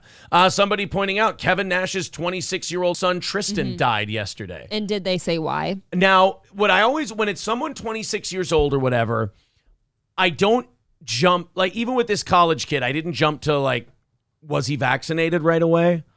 Because you also know that kids in college, they can kill themselves, drugs, shit like that. So Tristan Nash, I don't know enough about him. It's not like this Westmoreland kid where like, he was a college football player. He did this, he did that. They have a whole biography on him. Tristan Nash, I don't know much about. Was he ever in the wrestling business? Did he have any kind of drug thing? I don't know. I have no idea about Tristan Nash. Did he just drop dead? And we have no explanation for it, because then in that case, as more of this stuff starts to happen, it would be nice. I know we can't sue anybody, but could we do an investigation? And why wasn't there an investigation done before you put this into people?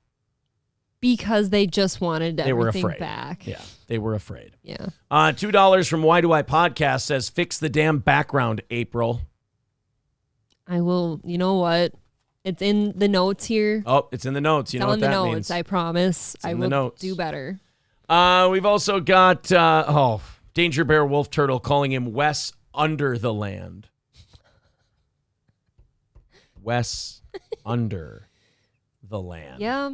All right, guys, we got one more. Then for that last $40, we'll do the offering plate segment, but I think you guys will knock out that 40 in no time. There's the PayPal link in the chat. Also, Streamlabs memberships and super chats count. Let's do this last story of the 7 o'clock hour. Then we'll open up the 8s and we'll do some overtime. We'll do our last Tony Michaels video ever for overtime. The last today. one ever? Well, it's the last one I have from Dennis. So I'll never have to see him again. Well, we might go into his political shows and see what an angry tardo he is. Shit. So there is that too. Now in just one station, neighbors concerned about a well-dressed man's bizarre behavior after he's caught on camera approaching a home with a machete in hand. The guy... He went up with a machete, rang their doorbell, tapped their walkway with the handle of his machete, and then walked off. That is an OCD motherfucker off his meds. I was going to say that guy's doing like a pattern that he has to do to be okay in his head. That's an OCD guy off his meds. I wouldn't say this very often. Like usually I'd say try to defend yourself, whatever. But if that guy knocks on your door, don't say anything. Leave him alone. Call the cops. Maybe go to the second floor and call the cops. Yeah, I don't know how dangerous that guy is. Like, I don't know if he is a real dangerous guy. That looks like an OCD guy off his meds. That means that the guy that's OCD off his meds with the machete is dangerous. That's what I mean. Don't confront him.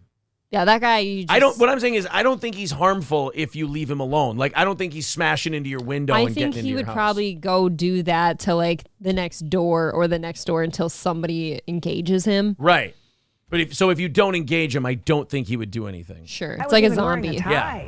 The 19's Raphael Pierce spoke with residents in Lauderhill and has this exclusive. Raphael. This guy's a retired Hollister model. I was just going to say, he's weird looking. He's like, you know how like the Hollister and Abercrombie and Fitch always had like the hot bodies, but if you ever saw their face, they're weird. He looks molested, if that makes sense. How do you know what molested looks I don't know. like? He just looks like a guy who's had some rough experiences. Because he doesn't... I would like to hear more about this from you later. He's weird looking. I'm sorry. He either grew up really religious or he was touched. Or he's just a butterface. He's a goofy looking fuck. That's all I'm saying. Belky's bizarre is definitely the best way to describe this story. Certainly, he might just be gay. Well, I guess I did say molested, didn't I? A little scary too. You know, we're still about 2 weeks away from Halloween, but folks who live here in that's great. You know what we should do? Try to make this guy in a suit or in a dress shirt and tie wearing a machete. Let's excuse that for Halloween. Let's mold that into the fun that is Halloween. That sounds like a great idea. No, it sounds like sweeping under the rug to me. This area say what happened yesterday is frightening enough. It's not frightening enough. He wasn't wearing a scary mask. If you look around this neighborhood in Lauderhill, you'll see your fair share of Halloween decorations. But early Monday morning, some residents seeing something much scarier right outside their front doors. And I see some random dude just come knocking on the door with the back of a machete. You heard that right. A machete-wielding man wearing a tucked-in dress shirt and tie, seen on surveillance video walking up to this home, knocking on the door, then taking off. Then he just disappears as quick as he came. It's so mysterious that we have no idea whatsoever of his intent. The bizarre situation happening around 5:30 Monday morning. The couple who gave us the video is asking to remain anonymous due to safety concerns. And they're not the only people in this neighborhood off of Inverary Boulevard near North University. Wait a minute. We're trying to keep their identity secret because they feel they're in danger. By the way, here's the fucking cross street they live on. Here's the cross street they live on. Here's the security video so we know what their front porch looks like. They're an interracial couple. We just saw they're an interracial couple. We saw what they dress like, their statures, whatever. Everything but their names. I have to say, that was the most effortlessly retarded thing I've ever seen on the news. That was pretty bad. It was effortless on their part. Mm-hmm. They asked us to keep them anonymous. Here's where they live, and here's what their skin looks like. Look what their front porch looks like. And We've here's seen their it front all. porch. Of his intent. The bizarre situation happening around There was their front 5:30 yard. Monday morning. The couple who gave us the video is asking to remain anonymous due to safety concerns. And they're not the only people in this neighborhood off of Inverary Boulevard near North University Drive to get a It's visit from impressive. the mysterious man right before knocking on the couple's door. Across the street, the same MO. And they saw the same thing, that he went up to their front door in the exact same way and did the same. And I think they were driving around. They were just as they were alarmed. kind of freaked out. I think I know. I get it. I know how you handle this. You catch it and lock it up. No, what you do is you wait until he's walking away, and then you run up behind him with a baseball bat and crack him as hard as you can in the back of the head. Perfect. Boom. I don't know if you can cause harm to somebody who didn't harm you yet and not be in trouble, but... Well, then you got to dig and you got to hide the body. How's that? Okay. Okay. Sounds good. Nate says, does Aaron take Adderall? His energy is sus. No, I don't take any. I had a Zevia. You should see his lack of energy off the show. That's what you got to see. Dead is me to the world. Napping. Redbeard with $5 says, April, say tagged one more time. Did you say tagged again? Did I please? say tagged? Yeah. He's behind in the chat. Okay. Thank you to Crack Babies for $5. Says, I don't see a problem. Just a guy and his domesticated blade. Right. Just walking around the neighborhood, knocking on doors, having a gay old time. That's seriously some kind of weird... That is a mental break, though, that you're just going around... Because you don't wait for anyone to answer. Dare you? You just... Can you imagine if I did that? You'd kill me. If you saw me just randomly doing that one night, you're like, oh, she's sick. Kill her. Yeah, it's like it's a rabid dog. Yeah. We got to put it down. Thank you to to Pelt. Thank you, M Pelt. No, that's what's the M guy? It's not M Pit. M Pit. There's M Pit and there's Pelt. Pelt with $40 over there on PayPal, and that means Thank you.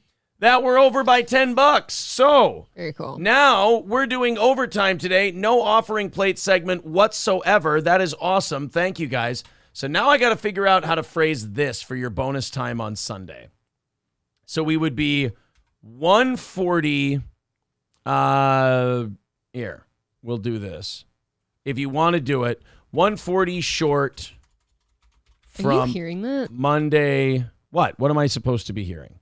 What's this alleged sound? There's a funky sound on my headphones I don't ever hear. Oh, well, it's probably from the beer I spilled in the board.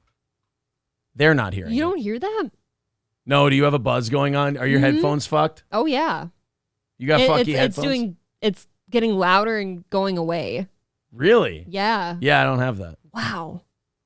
I didn't notice it at all until right now. You want to unplug your headphones and plug them back in? Oh, no, the show's almost Your over. headphones getting all fucky on you? Maybe they need a break. If you hit it, we do an extra hour on Sunday night. There we go. All right, so we got a little link in the chat for you. If you want to fix Monday and Tuesday, you can. If you don't want to, nobody's making you. It's not a big deal. We'll just throw it out there now that we've got overtime. All right, our last ever Tony Michaels video from the drive-in, drive-out, drive-through days. No, don't What? indulge in that. Why? Please don't be the drive-through guy. Oh, we had YouTube removed one of our contents. Is it the Kanye stuff? Wow. Our team has reviewed your content, and unfortunately, we think it violates our violent or graphic content policy. That's not a new one. We've removed the following content from YouTube. Stop making Clerks movies. That's an old episode. Yeah, that was quite a while ago.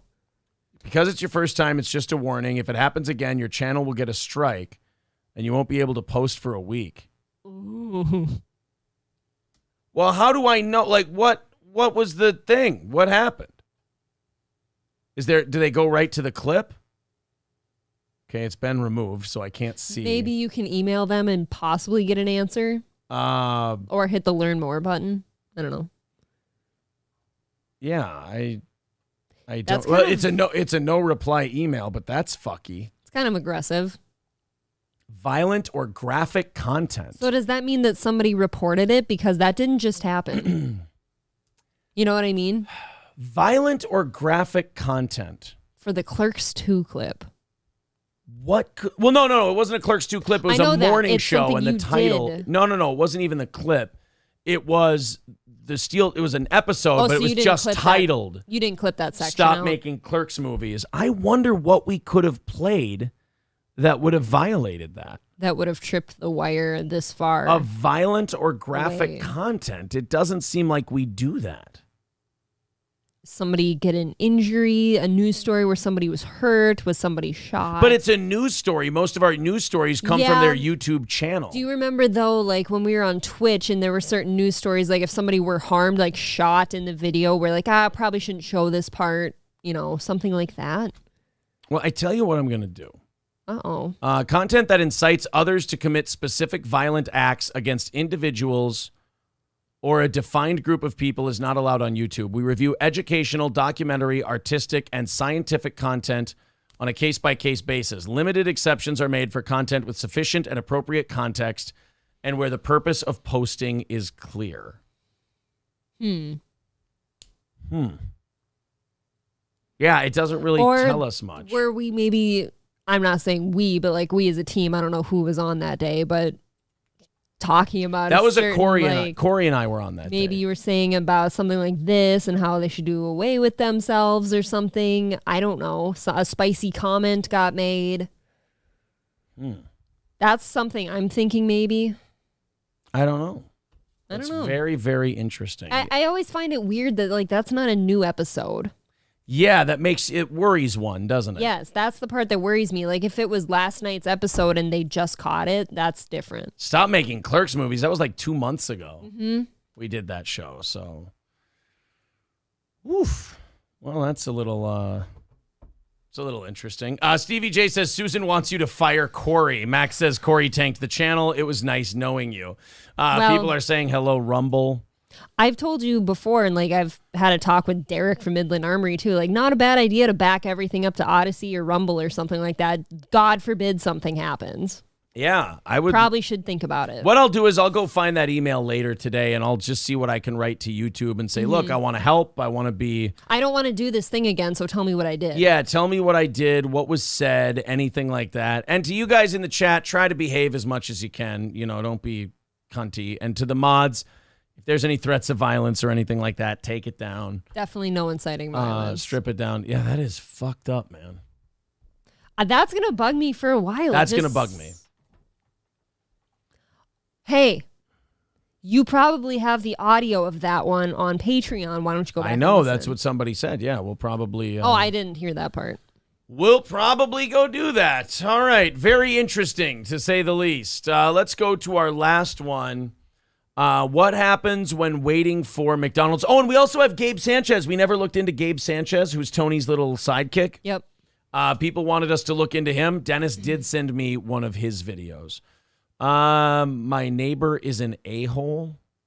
I think that's Chicky McNugs. We've done the rest of them. 2 double cheese drive-through trailer, funny. And we've got Gabe Sanchez. All right. Let's do fast drive-through trailer, 2 double cheese, funny fast food car vlog. Tony Michaels Productions. Jesus. He was hungry, searching for food. Oh no, he made a movie trailer for his drive-through thing. You're at a McDonald's, sir. Oh boy.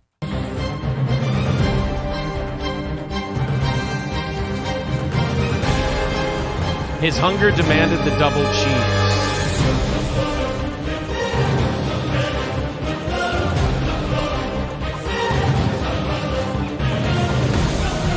The struggle is real.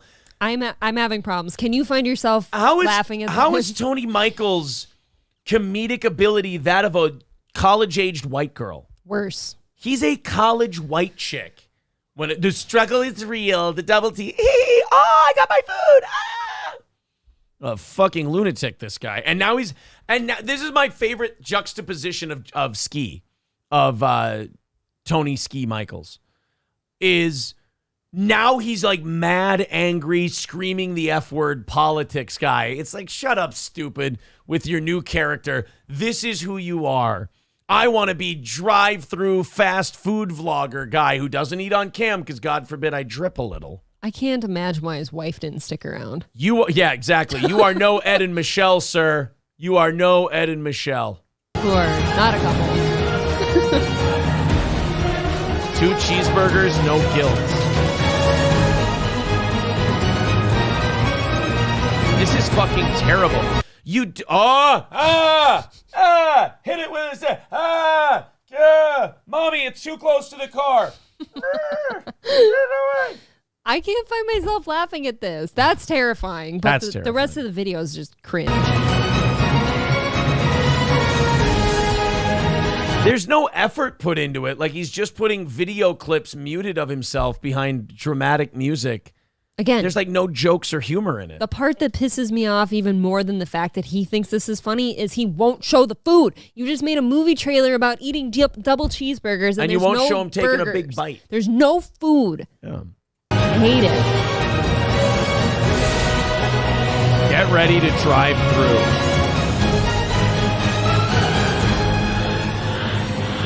Two double cheese. All right. I really don't like him. Well, this is the last one. Thank God. What the hell? What happens when waiting for McCheese? Funny fast food car vlog. Well, I'm glad he told us it's funny because otherwise I would have had no idea. I am confused as how to feel right now. Here's the last, guys, savor this. This is the last ever Tony Michaels food vlog we'll be watching on Steel Toe. Ever. Well, I'm headed. Oh, sorry. And it was just that. Headed out. And I'm hungry. So you know what that means. Gotta hit the drive-thru. Let's go see what we can find. All right, guys, so we just pulled into one of my... Back away from the camera, you splotchy dick. Did he take a Xanax today? Where's his charisma? Yeah, he's got bags under his eyes. The charisma seems to be gone. Favorite spots. My favorite restaurants of all time. McDonald's. So don't make me hate McDonald's. I gotta say, like, this guy, the most puzzling part about all of these to me is that this guy in his mind went, this is my ticket to viral fame. He posted it, yeah. This asshole thought that he thought he was so good that this was the way he was gonna make it big. That is the part that offends me the most, is that he had, like, there are so many talented people with no confidence and they get hooked on drugs and they die young. And meanwhile, an asshole with this low level of talent was so utterly confident in what this could become that he posted it online and thought it was his ticket to viral fame until Carl started teasing him about it, and then he took them all down. I can see now, after having watched all these, why he took them down. Oh, for sure. At least he's got that level of self-awareness. Yes. But now he's like yelly political guy. Who's supposed to buy that? Stuttering John. Let's see what we can Stuttering John, yeah. go get. I know what I'm going to get. I shouldn't say that. I know exactly what I'm going to get. Same thing I pretty much get every time. But let's check it out.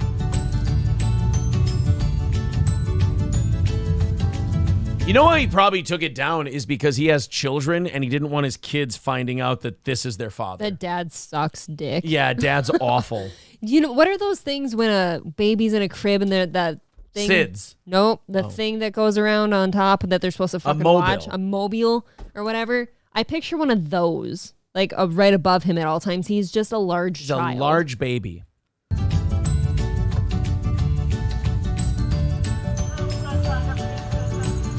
No, thank you. Give me 2 double cheeseburgers plain. Look at that jawline. Oof. It's gonna disappear even more with 2 double cheeseburgers. Woo, oh, boy. A medium fry and a large unsweet tea. That'll be it. Ew, what kind of serial killer drinks an unsweetened tea? Stop pretending you're trying to be healthy. Just get the sweet tea. But unsweetened tea is a sign that you've got like shit buried in your basement.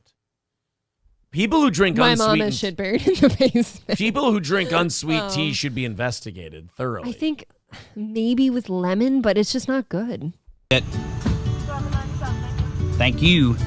Yeah, we're gonna get McDonald's. Oh, it makes me angry. I don't like being angry. We're gonna get McDonald's. This bothers me more somehow than his angry political man takes. I wonder if angry political man didn't come around because he got divorced. His life started falling apart. He never found anybody else. And so he just got angry and hostile. I find that most really liberal people are personally angry at the world. Sure. And their politics are almost their way of taking it out on everybody else. Because at least it has an avenue now. Well, not only that, but like even the stuff they advocate for is like forcing other people to do it because you think it's a good idea. Sure. So I think Tony was this guy at some point, and he wanted to go viral. So he thought, I'll just turn on the charm and go way over the top. And I'll do voice changing. He was stuck in his childhood, much like Chad Zuma. Right. And then the divorce happened, and then he got bitter, and then he probably went on some dates, and it didn't work out very well, and he started to get angry.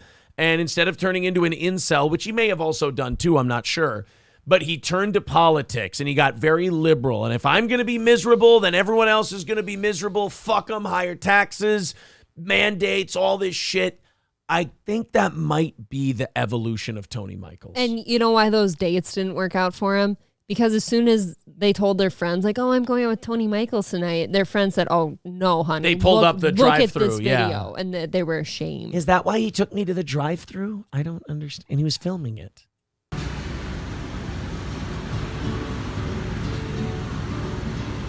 Well, this is an exhilarating part of the video. I'm glad you didn't edit this out. Thank you so much.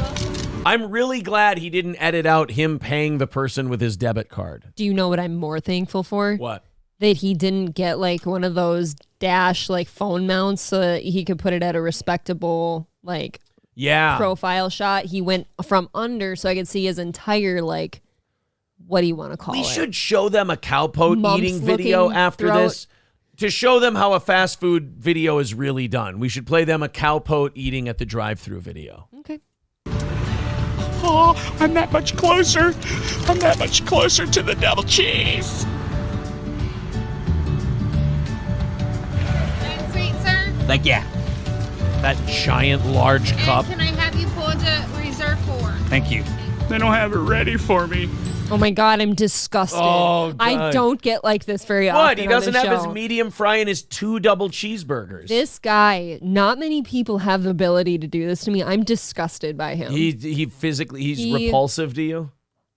He harms my mental like state right now of happiness. I'm upset. Well, so much for it being fast food. I'm stuck in the reserve section. Wow, that is the ultimate fat guy response to something. So much for fast food. I can't get my greasy 9,000 calories into my body fast as I wanted to. This is bullshit and my day is ruined. Beached whales don't complain this much. No. They just wait to be blown up on shore. 2 double cheese plated, medium fry. That is it. Thank you very much. Do a funny voice. My day. Man, I'm only done with 1 double cheese. And I'm Again, will not show it to us that he's eating the double cheese. He's got to take a break. He doesn't want to show us him eating because he's self-conscious.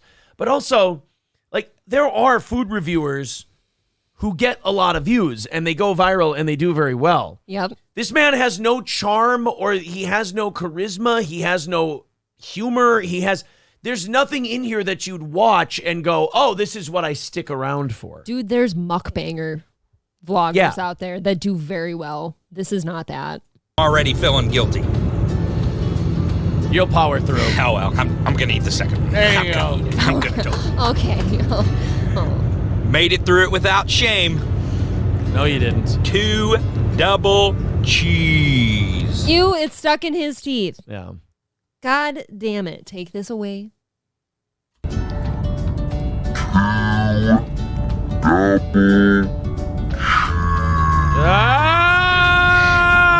gonna eat me. Oh. Just need to make sure I don't have any shame in my beard. All right, guys. No, the shame's in your soul. That burrows down deep. All of his drive-through trips are a drive of shame. Oh, wait. We can't be done yet. We haven't heard it. Say it. Say it. There it is. My confession. But this time, say it. No guilt. I feel fantastic. Say it. Thanks for riding along with me today, guys. Going through the drive-thru. I'll see you next time. Say it. Booyah. Drive in, drive out, drive through. Well. Are you officially done with Tony Michaels? I've had it. You've had it with Tony Michaels? That is not how I wanted to go into the weekend. It's over? All right. No McDonald's for us. No more. It's his fault. You can thank Tony Michaels for that. Tony Michaels ruined McDonald's for you? I didn't even enjoy it. I had no other food option on my way home last night, and I stopped. I didn't even eat it. I had a few bites, and I started thinking about Tony Michaels. Oh, no. And that's why you didn't finish it? I didn't feel the outpouring of joy that he does, and it really bothered me. Well, guy, thank you very much to Dennis for getting us those. But now, if we're ever going to do any Tony Michaels again, we're going to have to watch the political Tony Michaels, because we are completely out of Tony Michaels material. Buzzy says he's repulsive, 2 double cheeseburgers, while meantime the starving Somalians in Minnesota only wish they could get They're doing fine. They're doing fine. So, I've actually watched one pull up to my old apartment building with a conversion van full of bags of rice and goats. Hey, so there you go. That's I food. think they're eating. So now let's show people a real food review video.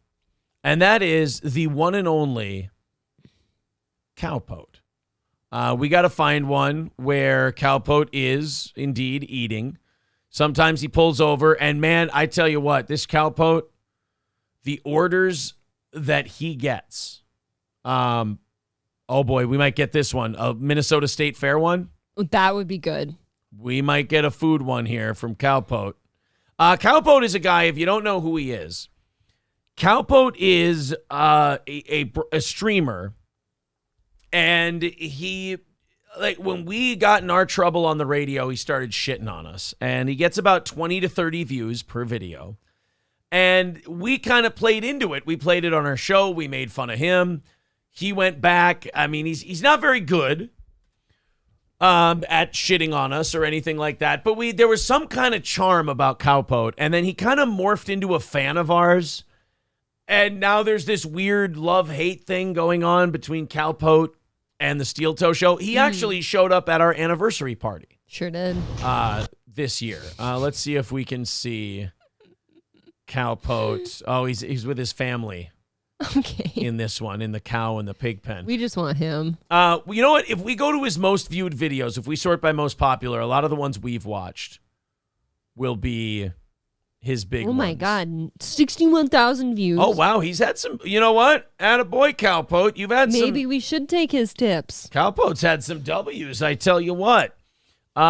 State Fair, good eating. Nope, that's not the one we're looking for. Dave 25 fired from Home Depot welfare. That's actually kind of funny. That was only 2 months ago. That guy's got a kid on the way. I think he needs that job. Yeah, I think so. Well, here's the St. Martin videos, so we're getting close. We got to find one. Oh, here's the White Castle one. But I think I want the Wendy's. Remember the Wendy's one? I thought there was a Burger King one where he got a Whopper and he got mayo on his face. Oh, yeah, we got to do the mayo on his face one. We'll find it, guys. Don't you worry. We're in overtime here. We'll get to the rest of it.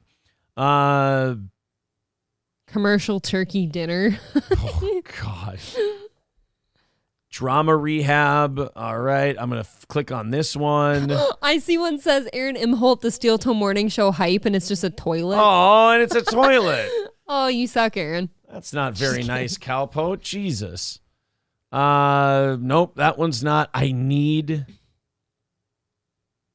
Oh, hold on. White flag couple. Jesus.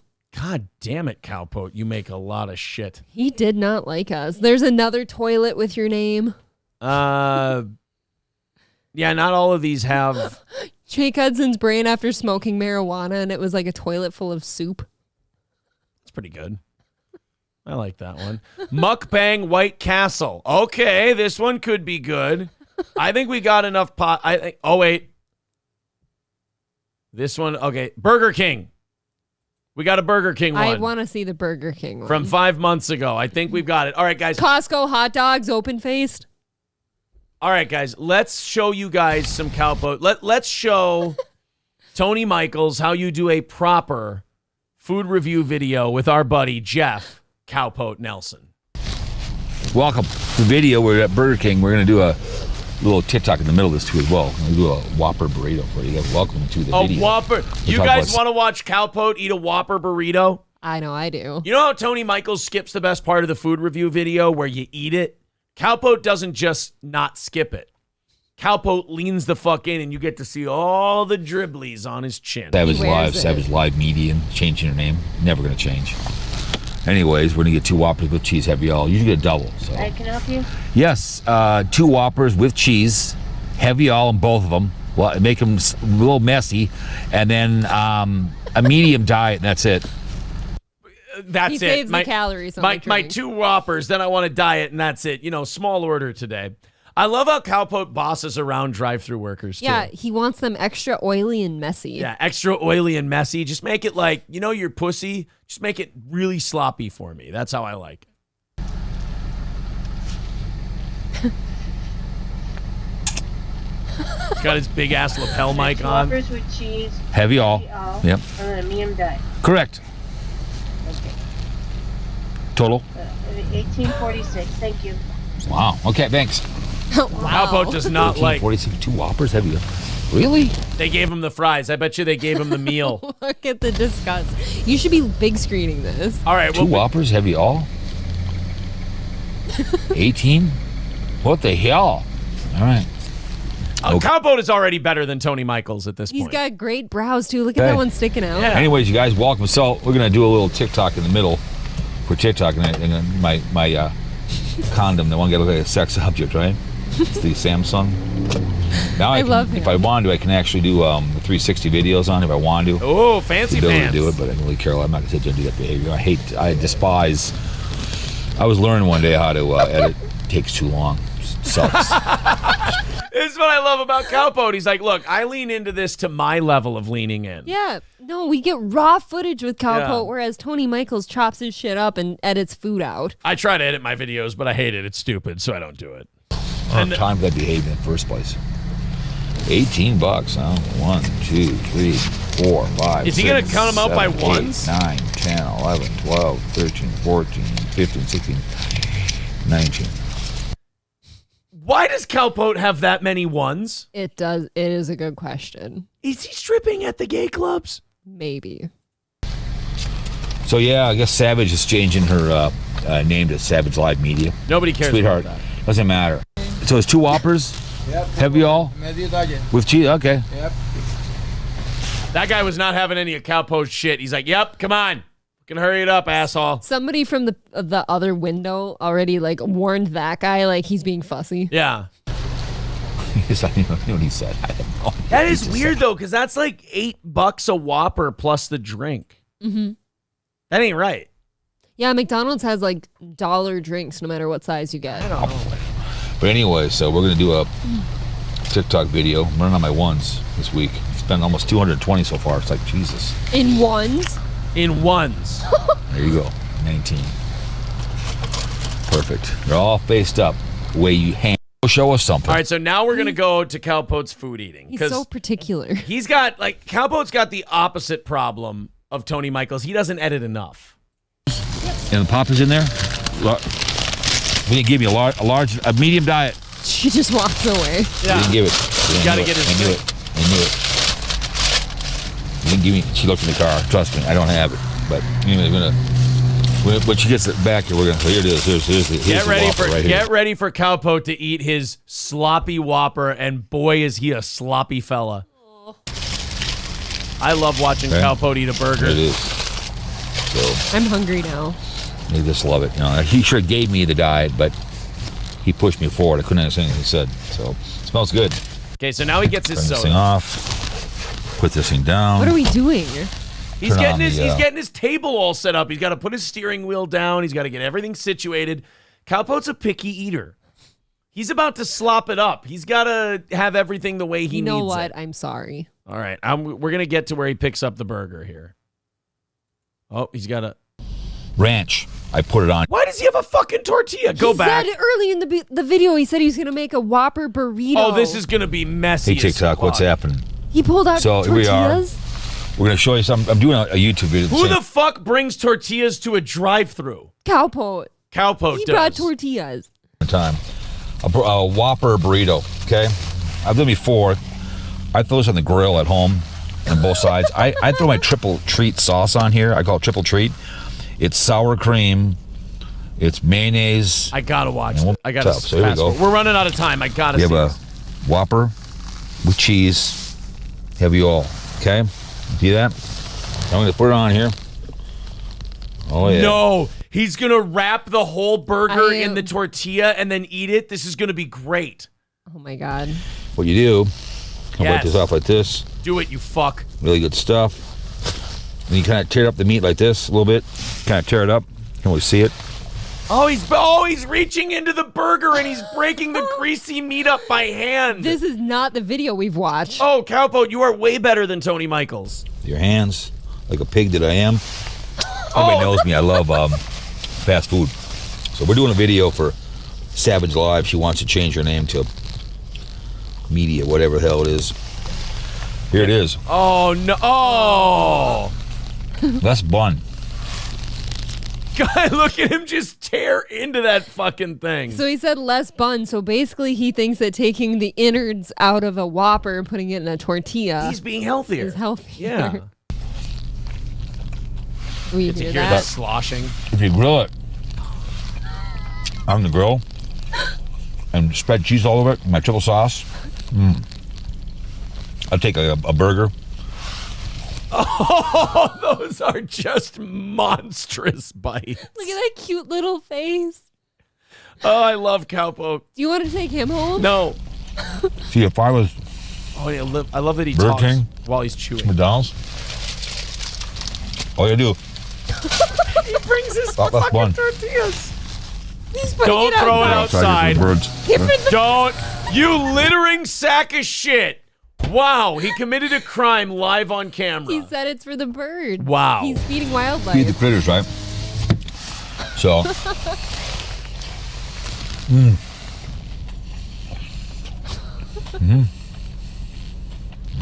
Heavy breathing. good stuff.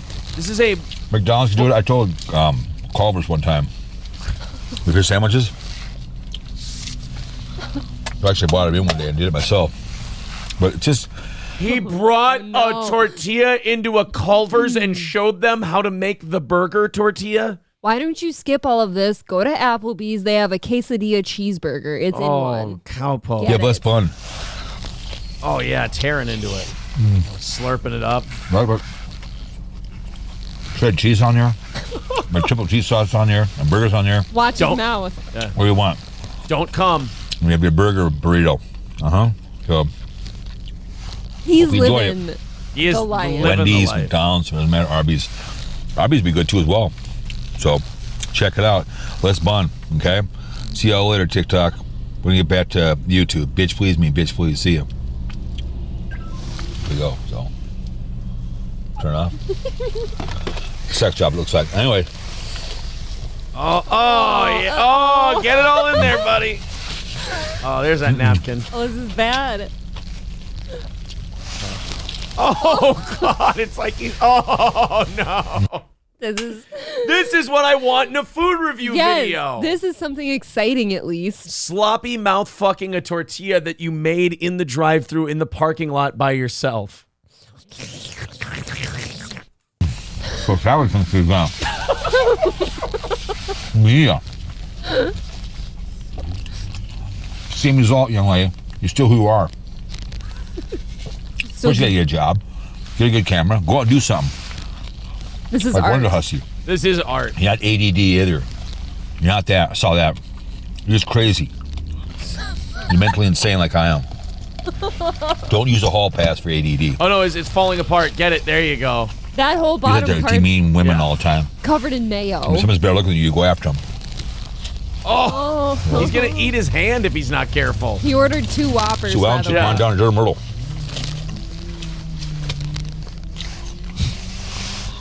Get it. She got mad. I called her out on Twitter.